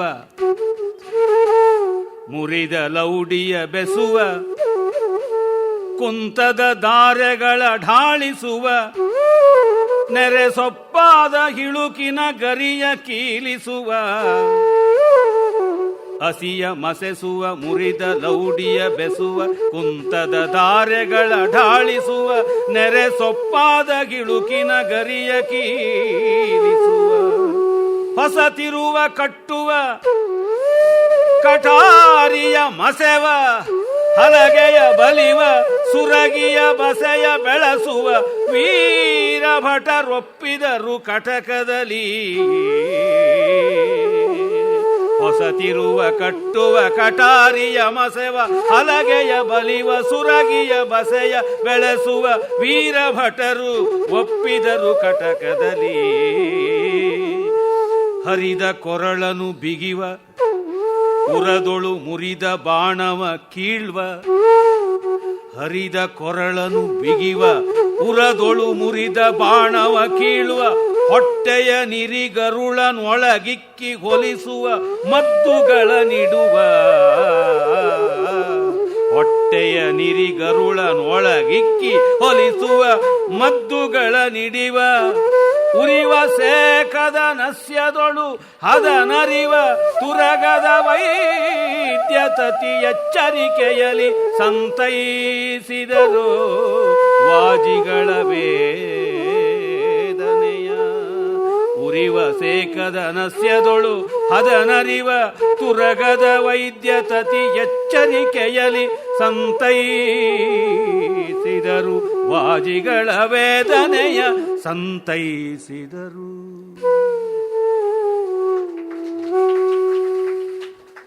ಹಸಿಯ ಮಸೆಸುವ ಕತ್ತಿಯನ್ನ ಮಸಿಯೋಕ್ಕೆ ಕೆಲವರು ಇರ್ತಾರಲ್ಲ, ಅವ್ರ ಕೈನಲ್ಲಿ ಕೆಲವರು ಮೇಲ್ವಿಚಾರಣೆ ಮಾಡಿಸಿ ಕೆಲಸ ಮಾಡ್ತಾ ಇದ್ರು. ಹಸಿಯ ಮಸೆಸುವ ಮುರಿದ ಲೌಡಿಯ ಬೆಸುವ. ಲೌಡಿ ಅಂದರೆ ಒಂದು ವಿಸ್ತಾರವಾದ ಬಾಯಿರ್ತಕ್ಕಂಥ ಆಯುಧ, ಅದನ್ನು ಅವರು ಬೆಸಿಗೆ ಹಾಕ್ತಾ ಇದ್ರಂತೆ, ಮುರಿದದ್ದನ್ನು ಬೆಸಿಗೆ ಹಾಕ್ತಕ್ಕಂಥದ್ದು. ಕುಂತದ ಧಾರೆಗಳ ಢಾಳಿಸುವ. ಕುಂತ ಅಂದರೆ ಶೂಲ, ಶೂಲದ ಅಲುಗನ್ನು ಫಳಫಳ ಹೊಳೆಯುವಂತೆ ಬರ್ನಿಷ್ ಮಾಡೋದಂತೀವಲ್ಲ ಹಾಗೆ ಉಜ್ಜುವ. ನೆರೆಸೊಪ್ಪಾದ ಹಿಳುಕಿಯ ಗರಿಯ ಕೀಲಿಸುವ. ಬಾಣಗಳ ಹಿಂಭಾಗದ ಗರಿ ಹಿಳುಕು ಯಾವುದಿದೆ ಪುಂಖ, ಅದು ಮಡಚಿಕೊಂಡಿದ್ದರೆ ಮುರಿದು ಹೋಗಿದ್ದರೆ ಅದನ್ನು ಅಣಿ ಮಾಡ್ತಕ್ಕಂಥದ್ದು, ಸರಿ ಮಾಡುವ ಆ ಕೆಲಸ ಮಾಡ್ತಾಯಿದ್ರು. ಹೊಸತಿರುವ ಕಟ್ಟುವ. ಹೊಸ ರೀತಿಯಲ್ಲಿ ಕವಚ ಕಟ್ಟಿಕೊಳ್ಳೋದು, ಕಾಲಿನ ಚಪ್ಪಲಿಗಳನ್ನು ಕಟ್ಟಿಕೊಳ್ಳೋದು, ಆ ವ್ಯವಸ್ಥೆ ಹೇಗೆ ಅಂತ ನೋಡ್ತಾ ಇದ್ರು. ಕಠಾರಿಗಳನ್ನು ಮಸೀತಾ ಇದ್ರು. ಹಲಗೆ ಅಂದರೆ ಗುರಾಣಿಗಳನ್ನು, ಅದನ್ನು ಹರಿದು ಹೋಗಿರೋದು, ಮುಂಡಾಗಿರೋದು, ನೆಗ್ಗು ಹೋಗಿರೋದು, ಅದನ್ನು ಸರಿ ಮಾಡ್ತಾ ಇದ್ರಂತೆ. ಸುರಗಿಯ ಬಸೆಯ, ಬಸೆ ಅಂದರೆ ಶಕ್ತಿ, ಆ ಕತ್ತಿಯ ಶಕ್ತಿ ಗಟ್ಟಿಯಾಗುವಂತೆ ಮಾಡ್ತಾ ಇದ್ರು. ಅಂದರೆ ಕತ್ತಿಯನ್ನು ಹೀಟ್ ಟ್ರೀಟ್ಮೆಂಟ್ ಅಂತ ಏನು ಹೇಳ್ತೀವಿ, ಉಷ್ಣತೆಯನ್ನು ಒಳಪಡಿಸಿದಾಗ ಅದು ಗಟ್ಟಿಯಾಗುತ್ತದೆ. ಬಿಸಿ ಬಿಸಿಯಾದ ಕತ್ತಿಯನ್ನು ಕುಲುಮೆನಲ್ಲಿ ಇಟ್ಟು ಕಾಯಿಸಿ ಆ ತಕ್ಷಣವೇ ಅದನ್ನು ಸರಕ್ಕನೆ ನೀರಿನಲ್ಲಾದರೆ ಅದು ಗಟ್ಟಿಯಾಗುತ್ತೆ. ಅದು ಹೀಟ್ ಟ್ರೀಟ್ಮೆಂಟ್ ಅಂತ. ಕೆಲವೊಮ್ಮೆ ಹಾಗೇನೆ ಕೇವಲ ಫ್ಲೇಮ್ ಟ್ರೀಟ್ಮೆಂಟ್ ಅಂತ ಬಿಸಿ ಮಾಡ್ತಕ್ಕಂಥದ್ದು. ಇನ್ನು ಕೆಲವೊಮ್ಮೆ ಅದನ್ನು ಅನಿಲಿಂಗು, ನೈಟ್ರೇಡಿಂಗು ಈ ಥರದ್ದೆಲ್ಲ ಉಂಟು. ಅಂದರೆ ಯಾವ ಸಾರಜನಕದ ಲೋಹಗಳು, ಸಾರಜನಕದ ಲವಣಗಳು ಇರ್ತಕ್ಕಂಥ ಕ್ಷಾರ ಜಲದಲ್ಲಿ ಅದನ್ನು ಬಿಸಿ ಮಾಡಿ ಮುಳುಗಿಸಿದ್ರೆ ಸರ್ಫೇಸ್ನಲ್ಲಿ ಫೆರಿಕ್ ನೈಟ್ರೇಟು, ಫೆರಸ್ ನೈಟ್ರೇಟು ಈ ಥರ ಎಲ್ಲ ಆಗಿಬಿಟ್ಟು ಅದು ಗಟ್ಟಿ ಆಗುತ್ತದೆ ಅಂತ. ಹಿಂದೆ ಎಲ್ಲ ಅದಕ್ಕೆ ಬೇಕಾಗಿರ್ತಕ್ಕಂಥದ್ದು ಎಲ್ಲಿಂದ ಅಂದರೆ ಮೂತ್ರದಿಂದ ಮಾಡ್ತಾಯಿದ್ರು. ಮೂತ್ರ ಅಮೋನಿಯಾ ಹೆಚ್ಚಿರ್ತಕ್ಕಂಥದ್ದು. Ammonia is a compound of nitrogen and hydrogen, NH3 ಅಂತ ತಾನೇ ಅದರ ಇದು ಕೆಮಿಕಲ್ ಫಾರ್ಮುಲಾ. ಆ ಒಂದು ನೈಟ್ರೇಡಿಂಗ್ ಈ ಥರದ್ದನ್ನು ಮಾಡೋದಕ್ಕೆ ಪ್ರಾಚೀನ ಗ್ರಂಥಗಳಲ್ಲಿ ಬರುತ್ತದೆ. ಅದನ್ನು ಕಬ್ಬಿಣವನ್ನು ಕಾಯಿಸಿ ಮೂತ್ರದಲ್ಲಿ, ಗೋಮೂತ್ರದಲ್ಲಿ ಅಥವಾ ಹೈಮೂತ್ರದಲ್ಲಿ ಇದರೊಳಗೆ ಅದ್ದಿ ಅಂತ. ನಾನು ಮೊದಲು ಇದು ಯಾಕೆ ಹೀಗೆ ಮಾಡ್ತಾರೆ ಅಂತ, ಆಮೇಲೆ ಕೆಮಿಕಲ್ ಇಂಜಿನಿಯರಿಂಗು, ಕೆಮಿಸ್ಟ್ರಿ, ಮೆಟರ್ಜಿ ಜ್ಞಾನ ಬಂದ ಮೇಲೆ ಗೊತ್ತಾಯಿತು, ಓಹೋ ಈ ಕಾರಣದಿಂದ ಮಾಡ್ತಾ ಇದ್ದಾರೆ. ಅವರು ಅದನ್ನು ಅನುಭವದಿಂದ ಕಂಡುಕೊಂಡಿದ್ದರು. ಈ ತರಹ ಹಿಂದೆ ಎಲ್ಲ ಬೋನಾಶ್ ಕ್ರೂಸಿಬಲ್ಸಲ್ಲಿ, ಈಗೆಲ್ಲ ಕೆಲವು ಎಕ್ಸ್ಪೆರಿಮೆಂಟ್ಸ್ ಮಾಡಬೇಕು ಅಂತ ಬರುತ್ತೆ. ಬೋನಾಶ್ ಕ್ರೂಸಿಬಲ್ಸ್ ಅಂತ, ಪಿಂಗಾಣಿ ಕ್ರೂಸಿಬಲ್ಸಲ್ಲಿ ಆಗೋದಿಲ್ಲ. ಅದಕ್ಕೆ ಪ್ರಾಚೀನ ಗ್ರಂಥಗಳಲ್ಲಿ ನರಕಪಾಲದಲ್ಲಿ ಪ್ರಯೋಗ ಮಾಡಬೇಕು ಅಂತ. ಕಪಾಲ, ಬೋನಾಶು ಒಂದೇ ಹೆಚ್ಚು ಕಡಿಮೆ. ಆ ರೀತಿಯಾಗಿ ಎಷ್ಟೆಷ್ಟೋ ಪ್ರಯೋಗಗಳು ನಮಗೆ ಅರ್ಥವಾಗೋಲ್ಲ, ಅದರೊಳಗೆ ಒಂದು ವಿಜ್ಞಾನ ಅಡಗಿದೆ ಅಂತಲೂ ಗೊತ್ತಾಗುತ್ತದೆ. ಈ ರೀತಿಯ ಕೆಲಸಗಳನ್ನು ಮಾಡಿ ಆ ಕತ್ತಿಗೆ ಬಲ ತರ್ತಾ ಇದ್ರು, ಗಟ್ಟಿಯಾಗಿ ಮಾಡ್ತಾ ಇದ್ರು. ಅದು ನಮ್ಮ ಭಾರತೀಯ ಕತ್ತಿಗಳು ಡಮಾಸ್ಕಸ್ ಸ್ಟೀಲ್ ಅಂತ ಅರೇಬಿಯಾ ದೇಶದಲ್ಲೆಲ್ಲ ಪ್ರಸಿದ್ಧವಾಗಿತ್ತು. ಆ ಒಂದು ಕತ್ತಿಗಳ ಬಲ್ಮೆ ಯಾವುದಿತ್ತು ಹಾಗೆ ಮಾಡ್ತಾ ಇದ್ರಂತ ಕವಿ ಹೇಳ್ತಾ ಇದ್ದಾನೆ. ಬೆಳೆಸುವ ವೀರ ಭಟರೊಪ್ಪಿದರು ಕಟಕದಲ್ಲಿ, ಆ ಸ್ಕಂಧಾವರದಲ್ಲಿ ಅವರು ಈ ಕೆಲಸವನ್ನೆಲ್ಲ ಮಾಡೋದು. ಕಟಕ ಅಂದರೆ ಕ್ಯಾಂಟೋನ್ಮೆಂಟ್. ಇನ್ನು ಕುದುರೆಗಳಿಗೆ ಪಾಪ ಶಾಲಿಹೋತ್ರಾದಿ ವೈದ್ಯ ಶಾಸ್ತ್ರವನ್ನು ಬಲ್ಲವರು, ಅಶ್ವಶಾಸ್ತ್ರ ಶಾಲಿಹೋತ್ರ ಬರೆದದ್ದು, ಅವರುಗಳೆಲ್ಲ ಚಿಕಿತ್ಸೆ ಮಾಡ್ತಾಯಿದ್ರು. ಹರಿದ ಕೊರಳನ್ನು ಬಿಗಿವ, ಅದಕ್ಕೇನಾದ್ರು ಕುತ್ತಿಗೆ ಹತ್ರ ಗಾಯ ಆಗಿದ್ದರೆ ಹೊಲಿಗೆ ಹಾಕ್ತಾ ಇರ್ತಕ್ಕಂಥದ್ದು. ಉರದೊಳು ಮುರಿದ ಬಾಣವ ಕೀಳುವ, ಅದಕ್ಕೆ ಬಾಣ ತಗಲಿದ್ರೆ ಅದನ್ನು ಚಿಮಟ ಹಾಕಿ ತೆಗೆದು ಆಮೇಲೆ ಗಾಯಕ್ಕೆ ಮದ್ದು ಮಾಡ್ತಕ್ಕಂಥದ್ದು. ಕೆಲವೊಮ್ಮೆ ಕರಳೆ ಈಚೆಗೆ ಬಂದಿದ್ದರೆ ಅದನ್ನು ಒಳಕ್ಕೆ ತಳ್ಳಿ ಔಷಧವನ್ನು ತುರುಕಿ ಮದ್ದುಗಳನ್ನು ಗಿಡಿವ ಮತ್ತು ಹೊಲಿಸುವ ಕೆಲಸ ಮಾಡ್ತಾಯಿದ್ರು. ಆಮೇಲೆ ಕುದುರೆಗಳಿಗೆ ಶೀತ ಆಗದಂತೆ ಉರಿವ ಸೇಕದ ನಸ್ಯದೊಳು ಹದನರಿವ, ನಸ್ಯದ ಟ್ರೀಟ್ಮೆಂಟ್ ಕೊಡ್ತಾಯಿದ್ರು. ನಸ್ಯ ಆಯುರ್ವೇದ ದೃಷ್ಟಿಯಿಂದ ವಿಶೇಷವಾಗಿ ಪ್ರಯೋಜನಕ್ಕಿದ್ದಂಥದ್ದು. ಆಗ ಹೊಗೆ ಸೊಪ್ಪಿಲ್ಲದ ಕಾಲ, ಕುಮಾರವ್ಯಾಸನ ಕಾಲಕ್ಕೂ ಬಂದಿತ್ತೋ ಇಲ್ವೋ ಗೊತ್ತಿಲ್ಲ. ನಮ್ಮ ದೇಶಕ್ಕೆ ಹೊಗೆ ಸೊಪ್ಪನ್ನು ಮೊದಲು ಇಂಟ್ರಡ್ಯೂಸ್ ಮಾಡಿದವನು ಸರ್ ಥಾಮಸ್ ರೋ ಅಂತ ಹೇಳ್ಬಿಟ್ಟು ಅಂತಾರೆ. ಅವನು ಮೊಘಲರ ಆಸ್ಥಾನಕ್ಕೆ ಬಂದು, ಜಹಾಂಗೀರ್ನ ಆಸ್ಥಾನಕ್ಕೆ ಬಂದು ಪೈಪನ್ನು ಜಹಾಂಗೀರ್ನಿಗೆ ಕೊಟ್ಟ. ಆಮೇಲೆ ಅವನ ಪೈಪನ್ನು ಸೇದ ತಕ್ಷಣ ಕೆಮ್ಮಿ ಮೂಗು ಬಾಯಿನಲ್ಲಿ ಹೊಗೆ ಬಂದು ಕೆಮ್ಮು ನತ್ತಿಗೆಲ್ಲ ಹತ್ತಿ ಒದ್ದಾಡಿದಾಗ ಆಸ್ಥಾನದವರೆಲ್ಲ ತೋಬಾ ತೋಬಾ ಅಂತ ಬಾಯಿ ಬಡ್ಕೊಂಡು ಬಂದ ಮೇಲೆ ತುಂಬ ಚೆನ್ನಾಗಿದೆ ಇರದಿರಲಿ ಅಂತಂದ. ಆಮೇಲೆ ಹುಕ್ಕ ಬಂತು ಅಂತ ಈ ಥರದ್ದೆಲ್ಲ ಬರವಣಿಗೆಗಳು ಉಂಟು. ಅದೆಲ್ಲ ಆಗಿದ್ದು 17ನೇ ಶತಮಾನದ ಆರಂಭದಲ್ಲಿ, 16ನೇ ಶತಮಾನದ ಕೊನೆಯಲ್ಲಿ. ಕುಮಾರವ್ಯಾಸ 15ನೇ ಶತಮಾನದಲ್ಲಿದ್ದಿದ್ದು. ಆಯುರ್ವೇದದಲ್ಲಿ ಘಾಟಾಗಿರ್ತಕ್ಕಂಥ ಆರೋಗ್ಯಕಾರಿಯಾದ ಮೂಲಿಕೆಗಳನ್ನು, ಕೆಂಡದ ಮೇಲೆ ಒಣಗಿದ ಮೂಲಿಕೆಗಳ ಮತ್ತು ಎಲೆಗಳ ಪುಡಿಗಳನ್ನು ಹಾಕಿ ಬಂದ ಹೊಗೆಯನ್ನು ಹೀರ್ಕೋತಾ ಇದ್ರು. ಅದು ನಸ್ಯ ಅಂತ. ಹಾಗಲ್ಲದೆ ಕೆಲವು ತೈಲಗಳನ್ನು ಏರಿಸ್ತಾ ಇದ್ರು. ಉದಾಹರಣೆಗೆ ಅಣುತೈಲ ಅಂತ ಆಯುರ್ವೇದದಲ್ಲಿ ಬರುತ್ತೆ.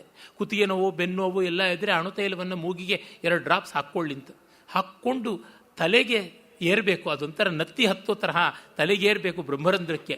ಅದಕ್ಕಿಂತ ನೆಗಡಿನೇ ಮೇಲೂ ಕುತ್ತಿಗೆ ನೋವೇ ಮೇಲೂ ಅಂತ ಅನಿಸೋ ಥರ ಇರುತ್ತೆ. ಅದು ಒಳ್ಳೆಯದು ಅಣುತೈಲ.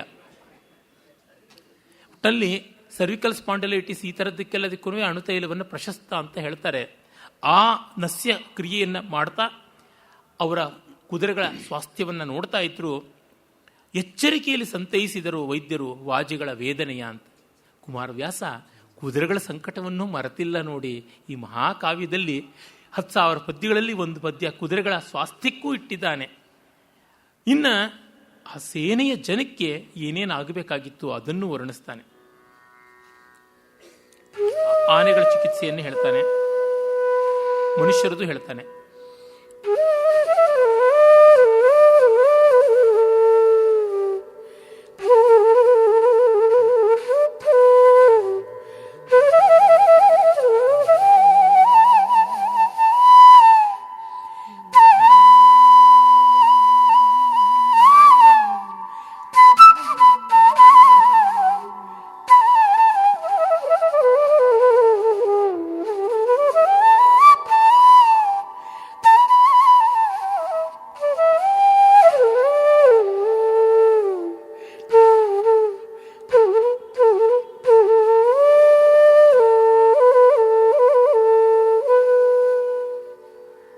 ಒಡಲಿನೊಳು ಮುರಿದಿದ್ದ ಸಬಳವನ್ ಉಡಿಯಲೀಯದೆ ಕೀಳ್ವ,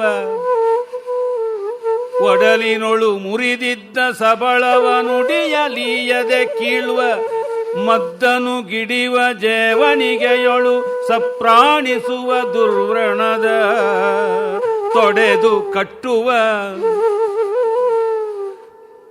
ಮದ್ದನು ಗಿಡಿವ ಜೇವಣಿಗೆಯೊಳು ಸಪ್ರಾಣಿಸುವ ದುರ್ವ್ರಣವ ತೊಡೆದು ಕಟ್ಟುವ ಹಸ್ತಿ ವೈದ್ಯರ ಗಡಣವೋ, ಹಸ್ತಿ ವೈದ್ಯರ ಗಡಣವು ಉಭಯದೊಳ್ಯಸೆವ, ಅಂತ್ಯದ ಕಡಲ ರಭಸಕ್ಕೆ ತೊಡಕ ನಿಕ್ಕಿತು ಬಹಳ ಬಲ ಜಲಧಿ,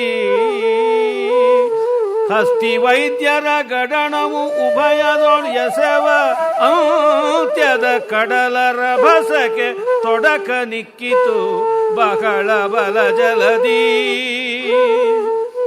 ಬಾದಣಿಸಿದೇರುಗಳ ಬಾಯೊಳು ಕಾದ ಬಾರಂಗಿಗಳ ಅಳತೆಗೆ ಕೋದು ವಾಮದೊಳೈದೆ ಹಿಡಿದರು ತೈಲಧಾರೆಗಳ, ಬಾದಣಿಸಿದೇರುಗಳ ಬಾಯೊಳು ಕಾದ ಬಾರಂಗಿಗಳ ಅಳತೆಗೆ ಕೋದು ವಾಮದೊಳೈದೆ ಹಿಡಿದರು ತೈಲಧಾರೆಗಳ ಆದ ಮೈ ಗಂಡಿಯೊಳು ರಕುತವ ಶೋಧಿಸುತ್ತ ಹಳದುತ್ತವನು ತೊಡೆದು ಆಧರಿಸಿದುದು ಆದ ಮೈಗುಂಡಿಯೊಳು ರಕುತವ ಶೋಧಿಸುತ್ತ ಹಳದುಪ್ಪವನು ತೊಡೆದಾಧರಿಸಿದುದು ವೈದ್ಯ ಸಂತತಿ ವೀರಭಟರುಗಳ ವೈದ್ಯ ಸಂತತಿ ಆಧರಿಸಿದುದು ವೀರಭಟರುಗಳ.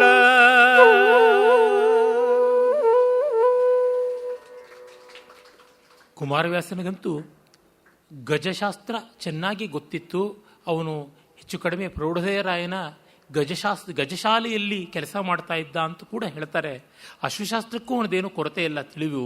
ಇಲ್ಲಿ ಆನೆಗಳ ಚಿಕಿತ್ಸೆಯನ್ನು ಹೇಳ್ತಾ ಇದ್ದಾನೆ. ಪಾಲಕಾಪ್ಯ ಮುನಿಯ ಹಸ್ತ್ಯಾಯುರ್ವೇದ ಇತ್ಯಾದಿಗಳನ್ನೆಲ್ಲ ಆಗ ಬಳಸ್ತಾ ಇದ್ರು. ಒಡಲಿನೊಳು ಮುರಿದಿದ್ದ ಸಬಳವನ್ನು ಉಡಿಯಲೀಯದೆ ಕೀಳುವ, ಆನೆಗಳ ಮೈಗೆ ತಿವಿದುಕೊಂಡು ಒಳಗೆ ಮುರ್ಕೊಂಡಿರ್ತಕ್ಕಂಥ ಆ ಬಾಣಾಗ್ರಗಳನ್ನು ಅಥವಾ ಕುಂತಾಗ್ರಗಳನ್ನು ಶೂಲಾಗ್ರಗಳನ್ನು ಮತ್ತೆ ಅವು ಮುರುಕೊಳ್ಳದಂತೆ ಪೂರ್ಣ ಪ್ರಮಾಣದಲ್ಲಿ ಎಳೆಯುವ ಕೆಲಸ ಮಾಡ್ತಾ ಇದ್ರು ಅಂತ. ಉಳಿದು ಬಿಡಬಾರದು, ಶತ್ರುಶೇಷ ಉಳಿದಂತೆ ಒಳಗೆ ಉಳಿಯಬಾರದು ಅಂತ ಹಾಗೆ ತೆಗಿತಾ ಇದ್ರು. ಇಲ್ಲದೆ ಇದ್ರೆ ಸೆಪ್ಟಿಕ್ ಆಗುತ್ತೆ, ಅದಕ್ಕೆ ಪೂರ್ಣ ಪ್ರಮಾಣದಲ್ಲಿ ತೆಗಿಬೇಕು. ಉಡಿಯಲೀಯದೆ ಕೀಳುವ, ಮದ್ದನು ಗಿಡಿವ, ಆನೆಗಳ ಶರೀರಕ್ಕಾದ ಗಾಯಕ್ಕೆ ಮದ್ದನ್ನು ತುಂಬಬೇಕು ಅಂದರೆ ಎಷ್ಟು ದೊಡ್ಡ ರೀತಿಯಲ್ಲಿ ಇಲಿಯ ಬಿಲಕ್ಕೆ ತುಂಬುದಂಗೆ ಮಣ್ಣನ್ನು ತುಂಬಬೇಕಾಗುತ್ತದಲ್ವಾ. ಜೇವಣಿಗೆ ಇವಳು ಸಪ್ರಾಣಿಸುವ, ಜೇವಣ್ ಮರಾಠಿ ಶಬ್ದ ಆಹಾರಕ್ಕೆ. ಆ ಆನೆಗಳಿಗೆ ಮದ್ದನ್ನು ಆಹಾರದಲ್ಲಿ ಸೇರಿಸಿಕೊಡ್ತಾ ಇದ್ರಂತೆ. ಅವುಗಳಿಗೆ ತಿನ್ನಿಸೋದು ಹೇಗೆ? ದಪ್ಪ ದಪ್ಪ ಅನ್ನದ ಮುದ್ದೆಗಳ ಒಳಗಡೆ ಅದರೊಳಗೆ ಮದ್ದನ್ನು ಮುದ್ದೆಯನ್ನು ಮಾಡಿ ಕೊಟ್ಟು ತಿನ್ನಿಸ್ತಾ ಇದ್ದರು. ದುರ್ವ್ರಣವ ಕೆಟ್ಟ ಗಾಯಗಳನ್ನು ತೊಳೆದು ಕಟ್ಟತಕ್ಕಂಥ ಕೆಲಸವನ್ನು ಮಾಡ್ತಾ ಇದ್ರು. ಹೀಗೆ ಉಭಯದಳು ಎಸವ ಅಂದರೆ ಇರ್ಕೆಲದ ಬಲಗಳಲ್ಲಿಯೂ ಕೌರವ ಪಾಂಡವ ಬಲಗಳಲ್ಲಿ ಈ ಕೆಲಸ ಮಾಡ್ತಾ ಇದ್ರು. ಹಾಗಾಗಿ ಬಲಜಲಧಿಗೆ ತುಂಬ ತೊಡಕಾಯಿತು. ಅಂದರೆ ಆನೆಗಳಿಗೆ ಗಾಯ ಆದರೆ ಅವು ಎಷ್ಟು ಒದ್ದಾಡಬೇಕು, ಅವುಗಳನ್ನು ಹಿಡಿದು ಅಂಕೆಗೆ ತಂದು ಅವಕ್ಕೆ ಚಿಕಿತ್ಸೆ ಮಾಡಬೇಕು, ಅದೆಷ್ಟು ಕಷ್ಟ. ಇರ್ಕೆಲದ ಸೇನೆಯಲ್ಲಿಯೂ ಅದೊಂದು ದೊಡ್ಡ ಕೋಲಾಹಲವಾಗಿತ್ತು. ಹಗಲೆಲ್ಲ ವೀರಘೋಷ ಅಬ್ಬರ ಇದ್ದರೆ ರಾತ್ರಿಯೆಲ್ಲ ನೋವಿನ ಚೀತ್ಕಾರ. ಯುದ್ಧದ ಇನ್ನೊಂದು ಮುಖ ಎಂಥದ್ದಾಗಿರುತ್ತೆ, ಹೇಗೆ ಒದ್ದಾಟ. ರಂಗಸ್ಥಳದಲ್ಲಿ ಆಹಾ ಅನ್ನುವಂತೆ ಅದ್ಭುತವಾಗಿ ಬಣ್ಣಗಾರಿಕೆಯಿಂದ ಹಾವಭಾವ ವಿಲಾಸ ಬಿಬ್ಬೋಕಗಳಿಂದ ಕುಣಿದಾಡೋದು. ಗ್ರೀನ್ ರೂಮ್ನಲ್ಲಿ ಬಣ್ಣ ಕಳಚುವಾಗ ಅದೊಂದು ರೀತಿ ಹಳಸ್ತಾ ಇರತಕ್ಕಂಥ ಬಗೆ. ಅಸ್ತವ್ಯಸ್ತವಾಗಿ ಆ ವಿಗ್ಗಳು, ಟೋಪನ್ಗಳು, ಟರ್ಬನ್ಗಳು, ಕಾಸ್ಟ್ಯೂಮ್ಸು, ಬಣ್ಣ ಗಿಣ್ಣ ಎಲ್ಲ ಚೆಲ್ಲ ಪಿಲ್ಲಿ ಆಗಿರೋದು. ಆ ರಾತ್ರಿ ಮುಗಿತಾ ಬರ್ತಾ ಇದ್ದಂತೆ ಯಕ್ಷಗಾನ ಚೌಕಿನಲ್ಲಿ ನೀವು ನೋಡಬೇಕಾಗುತ್ತೆ. ಎಷ್ಟು ರಾಶಿ ಜವಳಿ, ಎಷ್ಟು ರಾಶಿಯಾಗಿರ್ತದೆ. ಯಕ್ಷಗಾನಕ್ಕೆ 64 ಕಟ್ಟುಗಳು ಅಂತ ಹೇಳ್ತಾರೆ. ಒಂದು ಎರಡನೇ ವೇಷ ಅಥವಾ ರಾಜವೇಷ ಅಂತ ಏನು ಹೇಳ್ತಾರೆ, ಕೋಲು ಕಿರೀಟದ ವೇಷಕ್ಕೆ ಅಲ್ಲಿ ಅಷ್ಟು ಬೇಕಾಗುತ್ತದೆ. ಒಂದು ಬಣ್ಣದ ವೇಷ ಅಂದರೆ 7 ಗಂಟೆ ಅಲಂಕಾರ ಮಾಡಬೇಕಾಗುತ್ತದೆ. ನೋಡಿದಾಗ ಅದು ಹೇಗೆ ಅಸ್ತವ್ಯಸ್ತವಾಗಿರುತ್ತದೆ ಆ ಚಿತ್ರಣ ನಮಗೆ ಮುಂದೆ ಗೊತ್ತಾಗೋದಿಲ್ಲ. ಫಸ್ಟ್ ಕ್ಲಾಸ್ ಆಗಿ ಹೋಟೆಲ್ನಲ್ಲಿ ನಾವು ಮೇಜವಾನಿ ಮೋಜಿನಿಂದ ಮೇಜವಾನಿ ಮಾಡ್ತಾ ಇರ್ತೀವಿ.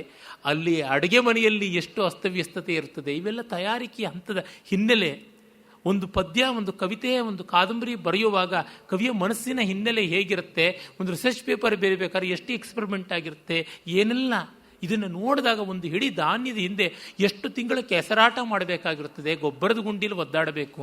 ಇಂಥದ್ದನ್ನು ನಮ್ಮ ಅಂತರಂಗ ತುಂಬಿಸಿಕೊಳ್ಳಬೇಕು. ಅದನ್ನು ಕವಿಯಲ್ಲಿ ಹೇಳ್ತಾ ಇದ್ದಾನೆ. ಬಾದಣಿಸಿದ ಏರುಗಳ, ಬಾಯಿ ಬಿಟ್ಟಂಥ ಗಾಯಗಳು ವೀರ ಯೋಧರಿಗೆ. ಬಾಯೊಳು ಕಾದ ಬಾರಂಗಿಗಳನ್ನು ಅಳತೆಗೆ ಕೋದು. ಗಾಯವನ್ನು ಸುಟ್ಟರೆ ಒಂದು ರೀತಿ ಚಿಕಿತ್ಸೆ ಸೆಪ್ಟಿಕ್ ಆಗೋಲ್ಲ ಅಂತ. ಗಾಯದ ಮೇಲೆ ಬೊಕ್ಕೆ ಅಂತಾರೆ, ಗಾಯಕ್ಕೆ ಸುಡುವುದು ಬೇರೆ. ಕೋದು ಮತ್ತು ಅವುಗಳನ್ನು ಹೊಲಿಕೆ ಹಾಕಿ ವಾಮದೊಳೈದೆ ಹಿಡಿದರು ತೈಲಧಾರೆಗಳ. ಮತ್ತು ಉಳುಕಿದ್ರೆ ಪಳಕಿದ್ರೆ ತೈಲ ಚಿಕಿತ್ಸೆ, ತೈಲಧಾರಾ ಚಿಕಿತ್ಸೆ ಇವುಗಳನ್ನೆಲ್ಲ ಮಾಡ್ತಕ್ಕಂಥದ್ದು ಉಂಟು. ಕಟಿಬಸ್ತಿ, ಜಾನುಬಸ್ತಿ ಇತ್ಯಾದಿಗಳನ್ನೆಲ್ಲ ಕೊಡ್ತಕ್ಕಂಥದ್ದು ಉಂಟಲ್ಲ. ಅದರೊಳಗೆ ಆಗ್ನೇಯವಾದ, ಸೌಮ್ಯವಾದ ಬೇರೆ ಬೇರೆ ಬಗೆಯ ವಿಷಗರ್ಭ ತೈಲ ಇರಬಹುದು, ಧಾನ್ವಂತರ ತೈಲ ಇರಬಹುದು, ಈ ಥರದ್ದು, ಅಥವಾ ಮಹಾನಾರಾಯಣ ತೈಲ, ಈ ರೀತಿಯಾಗಿ ಎಷ್ಟೊಂದು ಆಯುರ್ವೇದದಲ್ಲಿ ಉಂಟು. ಅಂಥದ್ದೆಲ್ಲನೂ ಹಾಕಿ ಮಾಡ್ತಾ ಇದ್ರು ಚಿಕಿತ್ಸೆಯನ್ನು. ಆದ ಮೈಗಂಡಿ ದೇಹ ಡೊಗರಾಗಿಬಿಟ್ಟಿತ್ತು. ಟನಲ್ಸ್ ಆದಂತೆ ಬಾಣಗಳು ಹಿಂಗೆ ಹೋಗಿ ರಾಜಮಾರ್ಗ ಮಾಡಿದ್ವು. ಅದರೊಳಗೆ ರಕ್ತವ ಶೋಧಿಸುತ್ತ ರಕ್ತವನ್ನು ತೆಗೀತಾ ಇದ್ರು. ಕೆಲವೊಮ್ಮೆ ಆ ರಕ್ತ ತೆಗೆದು ಚಿಕಿತ್ಸೆ ಮಾಡ್ತಾಯಿದ್ರು. ಕೆಲವೆಲ್ಲ ಆಯುರ್ವೇದ ಚಿಕಿತ್ಸೆಯಲ್ಲಿ ರಕ್ತ ತೆಗಿಬೇಕು ಅಂದರೆ ಜಲೂಕ, ಜಿಗಣೆಯ ಪ್ರಯೋಗ ಮಾಡ್ತಾಯಿದ್ರು. ಆ ಥರದ್ದೆಲ್ಲ ಮಾಡ್ತಾಯಿದ್ರು. ರಕ್ತವನ್ನು ಶೋಧಿಸಿ ಹಳದುಪ್ಪವನ್ನು ತೊಡೆದು, ಹಳೆ ತುಪ್ಪ ತುಂಬ ಒಳ್ಳೆಯ ಆರೋಗ್ಯ ಚಿಕಿತ್ಸೆಯನ್ನು ಉಂಟು ಮಾಡುತ್ತೆ, ವಿಶೇಷವಾಗಿ ಗಾಯಗಳನ್ನೆಲ್ಲ ತೊಡೆಯುತ್ತದೆ. ತೇಗದ ಎಣ್ಣೆ ಹೀಗೆಲ್ಲ ಉಂಟು, ಅದನ್ನು ಮಾಡ್ತಾ ಇದ್ರಂತೆ. ಈ ರೀತಿ ವೈದ್ಯ ಸಂತತಿ ಭಟನಿಕರಕ್ಕೆ ಮಾಡ್ತಾ ಇತ್ತು ಅಂತ ಪಂಪ ಹೇಳ್ತಾನೆ. ತಲೆಗೆ ಬಾಣಗಳು ಹೋಗಿ ಮುರ್ಕೊಂಡಿದ್ರೆ ಇಕ್ಕಳ ಹಾಕಿ ತೆಗಿತಾ ಇದ್ದರೆ ಇಬ್ಬರು ವೀರಭಟರು ಆ ಕಡೆ ಈ ಕಡೆ ಇಕ್ಕಳ ಹಾಕಿ ಇವರು ಸೊಂಟದ ಮೇಲೆ ಕೈ ಇಟ್ಕೊಂಡು ಅಲ್ಲಾಡದೆ ಧೀಮ್ರಂಗ ಅಂತ ನಿಂತಿರ್ತಾ ಇದ್ರು ಅಂತ. ಮೈಯೊಳಗೆ ಕಬ್ಬಿಣದ ಬಾಣಾಗ್ರಗಳು ಹೋಗಿ ಮುರ್ಕೊಂಡಿದ್ರೆ ತುಂಬ ಕಾಂತಶಕ್ತಿ ಇರತಕ್ಕಂಥ ಹೈಲಿ ಪವರ್ಫುಲ್ ಮ್ಯಾಗ್ನೆಟ್ಸ್, ಕಾಂತಶಕ್ತಿ ಇರುವ ಅಯಸ್ಕಾಂತಗಳನ್ನು ಹಿಡಿದು ಅವುಗಳ ಹೊರಕ್ಕೆ ಸೆಳೀತಾ ಇದ್ದಂತೆ. ಈ ಥರದ್ದನ್ನೆಲ್ಲ ಮಾಡ್ತಾ ಇದ್ರು ಅಂತ ಕವಿ ಬರೀತಾನೆ. ಒಂದು ಎಳೆ ಉತ್ಪ್ರೇಕ್ಷೆ ಇದ್ದರೂ ಹಾಗೆ ಇದ್ರಲ್ವ. ರಾಣಾ ಸಂಗ್ರಾಮ ಸಿಂಹನಂತವನು 80ಕ್ಕೂ ಹೆಚ್ಚು ಗಾಯಗಳ ಮೈಮೇಲಾಗಿತ್ತು. ಅವನಿಗೆ ಒಂದು ಕಣ್ಣು, ಒಂದು ಕೈ, ಒಂದು ಕಾಲು ಹೋಗಿತ್ತು. ಹೀಗೆ ವೀರಲಕ್ಷ್ಮಿಗಳನ್ನು ತೊಟ್ಟಂಥ ಎಷ್ಟು ಜನ ಇದ್ದರು ರಾಜರುಗಳು ಅಂತ ನೋಡಿದಾಗ ನಮಗೆ ಆ ವೀರಯುಗದ ಚಿತ್ರಣ ಬರುತ್ತದೆ. ಮತ್ತು ಇನ್ನೂ ಒಂದು ಪದ್ಯದಿಂದ ಈ ಸಂಧಿಯನ್ನು ನಾವು ಸಮಾಪ್ತಿ ಮಾಡೋಣ.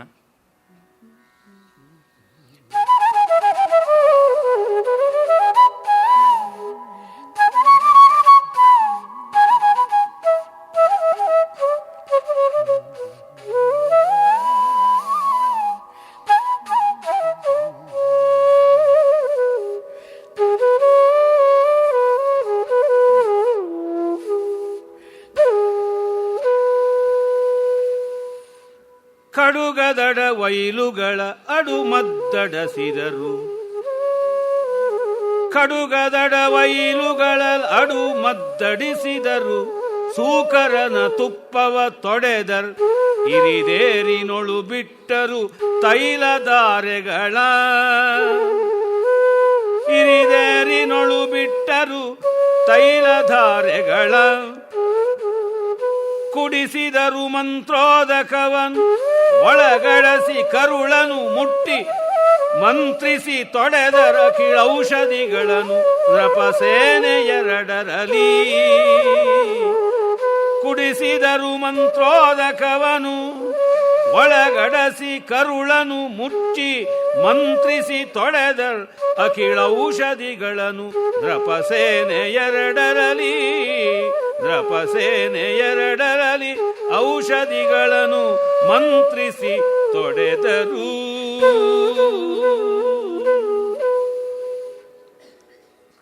ಕಡುಗದ ಅಡವೈಲುಗಳಲ್ಲಿ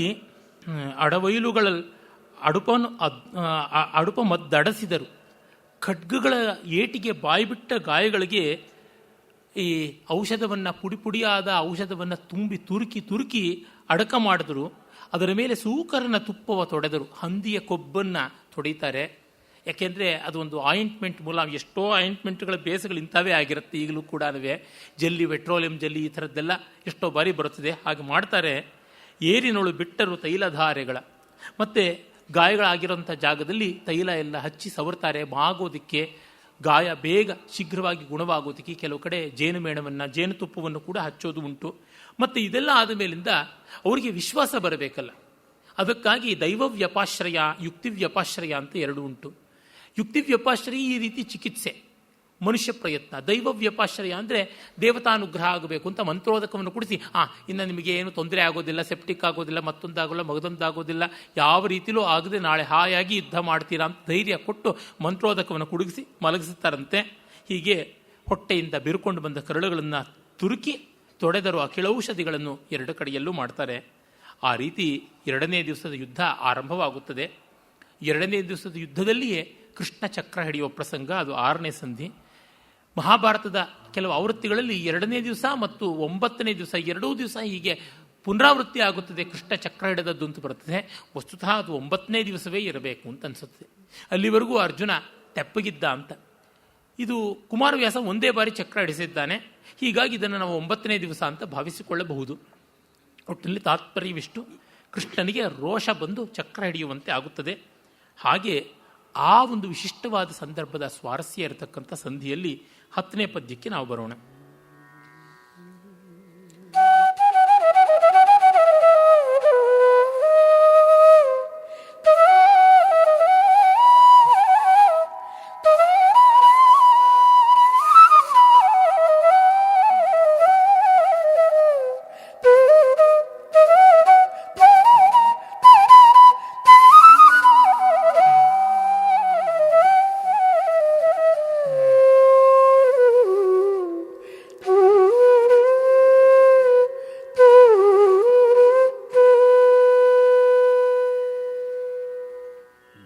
ಜೋಳವಾಳಿಯೊಳುಂಡು ಮಾಡಿದ ಸಾಲವನು ತಲೆಗಳಲ್ಲಿ ತಿದ್ದಿದರು. ಜೋಳವಾಳಿಯೊಳುಂಡು ಮಾಡಿದ ಸಾಲವನು ತಲೆಗಳಲ್ಲಿ ತಿದ್ದಿದರು. ಆಳ ತರುಬುವ ಪತಿಗೆ ಹರುಷವ ಮಾಡಿ ತಮಗೆ ಪತಿಗೆ ಹರುಷವ ಮಾಡಿ ತಮಗೆ ಕಾಲ 105 ಸುರಸ್ತ್ರೀ ಜಾಲ ನೆರೆಯದು ಗಗನ ಸುಭಟರ ಸಾಲೊಳಡಗಿತು ಚಿತ್ರವೆನೆ ಹೊಯ್ದಾಡಿತು ಭಯಬಲ. ಚಿತ್ರವೆನೆ ಹೊಯ್ದಾಡಿತು ಉಭಯ ಬಲ. ಕುದುರೆ ಕಂಗೆಟ್ಟವು ಮುರಾರಿಯ ಹೃದಯ ಸಂಚಲವಾಯಿತು. ಕುದುರೆ ಕಂಗೆಟ್ಟವು ಮುರಾರಿಯ ಹೃದಯ ಸಂಚಲವಾಯಿತು. ಗಾಲಿಗಳದುರಿದವು ಗರುವಾಯಿಗೆಟ್ಟನು ಮೇಲೆ ಹನುಮಂತ. ಗರುವಾಯಿಗೆಟ್ಟನು ಮೇಲೆ ಹನುಮಂತ. ಹೆದರಿದರು ನಾಯಕರು ಹೆದರಿದರು ನಾಯಕರು. ಪಾಂಡವರದಟು ಮುರಿದುದು ಸುರರು ಚಿಂತಿಸಿ ಕುದಿದರು. ಅರ್ಜುನ ಪಕ್ಷಪಾತ ವ್ಯರ್ಥವಾಯಿತೋ ಎಂದು ಸುರರು ಚಿಂತಿಸಿ ಕುದಿದರ್ ಅರ್ಜುನ ಪಕ್ಷಪಾತ ವ್ಯರ್ಥವಾಯಿತೆಂದು.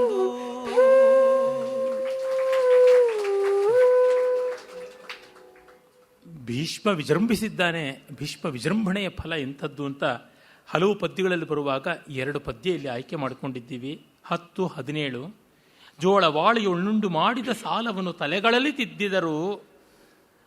ತಾವು ಒಡೆಯರ ಜೋಳವಾಳಿಯನ್ನು ತೀರಿಸಬೇಕು. ಕುಮಾರವ್ಯಾಸ ಜೋಳದ ಪ್ರಾಂತದವನು, ಹಾಗಾಗಿ ಅವನು ರಾಗಿಯ ಪ್ರಾಂತ್ಯದವನು, ರಾಗಿವಾಳಿಯಲ್ಲ.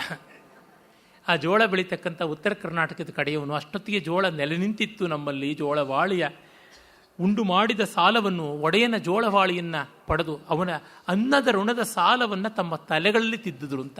ಸಾಲದ ಪತ್ರವನ್ನು ಕ್ಯಾನ್ಸಲ್ ಮಾಡಿ ತಿದ್ದಿಸೋದು ಉಂಟಲ್ಲ, ಅದನ್ನು ತಮ್ಮ ತಲೆ ಕೊಟ್ಟು ತಿದ್ದಿಸಿದ್ರು ಅಂತ. ಏನು ಉಕ್ತಿ ವೈಚಿತ್ರ ಕಣ್ರಿ ಇದು. ಆ ಸಾಲದ ಪತ್ರ, ಋಣದ ಪತ್ರವನ್ನು ಅವರು ತಮ್ಮ ತಲೆಯ ರಕ್ತದಲ್ಲಿ ತಿದ್ದುಬಿಟ್ರು, ತಮ್ಮ ತಲೆಗಳಲ್ಲಿಯೇ ತಿದ್ದುಬಿಟ್ರು ಅಂತ. ಜೋಳವಾಳಿಯಳು ಉಂಡು ಮಾಡಿದ ಸಾಲವನ್ನು ತಲೆಗಳಲ್ಲಿ ತಿದ್ದಿದರು. ಆಳ ತರುಬುವ ಪತಿಗೆ ಹರುಷವ ಮಾಡಿ ತಮಗೆ ನೀನು ಹೋಗು ಅಂತ ದಬ್ಬುತ್ತಾ ಇದ್ದರ. ಆ ಕಡೆ ದುರ್ಯೋಧನ, ಈ ಕಡೆ ಪಾಂಡವರು ದಬ್ಬುತ್ತಾ ಇದ್ದರೆ ತಾವು ದಬ್ಬಿಸಿಕೊಂಡು ಪತಿಗೆ ಹರ್ಷವ ಮಾಡಿದರು. ಆಳ ತುರುಬುವ ಪತಿಗೆ ಹೋಗು ಅಂತ ಉತ್ತೇಜನವನ್ನು ಕೊಟ್ಟು ಪ್ರೇರಿಸಿ ಕಳಿಸ್ತಾ ಇದ್ದವರಿಗೆ ಸಂತೋಷ ಮಾಡಿದರು. ಕಾಲನ ಊರ ಐದದು ಸುರಸ್ತ್ರೀ ಜಾಲ ನೆರೆಯದು ಗಗನ ಸುಭಟರ ಸಾಲೊಳು ಅಡಗಿತು ಚಿತ್ರವೇನೆ ಹೊಯ್ದಾಡಿತು ಭಯಬಲ. ಅಂದರೆ ಈ ವೀರ ಯೋಧರಿಗೆ ತಾವು ಸತ್ತೋದ್ವಿ, ಅವ್ರಿಗೆ ಹತ್ತಿರ ಕಡೆಗೆ ಯಮಲೋಕಕ್ಕೆ ಪಾಪ ಬಂದಿದ್ರೆ ಅಲ್ಲಿಗೂ ಹೋಗೋಕೆ ಮನಸ್ಸಿಲ್ಲ, ಅತಿಶಯ ಪುಣ್ಯ ಮಾಡಿದರೆ ಸ್ವರ್ಗಕ್ಕೆ ಹೋಗೋಕ್ಕೂ ಮನಸ್ಸಿಲ್ವಂತೆ. ಇನ್ನು ಮುಂದೆ ಸೈನಿಕರು ಹೇಗೆ ಯುದ್ಧ ಮಾಡ್ತಾರೆ ನೋಡೋಣ ಅಂತ ಅವರು ದೇವತೆಗಳ ಜೊತೆಯಲ್ಲಿ ನಿಂತ್ಕೊಂಡು ನೋಡೋಕ್ಕೆ ಶುರು ಮಾಡಿದ್ರು ಅಂತ. ಇದು ಅನೂಹ್ಯವಾದಂಥ ಕಲ್ಪನೆ. ಕಾಲ 105 ಸಂಯಮಿನಿ ಪುರಕ್ಕೆ ಯಮನ ಊರಿಗೆ ಹೋಗೋದು, ಸುರಸ್ತ್ರೀ ಜಾಲ ನೆರೆಯದು, ಅಮರಾವತಿಗೆ ಹೋಗಿ ರಂಭಾದಿಗಳನ್ನು ಕಾಣೋದಕ್ಕೆ ಇಷ್ಟಪಡೋಲ್ಲ. ಸುಭಟರ ಸಾಲೊಳು ಅಡಗಿತು ಗಗನ. ಈ ಸುಭಟರೇ ಸೇರ್ಕೊಂಡು ನೋಡಿದ್ರು. ಅಲ್ಲೆಲ್ಲದಕ್ಕಿಂತ ಇದೇ ಸ್ವಾರಸ್ಯ ಚೆನ್ನಾಗಿದೆ.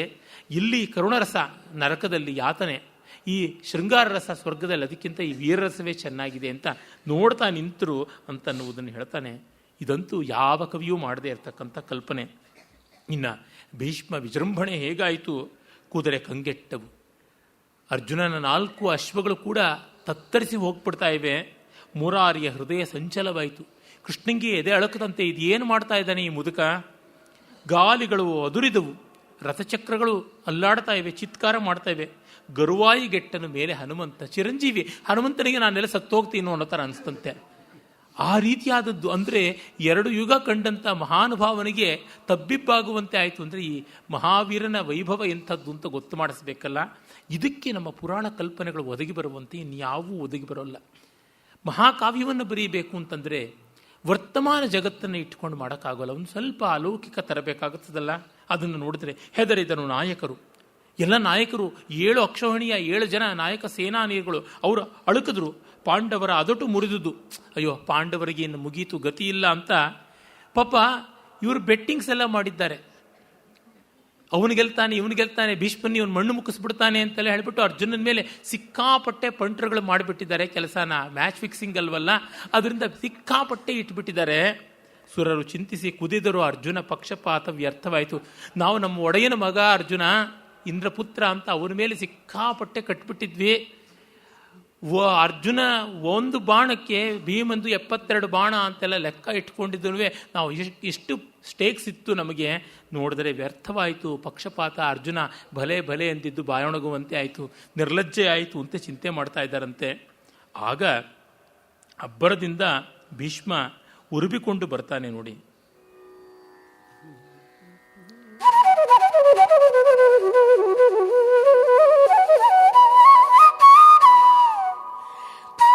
ಇಪ್ಪತ್ತೈದನೇ ಪದ್ಯ.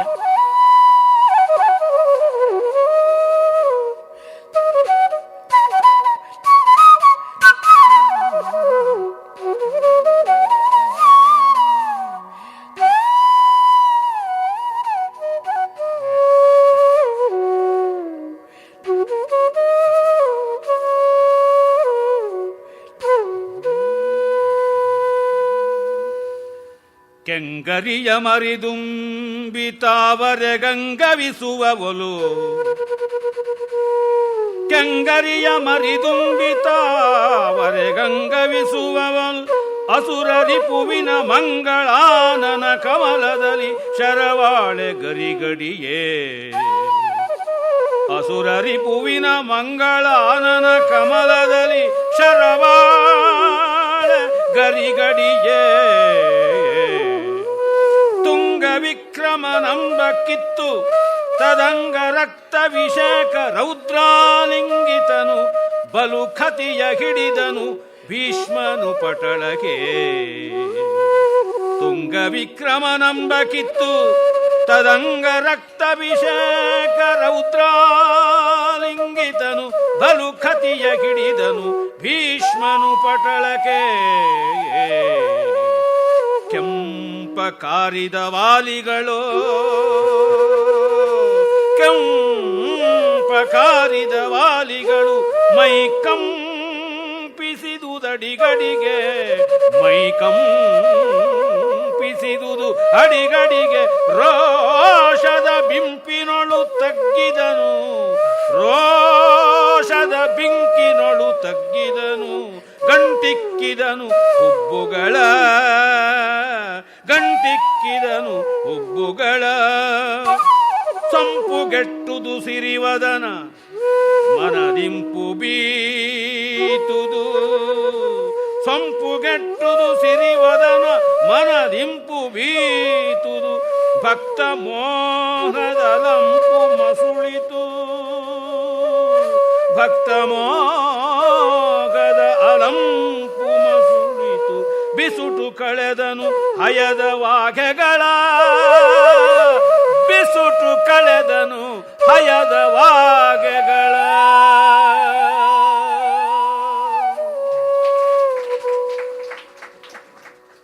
ಭೀಷ್ಮ ವಿಜೃಂಭಣ ಹೇಗಾಯಿತು ಅಂದರೆ, ನೋಡ್ತಾ ಇದ್ದ ಇಂದುಧರ ಮಜ ಬಾಪು ಅಂತ ಹೇಳ್ತಾ ಇದ್ದಾನೆ. ಶಿವನೇ ಹೇಳ್ತಾ ಇದ್ದಾನೆ, ನನ್ನ ಶಿಷ್ಯ ಪರಶುರಾಮ, ಅವನ ಶಿಷ್ಯ ಭೀಷ್ಮ, ನನ್ನ ಪ್ರಶಿಷ್ಯ ತುಂಬ ಚೆನ್ನಾಗಿ ಯುದ್ಧ ಮಾಡ್ತಾ ಇದ್ದಾನೆ, ಪಿನಾಕಧರನಂತೆ ಇವರು ತೋರ್ತಾ ಇದ್ದಾನೆ ಅಂತ. ಆಗ ಕೆರಳಿದನು ಕಲಿಭೀಷ್ಮನು. ಮತ್ತೆ ರಥವನ್ನು ಹರಿಸಿ ಭೀಷ್ಮನ ಹತ್ತೆ ಬರೆ ಕಟ್ಟಳವಿಯಲ್ಲಿ ಹಾ ಮುತ್ತಯ್ಯನು ಸಿಲುಕಿದನು. ಶಿವಶಿವ ಎನ್ನುತ್ತಾ ಬೆದರೆ ಬಾಣದ ಪಂಜರದಲ್ಲಿ ಮುಸುಕಿಸಿಬಿಡ್ತೀನಿ ಅಂತ ಅಂದುಕೊಂಡು ಅರ್ಜುನ ಪ್ರಯತ್ನ ಮಾಡಿದರೆ 10 ಶರದಲ್ಲಿ ಕೃಷ್ಣರಾಯನ ಮತ್ತೆ ಮುಸುಕಿದ ಬಹಳ ಭಾರ್ಗವದತ್ತ ಬಾಣವ ತೊಡಚಿ ದೇವನ ನೊಸಲ ಕೀಲಿಸಿದ. 10 ಬಾಣಗಳನ್ನು ಒಮ್ಮೆಲೆ ಬಿಟ್ಟು ಭಾರ್ಗವಾಸ್ತ್ರದಿಂದ ಕೃಷ್ಣನ ಹಣೆಯ ಮೇಲೆ ಗಾಯ ಮಾಡಿಬಿಡ್ತಾನೆ. ಆ ಕೃಷ್ಣನ ಹಣೆಗೆ ಗಾಯ ಆದಾಗ ಸಾರಥಿಯನ್ನ ಘಾಸಿ ಮಾಡ್ತಾನಲ್ಲ, ಅದು ಹೇಗಿತ್ತು ಕೃಷ್ಣನ ಚಿತ್ರ. ಕೆಂಗರಿಯ ಮರಿದುಂಬಿ ತಾವರೆ ಗಂಗವಿಸುವ ಓಲು, ಕೆಂಪು ಗರಿಗಳಿಂದ ತುಂಬಿದಂತಹ ದುಂಬಿಗಳು ಬಂದು ಬಡದಂತೆ ಕೆಂಪಾದ ಹದ್ದಿನ ಗರಿಗಳನ್ನು ಸಿಕ್ಕಿಸಿರ್ತಕ್ಕಂಥ ಶಿಲೀಮುಖ ಅನ್ನುವ ತುಂಬ ಹರಿತವಾದ ತುದಿ ಉಳ್ಳ ಬಾಣಗಳು. ಶಿಲೀಮುಖ ಅಂದರೆ ದುಂಬಿ ಅಂತ ಕೂಡ ಅರ್ಥ ಇದೆ. ಅವು ಬಂದು ಕೃಷ್ಣನ ಹಣೆಗೆ ಬರುತ್ತವೆ.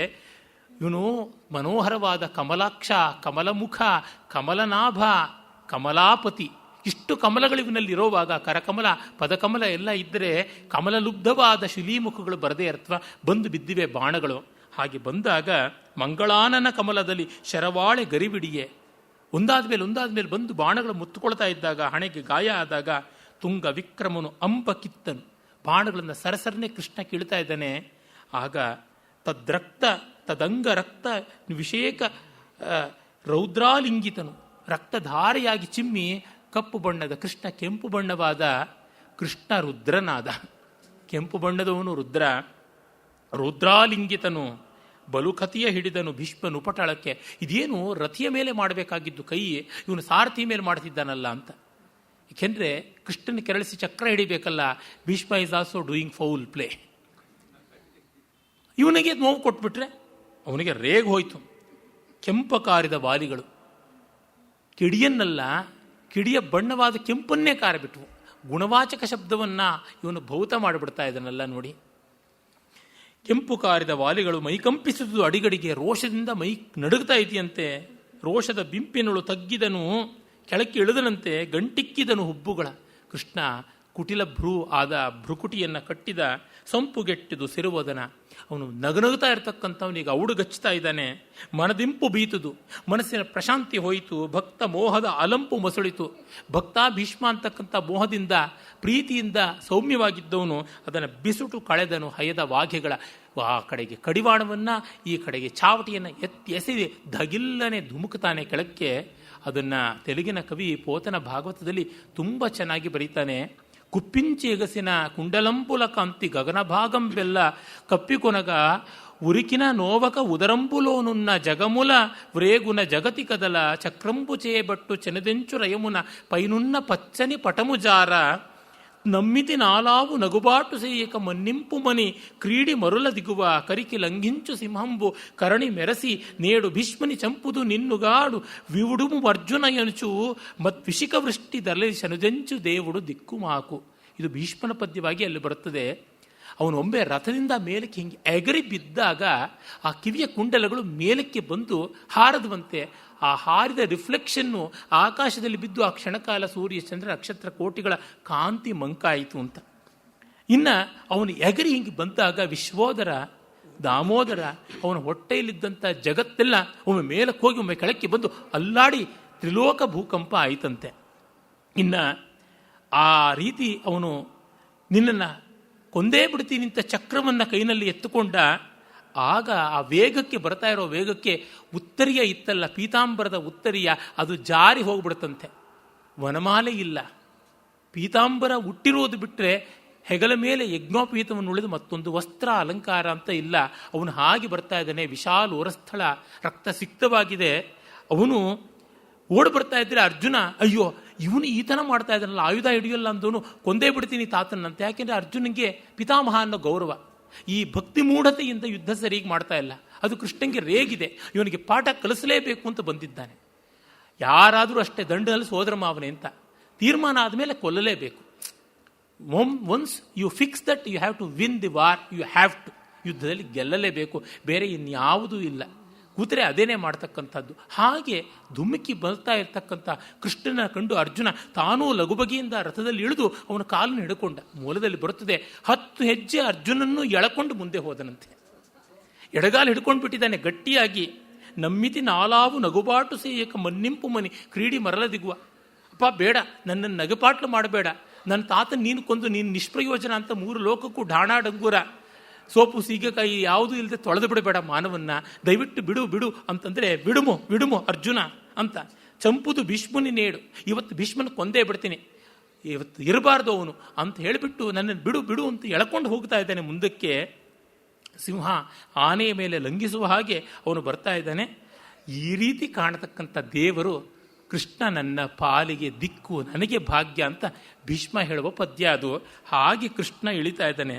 ಕುಮಾರವ್ಯಾಸ ಇಳಿಯೋದನ್ನು ಹೇಳ್ತಾ ಇಲ್ಲ, ರೋಷ ಏರುವುದನ್ನು ಹೇಳ್ತಾ ಇದ್ದಾನೆ. ಆ ರೋಷ ಏರುವ ಪದ್ಯ ನೋಡಿ ಎಂಥದ್ದಾಗಿದೆ.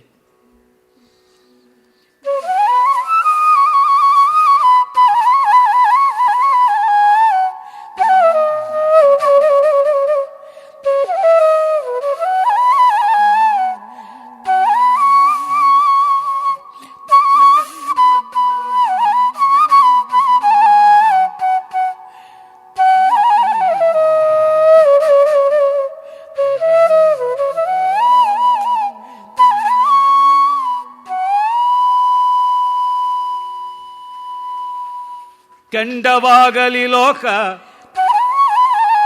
ದಿವಿಜರ ಕೆಂಡಿರೋಲೆಯು ಕಳೆದು ಹೋಗಲಿ. ಕೆಂಡವಾಗಲಿ ಲೋಕ ದಿವಿಜರ ಕೆಂಡಿರೋಲೆಯು ಕಳೆದು ಹೋಗಲಿ. ದಿಂಡು ಗೆಡೆಯಲಿ ಮೇರು ಮೇದಿನಿ ನಿಲಿಲಿ ವಿತಳದಲ್ಲಿ. ಮೇದಿನಿ ನಿಲಲಿ ವಿತಳದಲ್ಲಿ. ಗಂಡು ಗಡಿಸಿದರಿಲ್ಲ ದಾನವ ದಿಂಡೆಯರು ಖರರೆನ್ಮೊಡನೆ. ಗಂಡು ಗಡಿಸಿದರಲ್ಲ ದಾನವ ದಿಂಡೆಯರು ಖಲರೆಮ್ಮೊಡನೆ. ಮಾರ್ಕೊಂಡವರು ಮಾಮಾ ಪ್ರತಿಜ್ಞೆಯ ತೊಡಕು ಬೇಡ. ಮಾರ್ಕೊಂಡವರು ಮಾಮಾ ಪ್ರತಿಜ್ಞೆಯ ತೊಡಕು ಬೇಡೆಂದ. ಕೆಂಡವಾಗಲಿ ಲೋಕ, ಲೋಕ ಸುಟ್ಟು ಬೂದಿಯಾಗೋದಿರಲಿ, ಆ ಬೂದಿಗೆ ಮುನ್ನ ಕೆಂಡವಾಗುತ್ತದಲ್ಲ ಆ ಸ್ಥಿತಿಗೆ ಬಂದುಬಿಡ್ಲಿ. ಆ ಹೇಳುವ ಬಿಂದುಪೂರ್ವಕ ಡಕಾರ ಪ್ರಾಸ ನೋಡಿ. ಲೋಕವು ಕೆಂಡವಾಗಲಿ ಅಲ್ಲ, ಮೊದಲು ಆಗಬೇಕಾದ ವಸ್ತುವನ್ನು ಹೇಳ್ತಾ ಇದ್ದಾನೆ. ಕೆಂಡವಾಗಲಿ ಲೋಕ ಅಂತ ಕರ್ಮಪದವನ್ನು ಹೇಳ್ತಾ ಇದ್ದಾರೆ. ಆಮೇಲೆ ಕ್ರಿಯಾಪದ ಮತ್ತೆ ಕರ್ತೃಪದ. ಕೆಂಡವಾಗಲಿ ಲೋಕ ದಿವಿಜರ ಹೆಂಡಿರೋಲೇ ಕಳಚಿ ಹೋಗಲಿ. ದೇವತೆಗಳೆಲ್ಲ ನೆಗೆದು ಬಿದ್ದು ಅವ್ರ ಹೆಂಡತಿಯರು ಮುಂಡೇರಾಗಲಿ ಅಂತ ಹೇಳ್ತಿದ್ದಾನೆ. ಕುಮಾರವ್ಯಾಸನಿಗೆ ಏನು ಸಂಕೋಚ ಇಲ್ಲ. ಬಿಂದುಪೂರ್ವಕ ಡಕಾರ ಪ್ರಾಸದಲ್ಲಿ ಆ ಪದವೂ ಇದೆ. ದಿಂಡುಗಡೆಯಲ್ಲಿ ಮೇರು, ಮೇರು ಮಕಾಡೆ ಮಲಗಿಬಿಡ್ಲಿ ಅಂತ. ಮೇರು ಪರ್ವತದ ಮೇಲೆ ದೇವಲೋಕ ಇರೋದು. ಆ ಮೇರುವೆ ಕಳಚಿ ಬಿದ್ದೋಗಲಿ. ಮೇದಿನಿ ನಿಲ್ಲಲಿ ವಿತಳದಲ್ಲಿ. ಭೂಮಿ ಪಾತಾಳಕ್ಕೆ ಹೋಗಿ ಬಿದ್ದು ಬಿಡ್ಲಿ. ಗಂಡು ಗಡಿಸಿದರಿಲ್ಲ ದಾನವ ದಿಂಡೆಯರು ಹಲರೆಮ್ಮೊಡನೆ ಮಾರ್ಕೊಂಡವರು. ಎಷ್ಟು ಜನ ರಾಕ್ಷಸರನ್ನು ನೋಡಿಲ್ಲ. ಎಷ್ಟು ದುರ್ದಂಡಿಗಳಾದಂಥ ರಾಕ್ಷಸರನ್ನ ಧ್ವಂಸ ಮಾಡಿದ್ದೀನಿ. ಈ ಪ್ರತಿಜ್ಞೆನ ನಾನು ನನ್ನ ಹಿಡ್ಕೊಂಡು ಅಲ್ಲಾಡಿಸೋದು. ಆಯುಧ ಹಿಡಿಯೋಲ್ಲ ಅಂತ ಹಿಡದೇ ಬಿಡ್ತೀನಿ ಆಯುಧ. ನನ್ನ ಪ್ರತಿಜ್ಞೆ ನೆಗೆದು ಬೀಳ ಅಂತ ಹೇಳ್ಬಿಟ್ಟಿದ್ರು ಧುಮುಕಿದ್ದಾನಂತೆ. ಅದನ್ನು ಇಷ್ಟು ಓಜಸ್ವಿಯಾಗಿ ಕವಿ ಹೇಳ್ತಾನೆ. ಆಮೇಲೆ ಅವನ ಆ ವರ್ತನೆಯನ್ನು ನೋಡ್ತಾ ಇದ್ದಂತೆ ಜಗತ್ತು ಅಲ್ಲಾಡಿ ಹೋಯಿತು. ಭೀಷ್ಮ ಇರಲಿ, ಇಡೀ ಜಗತ್ತಿಗೆ ಭಯ ಬಂತು. ಕೃಷ್ಣ ತಾನು ತನ್ನ ವ್ರತಭಂಗ ಮಾಡಿದರೆ ಇನ್ನೇನು ಜಗತ್ತಿನ ಗತಿ ಅಂತನ್ನುವ ಪದ್ಯಗಳನ್ನು ನೋಡಿ 30ರಿಂದ ಅಖಂಡವಾಗಿ ಬರುತ್ತವೆ.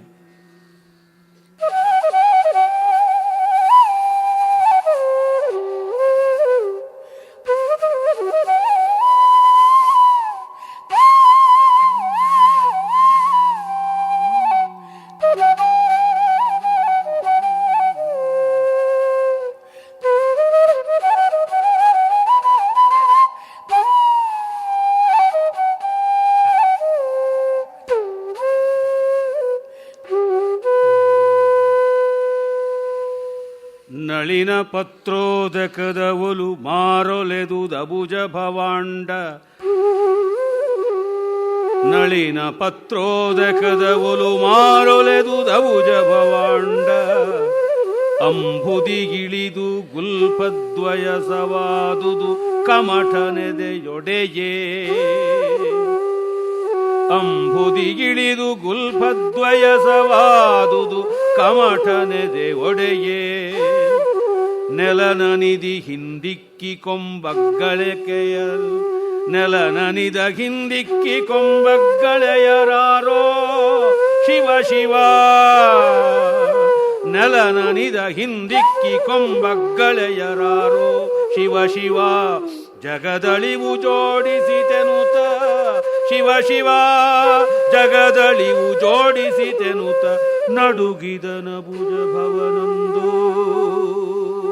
ಅಭುಜ ಭವನಂದು ನಡುಗಿದನು. ಮುರಮತನ ಕಲ್ಲೈಸಿ ನೋಡಿದನು. ಮುರಮತನ ಕಲ್ಲೈಸಿ ನೋಡಿದನು.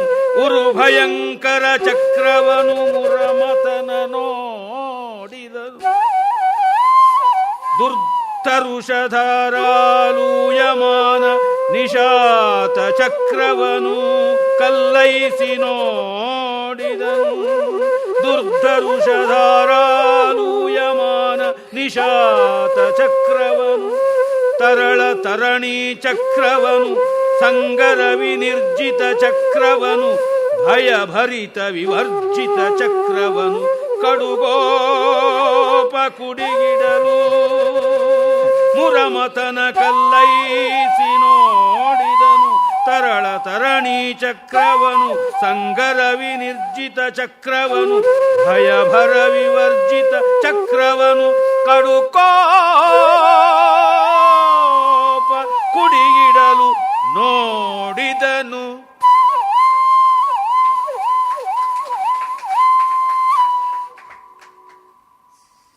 ಬ್ರಹ್ಮನಿಗೆ ಅಳಕಾಗ್ತಾ ಇದೆಯಂತೆ. ನಳಿನ ಪತ್ರೋದಕದ ಓಲು ಮಾರೊಲದುದು ಅಬುಜ ಭವಾಂಡವು. ತಾವರೆಯ ಎಲೆ ಮೇಲೆ ಆ ಹನಿ, ಎಷ್ಟು ನೀರ ಹನಿ ತರಳವಾಗಿ ಒಂದು ಮುತ್ತಿನಂತೆ ಹೊಯ್ದಾಡ್ತಾ ಇರುತ್ತದೆ. ಈ ಭೂಮಂಡಲ ಹಾಗೆ ಹೊಯ್ದಾಡಿ ತಲ್ಲಣಿಸಿಬಿಡ್ತು ಅಂತ. ಅಷ್ಟು ತರಲ, ಅಷ್ಟು ಚಂಚಲವಾಗಿ, ಅಷ್ಟು ತುಂಬ ತುಂಬ ಅದು ಬಿದುರವಾಯಿತು. ಅಂದರೆ ಇಟ್ ಈಸ್ ಸೋ ಫ್ರಜೈಲ್ ಅಂತ. ಬಿದುರ ಅಂದರೆ ಫ್ರಜೈಲ್ ಅಂತ. ಅಷ್ಟು ಅಳುಕುವಂತೆ ಆಗಿ ಎಲ್ಲಿ ಮುರಿದೋಗ್ಬಿಡ್ತೀನೋ ಅಂತ ಹೊಯ್ದಾಡ್ಬಿಡ್ತಾ ಇದೆ. ಈ ಭೂಮಂಡಲವನ್ನು ತಾವರೆಯ ಎಲೆ ಮೇಲಿನ ನೀರ ಹನಿಯ ಹಾಗೆ ಅಂತ ವರ್ಣಿಸ್ತಾನಲ್ಲ, ಅದು ಎಂಥ ಅದ್ಭುತವಾದ ಕಲ್ಪನೆ ನೋಡಿ. ಅದರ ಅಲ್ಪತೆಯನ್ನು, ಅದರ ತರಳತೆಯನ್ನು, ಅದರ ಭಂಗುರತೆಯನ್ನು, ಅದರ ಅಶಾಶ್ವತತೆಯನ್ನು ಅಷ್ಟನ್ನು ಧ್ವನಿಸ್ತಾ ಇದ್ದಾನೆ. ಅನಿಶ್ಚಯತೆಯನ್ನು ಧ್ವನಿಸ್ತಾ ಇದ್ದಾನೆ. ಆಮೇಲೆ ಅಂಬುದಿ ಇಳಿದು ಗುಲ್ಪದ್ವಯಸವಾದುದು. ಗುಲ್ಪ ಅಂದರೆ ಪಾದದ ತುದಿ, ಯಾವುದನ್ನು ಟೋಸ್ ಅಂತ ಕರಿತೀವಿ ಅದು. ಈ ಪಾದದ ತುದಿ ಮುಂಗಾಲಿಗೆ ಕೂಡ ಬರದಂತೆ ಸಪ್ತ ಸಾಗರಗಳು ಇಂಗಿ ಹೋಗ್ತಾ ಇವೆ ಅಂತ. ಹಾಗೆ ಹೊಯ್ದಾಟ ಆಗಿ ಸಪ್ತ ಸಾಗರಗಳು ಆ ಮಟ್ಟಕ್ಕೆ ಬರ್ತಾ ಇವೆ. ಕಮಠ ಆದಿಕೂರ್ಮನ ಎದೆ ಒಡೆಯುತ್ತಾ ಇದೆ. ನೆಲನಿದನ ಹಿಂದಿಕ್ಕಿ ಕೊಂಬ ಅಗ್ಗಳೆಯರಾರೋ. ಹಿಂದಿಕ್ಕೊಳ್ಳೋದು ಅಂದರೆ ನೀನು ನನ್ನ ಹಿಂದೆ ಬಾ, ನಾನು ನಿನ್ನ ಮುಂದೆ ರಕ್ಷಣೆಗಿರ್ತೀನಿ ಅಂತ. ಈ ಭೂಮಿಯನ್ನು ನೀನು ಹಿಂದೆ ಬಾ, ನಾನು ನಿನ್ನನ್ನು ಕಾಪಾಡ್ತೀನಿ ಅನ್ನೋರು ಯಾರಿದ್ದಾರೆ ಅಂತ. ಸ್ಥಿತಿಕರ್ತನಾದ ಪರಮಾತ್ಮ ರಕ್ಷಣೆ ಮಾಡಬೇಕಾದವನು ಭೂಪತಿ, ಭೂಮೀಶ್ವರ, ಅವನು ಭೂದೇವೀಶ್ವರ. ಅವನೇ ಇವಾಗ ಈ ಒಂದು ಚಕ್ರ ಹಿಡಿತಾ ಇದ್ದಾನಲ್ಲ, ಇನ್ನೇನು ಗತಿ ಅಂತ ಅಂಜುಕೊಳ್ತಾ ಇದ್ದಾಗ ಜಗದಳಿವು ಜೋಡಿಸಿತು. ಈ ಪ್ರಪಂಚದ ವಿಲಯ ಸನ್ನದ್ಧವಾಯಿತು, ಸಿದ್ಧವಾಯಿತು ಅಂತ ಬ್ರಹ್ಮ ಸೃಷ್ಟಿಕರ್ತ ಒದ್ದಾಡ್ತಾ ಇದ್ದಾನಂತೆ. ಸತ್ಯಲೋಕದಲ್ಲಿ ಚಿಂತೆ ಶುರುವಾಗಿದೆ. ಮುರಮಥನ ಕಲ್ಲೈಸಿ ನೋಡಿದ. ಕಲ್ಲೈಸಿ ನೋಡೋದು ಅಂತಂದರೆ ಕೆರಳಿ ನೋಡದನಂತೆ. ಉರು ಭಯಂಕರ ಚಕ್ರವನ್ನು ನೆನೀತಾನೆ. ಚಕ್ರ ಬಂದು ಸಿದ್ಧವಾಗಿದೆ. ಅವನು ಸಿದ್ಧ ಸಂಕಲ್ಪ, ಸತ್ಯ ಸಂಕಲ್ಪ. ದುರ್ದರ್ಶ ಧಾರಾ ಲೂಯಮಾನ ನಿಶಾತ ಚಕ್ರವನು. ಅತ್ಯಂತ ಹರಿತವಾದದ್ದು. ಹರಿತ ಅನ್ನುವುದನ್ನೇ ಕತ್ತರಿಸಬಲ್ಲಂತ ಹರಿತ ಅದಕ್ಕಿಂತ. ಲೂಯಮಾನ ನಿಶಾತ ಚಕ್ರವನು ಕತ್ತಲೆಯನ್ನೇ ಕತ್ತರಿಸ್ತಕ್ಕಂಥದ್ದು, ಹರಿತವನ್ನೇ ಕತ್ತರಿಸ್ತಕ್ಕಂಥದ್ದು. ಆ ಚಕ್ರ ತರಣೀ ಚಕ್ರವನು. ಸೂರ್ಯ ಚಕ್ರವನ್ನೇ ಕತ್ತರಿಸುವಂತೆ ಇರತಕ್ಕಂಥದ್ದು, ಮತ್ತೊಂದು ಸೂರ್ಯನಂತೆ ಹೊಳಿತಾ ಇರತಕ್ಕಂಥದ್ದು. ಸಂಗರ ವಿನಿರ್ಜಿತ ಚಕ್ರ. ಎಷ್ಟು ಬಾರಿ ಯುದ್ಧಗಳಲ್ಲಿ ಗೆಲುವನ್ನು ತಂದುಕೊಟ್ಟಿರತಕ್ಕಂಥದ್ದು. ಭಯ ವಿವರ್ಜಿತ ಚಕ್ರ, ಭಯವೇ ಇಲ್ಲದೆ ಇರತಕ್ಕಂಥ ಚಕ್ರ.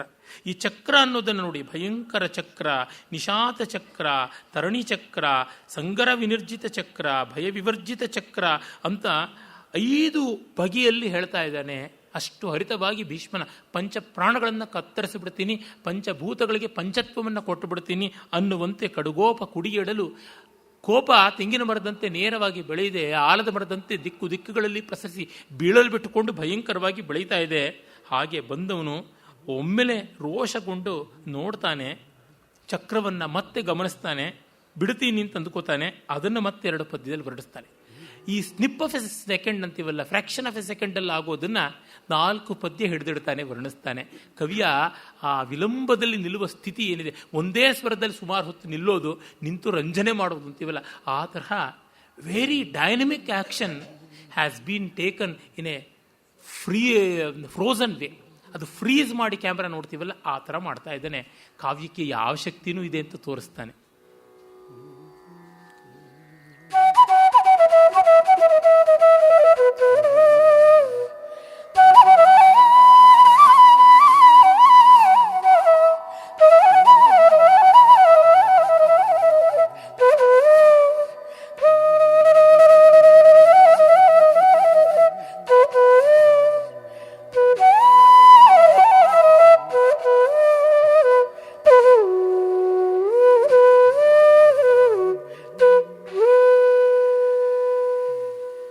ನಿಶಿತ ಧಾರೆಯ ಹೊಳಗು ಸೂರ್ಯನ ಮುಸುಕಿದುದು, ಪರಿಲೂನ ದೈತ್ಯ ಪ್ರಸರಗಳ ನಾಳಿ ವಿನಿಸುತ್ತ ರುದಿರ ಬಂಧುಗಳ.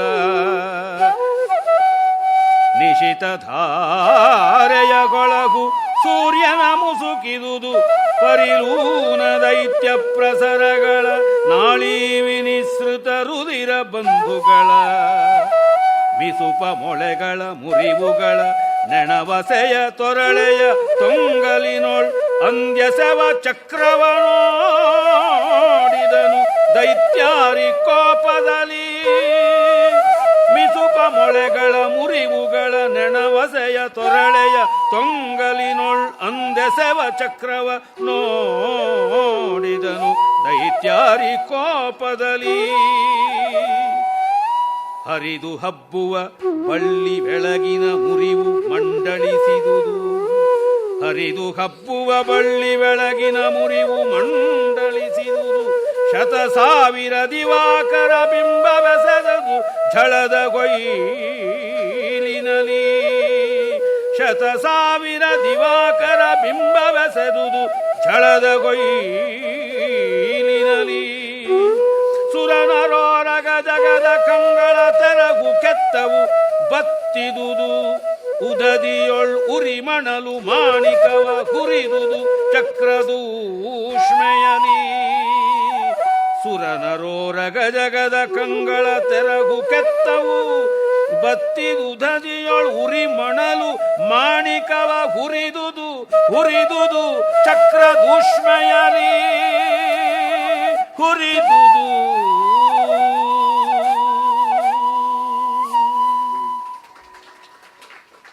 ಒಂದು ಪದ್ಯದಲ್ಲಿ ಆ ಚಕ್ರದ ಆಕಾರ, ಅದು ಮಾಡಿದ ಕೆಲಸದ ಅವಶೇಷಗಳಲ್ಲಿ ಏನಿವೆ ಅಂತ, ಮತ್ತೊಂದು ಪದ್ಯದಲ್ಲಿ ಚಕ್ರದ ಕಾಂತಿ, ಚಕ್ರದ ತಾಪ, ಎರಡನ್ನು heat and light and achievement ಅಷ್ಟನ್ನು ವರ್ಣಿಸ್ತಾನೆ.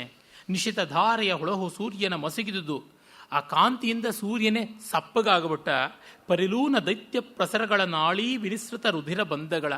ಎಷ್ಟು ಜನ ರಾಕ್ಷಸರನ್ನ ಕೊಂದು ಅವರ ರಕ್ತನಾಳಗಳನ್ನೆಲ್ಲ ಛೇದ ಮಾಡಿ ಆ ರಕ್ತ ಸಿಕ್ತತೆ ಬಂದು ರಕ್ತ ಇದಕ್ಕೆ ಅದರ ಶಾಖಕ್ಕೆ ಅಂಟಿಕೊಂಡು ಅಲ್ಲೇ ಕಾದು ಸೀದು ಹೆಪ್ಪಳೆಯಾಗಿ ಕೂತಿರ್ತಕ್ಕಂಥ ಸ್ಥಿತಿ ಇದೆ ಆ ಚಕ್ರಕ್ಕೆ ಅಂತ. ಆ ಚಕ್ರವನ್ನು ತೊಳೆಯುವಂಥ ಅವಕಾಶವೇ ಬಂದಿಲ್ಲ, ಅಷ್ಟು ಜನ ರಾಕ್ಷಸರನ್ನು ಕೊಂದಿರುವುದಾಗಿದೆ ಅಂತ. ಅದಕ್ಕೆ ಬಿಡುವೇ ಇಲ್ಲ, ಆ ಥರ ಕಾಲಚಕ್ರವಾಗಿದೆ ಅಂತನ್ನುವುದು. ಪ್ರಸರ ನಾಳೀ ವಿನಿಸೃತ ರುಧಿರ ಬಂಧಗಳ, ಮಿಸುಪ ಮೊಳೆಗಳ ಮುರಿವುಗಳ, ಆ ಒಂದೊಂದು ಅಲುಗಿನ ತುದಿಯಲ್ಲೂ ಮೊನಚಾದ ಕೂರಲುಗು ಅದು ಉಂಟು. ಅದು ಮುರಿವುಗಳ ನೆಣವಸೆಗಳ ಆ ಒಂದೊಂದು ಹೊರಳುಗಳು, ಅದು ಬಹಳ ಅಂಕುಡೊಂಕಾಗಿ ತುಂಬ ಇರಿಟೇಟಿಂಗ್ ಆಗಿದೆ. ಅದರ ಅಂಚು ನಯವಾಗಿರ್ತಕ್ಕಂಥದ್ದರ ಅಂಕು ಡೊಂಕು, ಮೇಲೆ ಕೆಳಗೆ ಮುಂದೆ ಹಿಂದೆ, ಚೂಪು ಚಾಚು, ಕೆರಳು ಬಾಗು ಬಿಗುಹು ಅವೆಲ್ಲ ಇರುವುದರಿಂದ ಅದೆಷ್ಟು ಭಯಾನಕವಾಗಿದೆ ಅಂದರೆ, ಅಲ್ಲಿ ಎಷ್ಟೋ ಜನ ರಾಕ್ಷಸರ ಕರುಳುಗಳು, ನೆಣಗಳು ಮತ್ತು ನರನಾಡಿಗಳು ಎಲ್ಲ ಅಂಟಿಕೊಂಡು ತೊಂಗುತ್ತಾ ಇವೆ. ಆ ರೀತಿ ಇರ್ತಕ್ಕಂಥ ಭಯಾನಕ ಚಕ್ರ ಅಂತ. ಚಕ್ರ ಇನ್ action, in worst of it's actions, in best of it's actions ಎಲ್ಲ ಇರ್ತಕ್ಕಂಥ ಆ ಭಯಾನಕತೆಯನ್ನು ತೋರಿಸ್ತಾನೆ. ಸಾಮಾನ್ಯವಾಗಿ ವಿಷ್ಣು ಚಕ್ರ ಅಂದರೆ ಫ್ರೆಶ್ ಆಗಿರ್ತಕ್ಕಂಥದ್ದನ್ನು ನಾವು ಕಂಡಿದ್ದೀವಿ. ಆಗಷ್ಟೇ ಎಷ್ಟೋ ಜನ ರಾಕ್ಷಸರನ್ನ ಕತ್ತರಿಸಿ ಕೊಂದು ಬಂದಂಥ ಚಕ್ರ, ಅದನ್ನು ನೋಡದ ಅದರ ಉಗ್ರತೆಯನ್ನು, ಅದರ ಭಯಾನಕತೆಯನ್ನು ಕವಿ ಹೇಳ್ತಾನೆ. ಹರಿದು ಹಬ್ಬುವ ಬಳ್ಳಿ ಬೆಳಗಿನ ಮುರಿವು ಮಂಡಲಿಸುವುದು. ಅಲ್ಲಿ ಮಿಂಚಿನ ಸಂಚಲನ ಆಗ್ತಾ ಇದೆ. ಒಂದೊಂದು ಚಕ್ರದ ತುದಿ ಅಲುಗಿನಿಂದಲೂ ಮಿಂಚಿನ ಗೊಂಚಲುಗಳು ಮೇಲೆ ಕೆಳಗೆ ಬಂದು ಅದು ಒಂದು ಕೋಟಿ ವಿದ್ಯುತ್ ಪ್ರಭೆಯಾಗಿ ರಾಜಿಸ್ತಾ ಇದೆ. ಅದನ್ನು ಕಾದಂಬನಿ ಮಾಲಾ ಪ್ರವಾಹ ಅಂತ ಅನ್ಬೋದು. ಮೋಡಗಳ ಮಾಲೆ ಅದು ಹೋಗ್ಬಿಟ್ಟಿದ್ದನು ಮಿಂಚಿನ ಗೊಂಚಲುಗಳನ್ನು ಸೃಷ್ಟಿ ಮಾಡ್ತಾ ಇದೆ. ಇನ್ನು ಆ ಜಳದಲ್ಲಿ ದಿವಾಕರ ಬಿಂಬ ಒಣಗೋಗ್ತಾ ಇದೆ. ಸೂರ್ಯ ಬಿಂಬ ಪಾಪ ಸೀದು ಹೋಗ್ತಾ ಇದೆಯಂತೆ. ಸುರ ನರೋರಗ ಜಗದ ಕಂಗಳ ತೆರಹು ಕೆತ್ತವು. ಸಕಲ ಜಗತ್ತಿನ ಕಣ್ಣುಗಳು ಸಿಡಿದು ಹೋಗಿರ್ತಕ್ಕಂಥದ್ದು. ಬತ್ತಿದ ಉದದಿಯಲ್ಲಿ ಅದರ ಕಾಂತಿಯಿಂದ ಸಪ್ತ ಸಾಗರಗಳು ಒಣಗಿ ಹೋಗಿ, ಆ ಸಾಗರಗಳಲ್ಲಿ ಮುತ್ತುಗಳು, ವಜ್ರಗಳು ಇವೆಲ್ಲ ಇರುತ್ತವಲ್ಲ, ಅವುಗಳೆಲ್ಲ ಮರಳು ಬಿಸಿಯಾಗಿ ಅದರೊಳಗೆ ಹುರಿಯಲ್ಪಡ್ತಾ ಇದೆ ಅಂತ ಹೇಳ್ತಾನೆ. ನಾವು ಅರಳನ್ನು ಹುರಿಬೇಕು, ಹದವಾಗಿ ಹುರಿಬೇಕು ಅಂದರೆ ಮರಳು ಹಾಕ್ಕೊಂಡು ಹುರಿತೀವಿ. ಸಂಕ್ರಾಂತಿ ಇನ್ನೇನು ಬರುತ್ತದೆ ಅಂತಂದರೆ ಕಡಲೆ ಬೀಜ ಸಿಹಿಬಾರ್ದು ಅಂತ ಹೇಳ್ಬಿಟ್ಟಿದ್ರೆ ನುರುಗಾಗಿರಬೇಕು ಅಂತ ಮರಳಲ್ಲಿ ಅದನ್ನು ಬಟ್ಟಿಯಲ್ಲಿ ಹುರಿಸ್ತೀವಿ. ಹಾಗೆ ಇಡೀ ಸಮುದ್ರಗಳೆಲ್ಲನೂ ಮರಳಿನ ತುಂಬಿಕೊಂಡು ಆ ಮರಳು ಬಿಸಿಯಾಗಿ, ಆ ಬಿಸಿಯಲ್ಲಿ ಮುತ್ತುಗಳು ಅವೆಲ್ಲ ಹರಳನಂತೆ ಸಿಯಲ್ಪಡ್ತಾ ಇವೆ, ಬೇಯಲ್ಪಡ್ತಾ ಇವೆ, ಹುರಿಯಲ್ಪಡ್ತಾ ಇವೆ ಚಕ್ರದ ಊಷ್ಮೆಯಲ್ಲಿ, ಚಕ್ರದ ಝಳದಲ್ಲಿ ಅಂತಾನೆ. ಈ ಕವಿಗೆ ಏನು ಮಾತುಗಳನ್ನು ಹೇಳಿ ನೀರಾಜನ ಮಾಡೋಕ್ಕಾಗುತ್ತೆ? ಭಾಷೆ ಸರ್ವೋಚ್ಚವಾದ ಪದವಿಯನ್ನು ಪಡ್ಕೊಂಡಿವೆ. ಕವಿಗಳು ಕರ್ಬೋದಲ್ಲ, ಇವನು ಪದತಳದಲ್ಲಿ ಬಂದು ಆರಾಧನೆ ಮಾಡಿದ್ರೆ ಅವರಿಗೆ ವಾಕ್ಸಿದ್ಧಿ ಆಗುತ್ತದೆ ಅಂತ ಅನಿಸುತ್ತದೆ. ನಮ್ಮ ಭಾಗ್ಯ ಈ ಕವಿ ನಮ್ಮವನು, ನಮಗೆ ನೋಡೋದಕ್ಕೆ ಓದೋದಕ್ಕೆ ಅವಕಾಶವಾಗಿದೆ ಅಂತ ಅನಿಸುತ್ತೆ. ಇಷ್ಟು ತೀವ್ರವಾಗಿ, ಇಷ್ಟು ವೀರಭಯಂಕರವಾದ ರೀತಿಯಲ್ಲಿ ರುದ್ರಭೀಕರವಾಗಿ ಆ ಚಕ್ರವೈಭವವನ್ನು, ವಿಷ್ಣುವಿನ ರೋಷವನ್ನು, ಕೃಷ್ಣನ ಕ್ರೋಧವನ್ನು ವರ್ಣಿಸ್ದ. ಈಗ ಅಷ್ಟನ್ನು ಭೀಷ್ಮ ತನ್ನ ಭಕ್ತಿಯಿಂದ ಬಾಡಿಸಿ ಲಾಲಿಸಿ ಕೋಮಲತೆಗೆ ತಂದು ಸಪ್ಪಗೆ ತೆಪ್ಪಗೆ ಸೊಪ್ಪಗೆ ಮಾಡಿಬಿಡ್ತಾನೆ. ಈ ತೀವ್ರತೆಯ ಮುಂದೆ ಆ ವಾತ್ಸಲ್ಯ ಭಕ್ತಿ, ದಾಸ್ಯ ಭಕ್ತಿಯ ಪ್ರಭಾವ ಎಂಥದ್ದು ಅನ್ನೋದನ್ನು ಹಲವು ಪದ್ಯಗಳಲ್ಲಿ ನಾವು ನೋಡ್ತೀವಿ.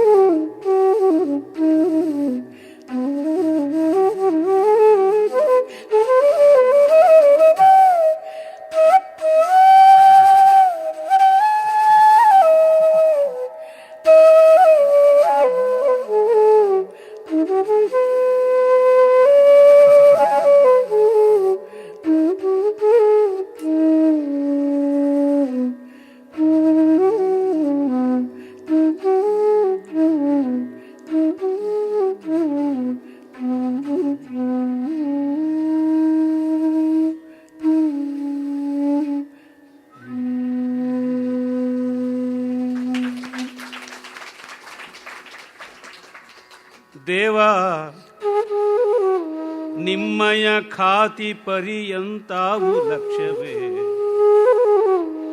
ದೇವಾ ನಿಮ್ಮಯ ಖಾತಿ ಪರ್ಯಂತೆ ಆವು ಲಕ್ಷ್ಯವೇ. ಜಿಯ ನೊರಜಿನ ದೇವಗಿರಿಯಂತರವೇ ಸಂಭಾವನೆಯೇ ನನ್ನೊಡನೆ. ಜಿಯ ನೊರಜಿನ ದೇವಗಿರಿ ಅಂತರವೇ ಸಂಭಾವನೆಯೇ ನನ್ನೊಡನೆ. ದೇವ ಮುನಿಗಳ ನಗೆಯ ನೋಡದೆ ಇದಾವುದುಚಿತವ ಮಾಡಿದಿರಿ. ದೇವ ಮುನಿಗಳ ನಗೆಯ ನೋಡದೆ ಇದಾವುದುಚಿತವ ಮಾಡಿದಿರಿ. ಮಹಿಮಾವಲಂಬವ ಮರೆದುದಕ್ಕೆ ನಗೆ ಬಂದುದೆನಗೆ. ಮಹಿಮಾವಲಂಬವ ಮೆರೆದುದಕ್ಕೆ ನಗೆ ಬಂದುದೆನಗೆಂದ. ಅಲಸಿಕೆಯೊಳೈನೂರು ನಳಿನ ಭವರೆಡೆಗೆಡೆವರೆಂಬ ಅಗ್ಗಳಿಕೆ ಎತ್ತಲೂ. ಅಲಸಿಕೆಯೊಳೈನೂರು ನಳಿನ ಭವರಡೆಗೆಡೆವರೆಂಬ ಅಗ್ಗಳಿಕೆ ಎತ್ತಲು. ಹುಲು ಮನುಜ ನಾನೆತ್ತ ಹುಲು ಮನುಜ ನಾನೆತ್ತಲ್ ಇದಿರಾಗಿ ಮುಳಿದು ಹರಿತಹುದೆತ್ತಲಿದು. ನಿನ್ನಳತೆ ಗೈದುವುದಲ್ಲ ನಾನೆತ್ತಲ್ ಇದಿರಾಗಿ ಮುಳಿದು ಹರಿತಹುದೆತ್ತಲ್. ಇದು ನಿನ್ನಳತೆ ಗೈದುವುದಲ್ಲ ಲಜ್ಜೆಗೆ ನೆಲೆಯ ಮಾಡಿದೆ. ಲಜ್ಜೆಗೆ ನೆಲೆಯ ಮಾಡಿದೆ ಹೂಡಿದೈ ದುರಿಯ ಶವ ನೆನಗೆಂದ. ಲಜ್ಜೆಗೆ ಎಡೆಯ ಮಾಡಿದೆ ಹೂಡಿದೈ ದುರಿಯ ಶವ ನೆನಗೆಂದ. ದೇವ ನಿಮ್ಮಯ ಖಾತಿ ಪರಿಯಂತೆ ಆವು ಲಕ್ಷ್ಯವೇ.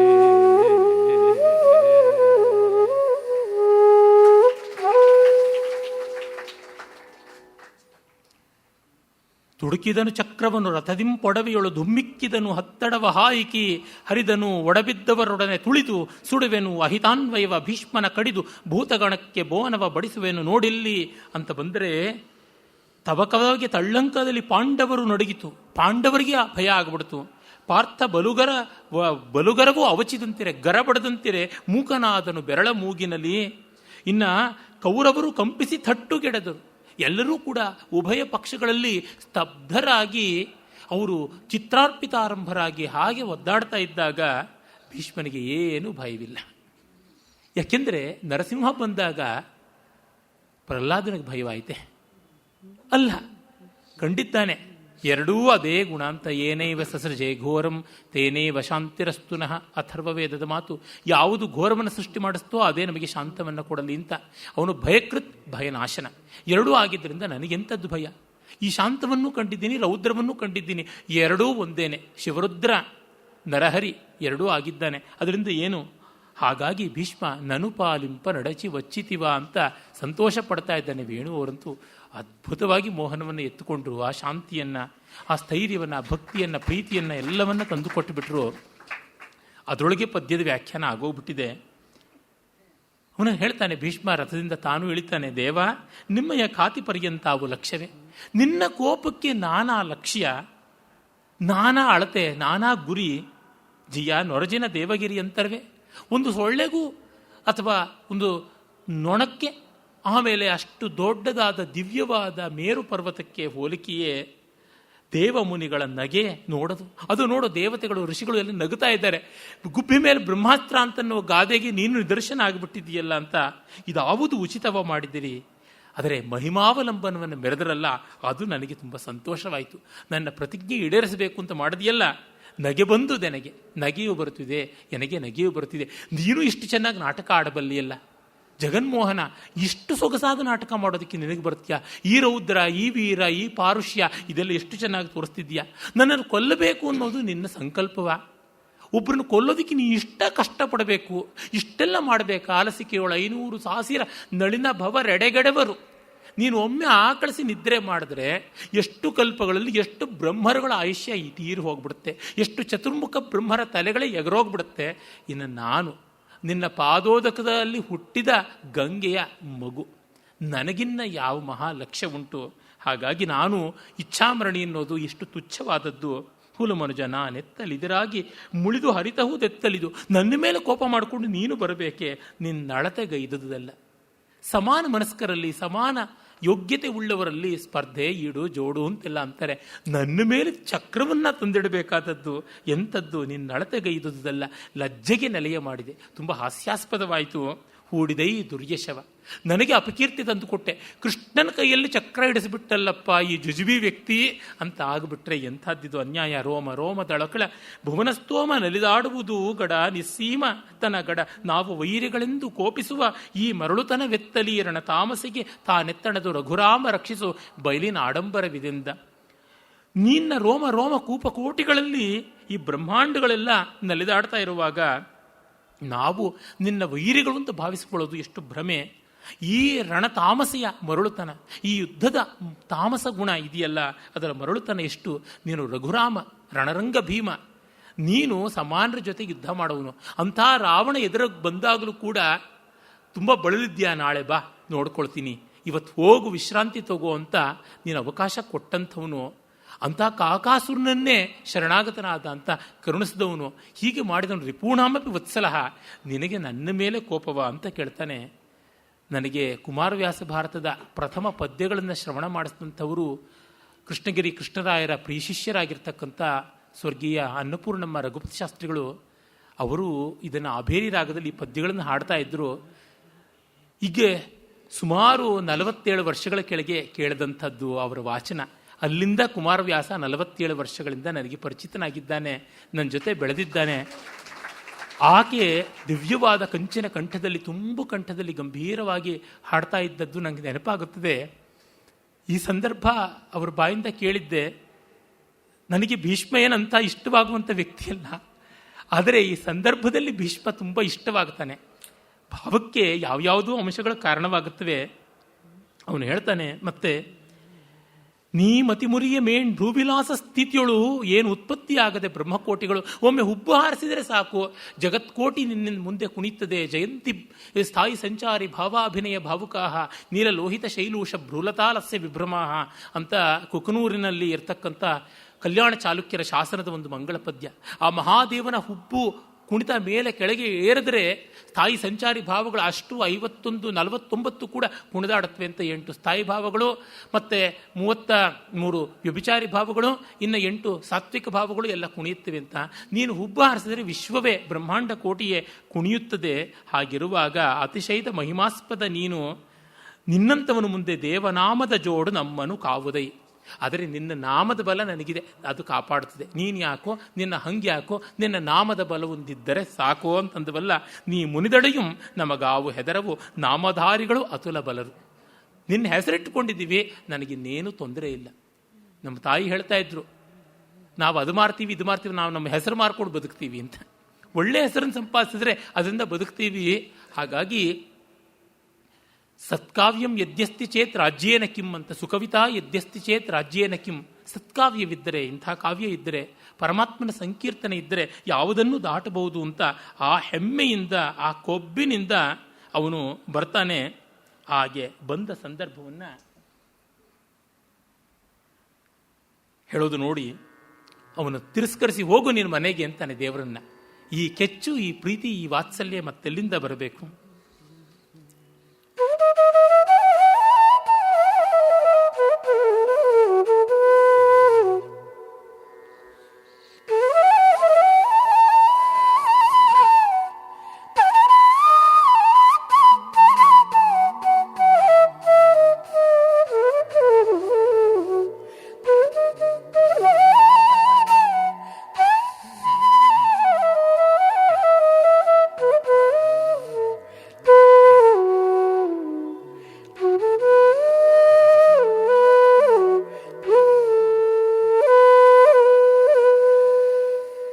ಕಳುಹಿ ಕಳೆದೆವು ಕಾತಿಯನು,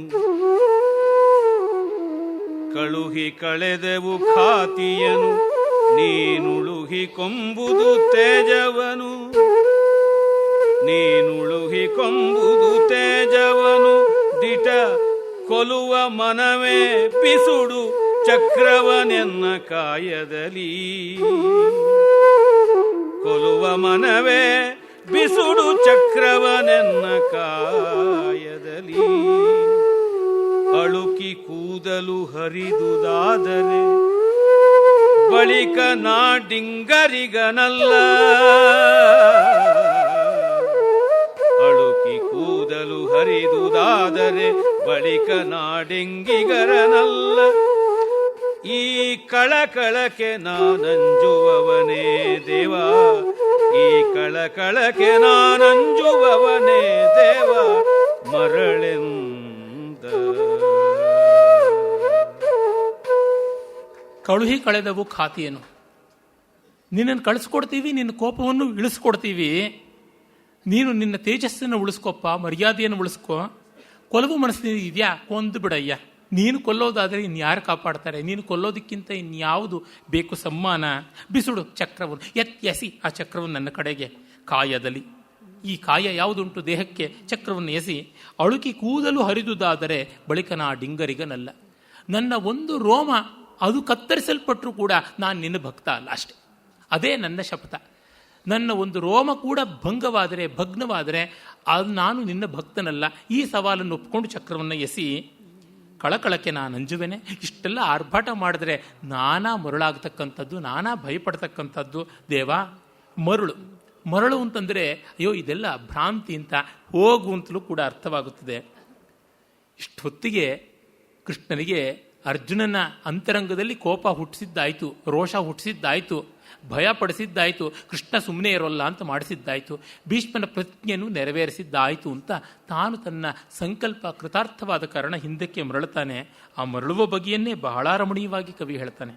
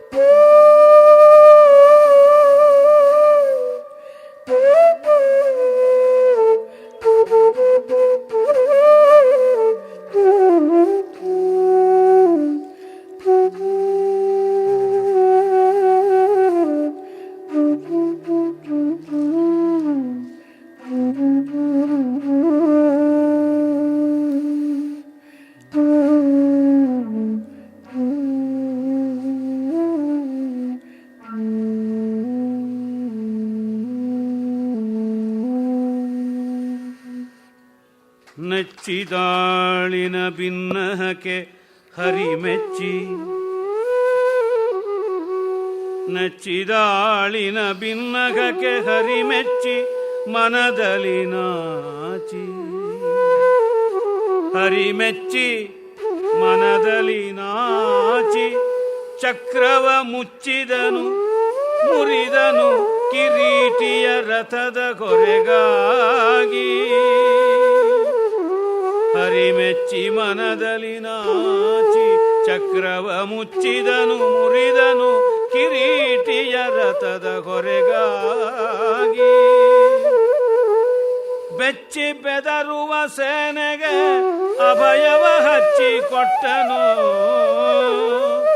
ಬೆಚ್ಚಿ ಬೆದರುವ ಸೇನೆಗೆ ಅಭಯವ ಹಚ್ಚಿಕೊಟ್ಟನು ವೀರ ಭೀಷ್ಮನ ನಿಚ್ಚಟದ ಭಕ್ತಿಯನು ನೆನೆ ನೆನೆದೊಲೆದ ಹರಿಶಿರವ ವೀರ ಭೀಷ್ಮನ ನಿಚ್ಚಟದ ಭಕ್ತಿಯನು ನೆನೆ ನೆನೆದೊಲೆದ ಹರಿಶಿರವ ಹೋಗುದೊಂದಪ ಮೃತ್ಯು ಲೋಕಕ್ಕೆ ತೀದುದಿಲ್ಲಾಯುಷ್ಯ ಮಹದಪವಾದ ದೇವಂಗಾಗಿ ತಪ್ಪಿತು ಮುಚ್ಚು ಮರೆ ಏಕೆ ಹೋದುದೊಂದಪ ಮೃತ್ಯು ಲೋಕಕ್ಕೆ ತೀದುದಿಲ್ಲಾಯುಷ್ಯ ಮಹದಪವಾದ ದೇವಂಗಾಗಿ ತಪ್ಪಿತು ಮುಚ್ಚು ಮರೆ ಏಕೆ ಕಾದುಕೊಂಡನು ಭೀಷ್ಮನ್ ಈ ಕಮಲೋದರನ ಕೆರಳಿಚಿಯು ಬಕುತಿಯಲಾದರಿಸಿದನು ಕಾದುಕೊಂಡನು ಭೀಷ್ಮನ್ ಈ ಕಮಲೋದರನ ಕೆರಳಿಚಿಯು ಬಕುತಿಯಲಾದರಿಸಿದನು ಪುಣ್ಯವೆಂದನು ಬಕುತಿಯೊಲಾದರಿಸಿದನು ಪುಣ್ಯವೆಂದನು ಕಮಲ ಭವ ನಗುತ ಕಮಲ ಭವ ನಗುತ ಪುಣ್ಯ ಇದು ಪುಣ್ಯವೆಂದನು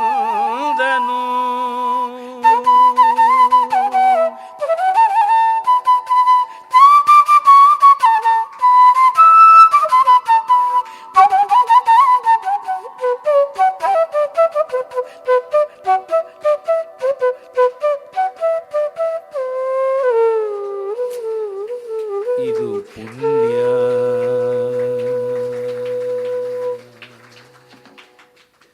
ನಚ್ಚಿನಾಳಿನ ಭಿನ್ನಹಕ್ಕೆ ಹರಿಮೆಚ್ಚಿ ಮನದಲ್ಲಿ ನಾಚಿ ತಾನೇ ನಾಚಿಕೊಂಡು ತುಂಬ ಓವರ್ ಆ್ಯಕ್ಟಿಂಗ್ ಮಾಡಿಬಿಟ್ನಾ ಏನು ಅಂತ ಅನ್ನುವ ತರಹ ಚಕ್ರವ ಮುಚ್ಚಿದನು.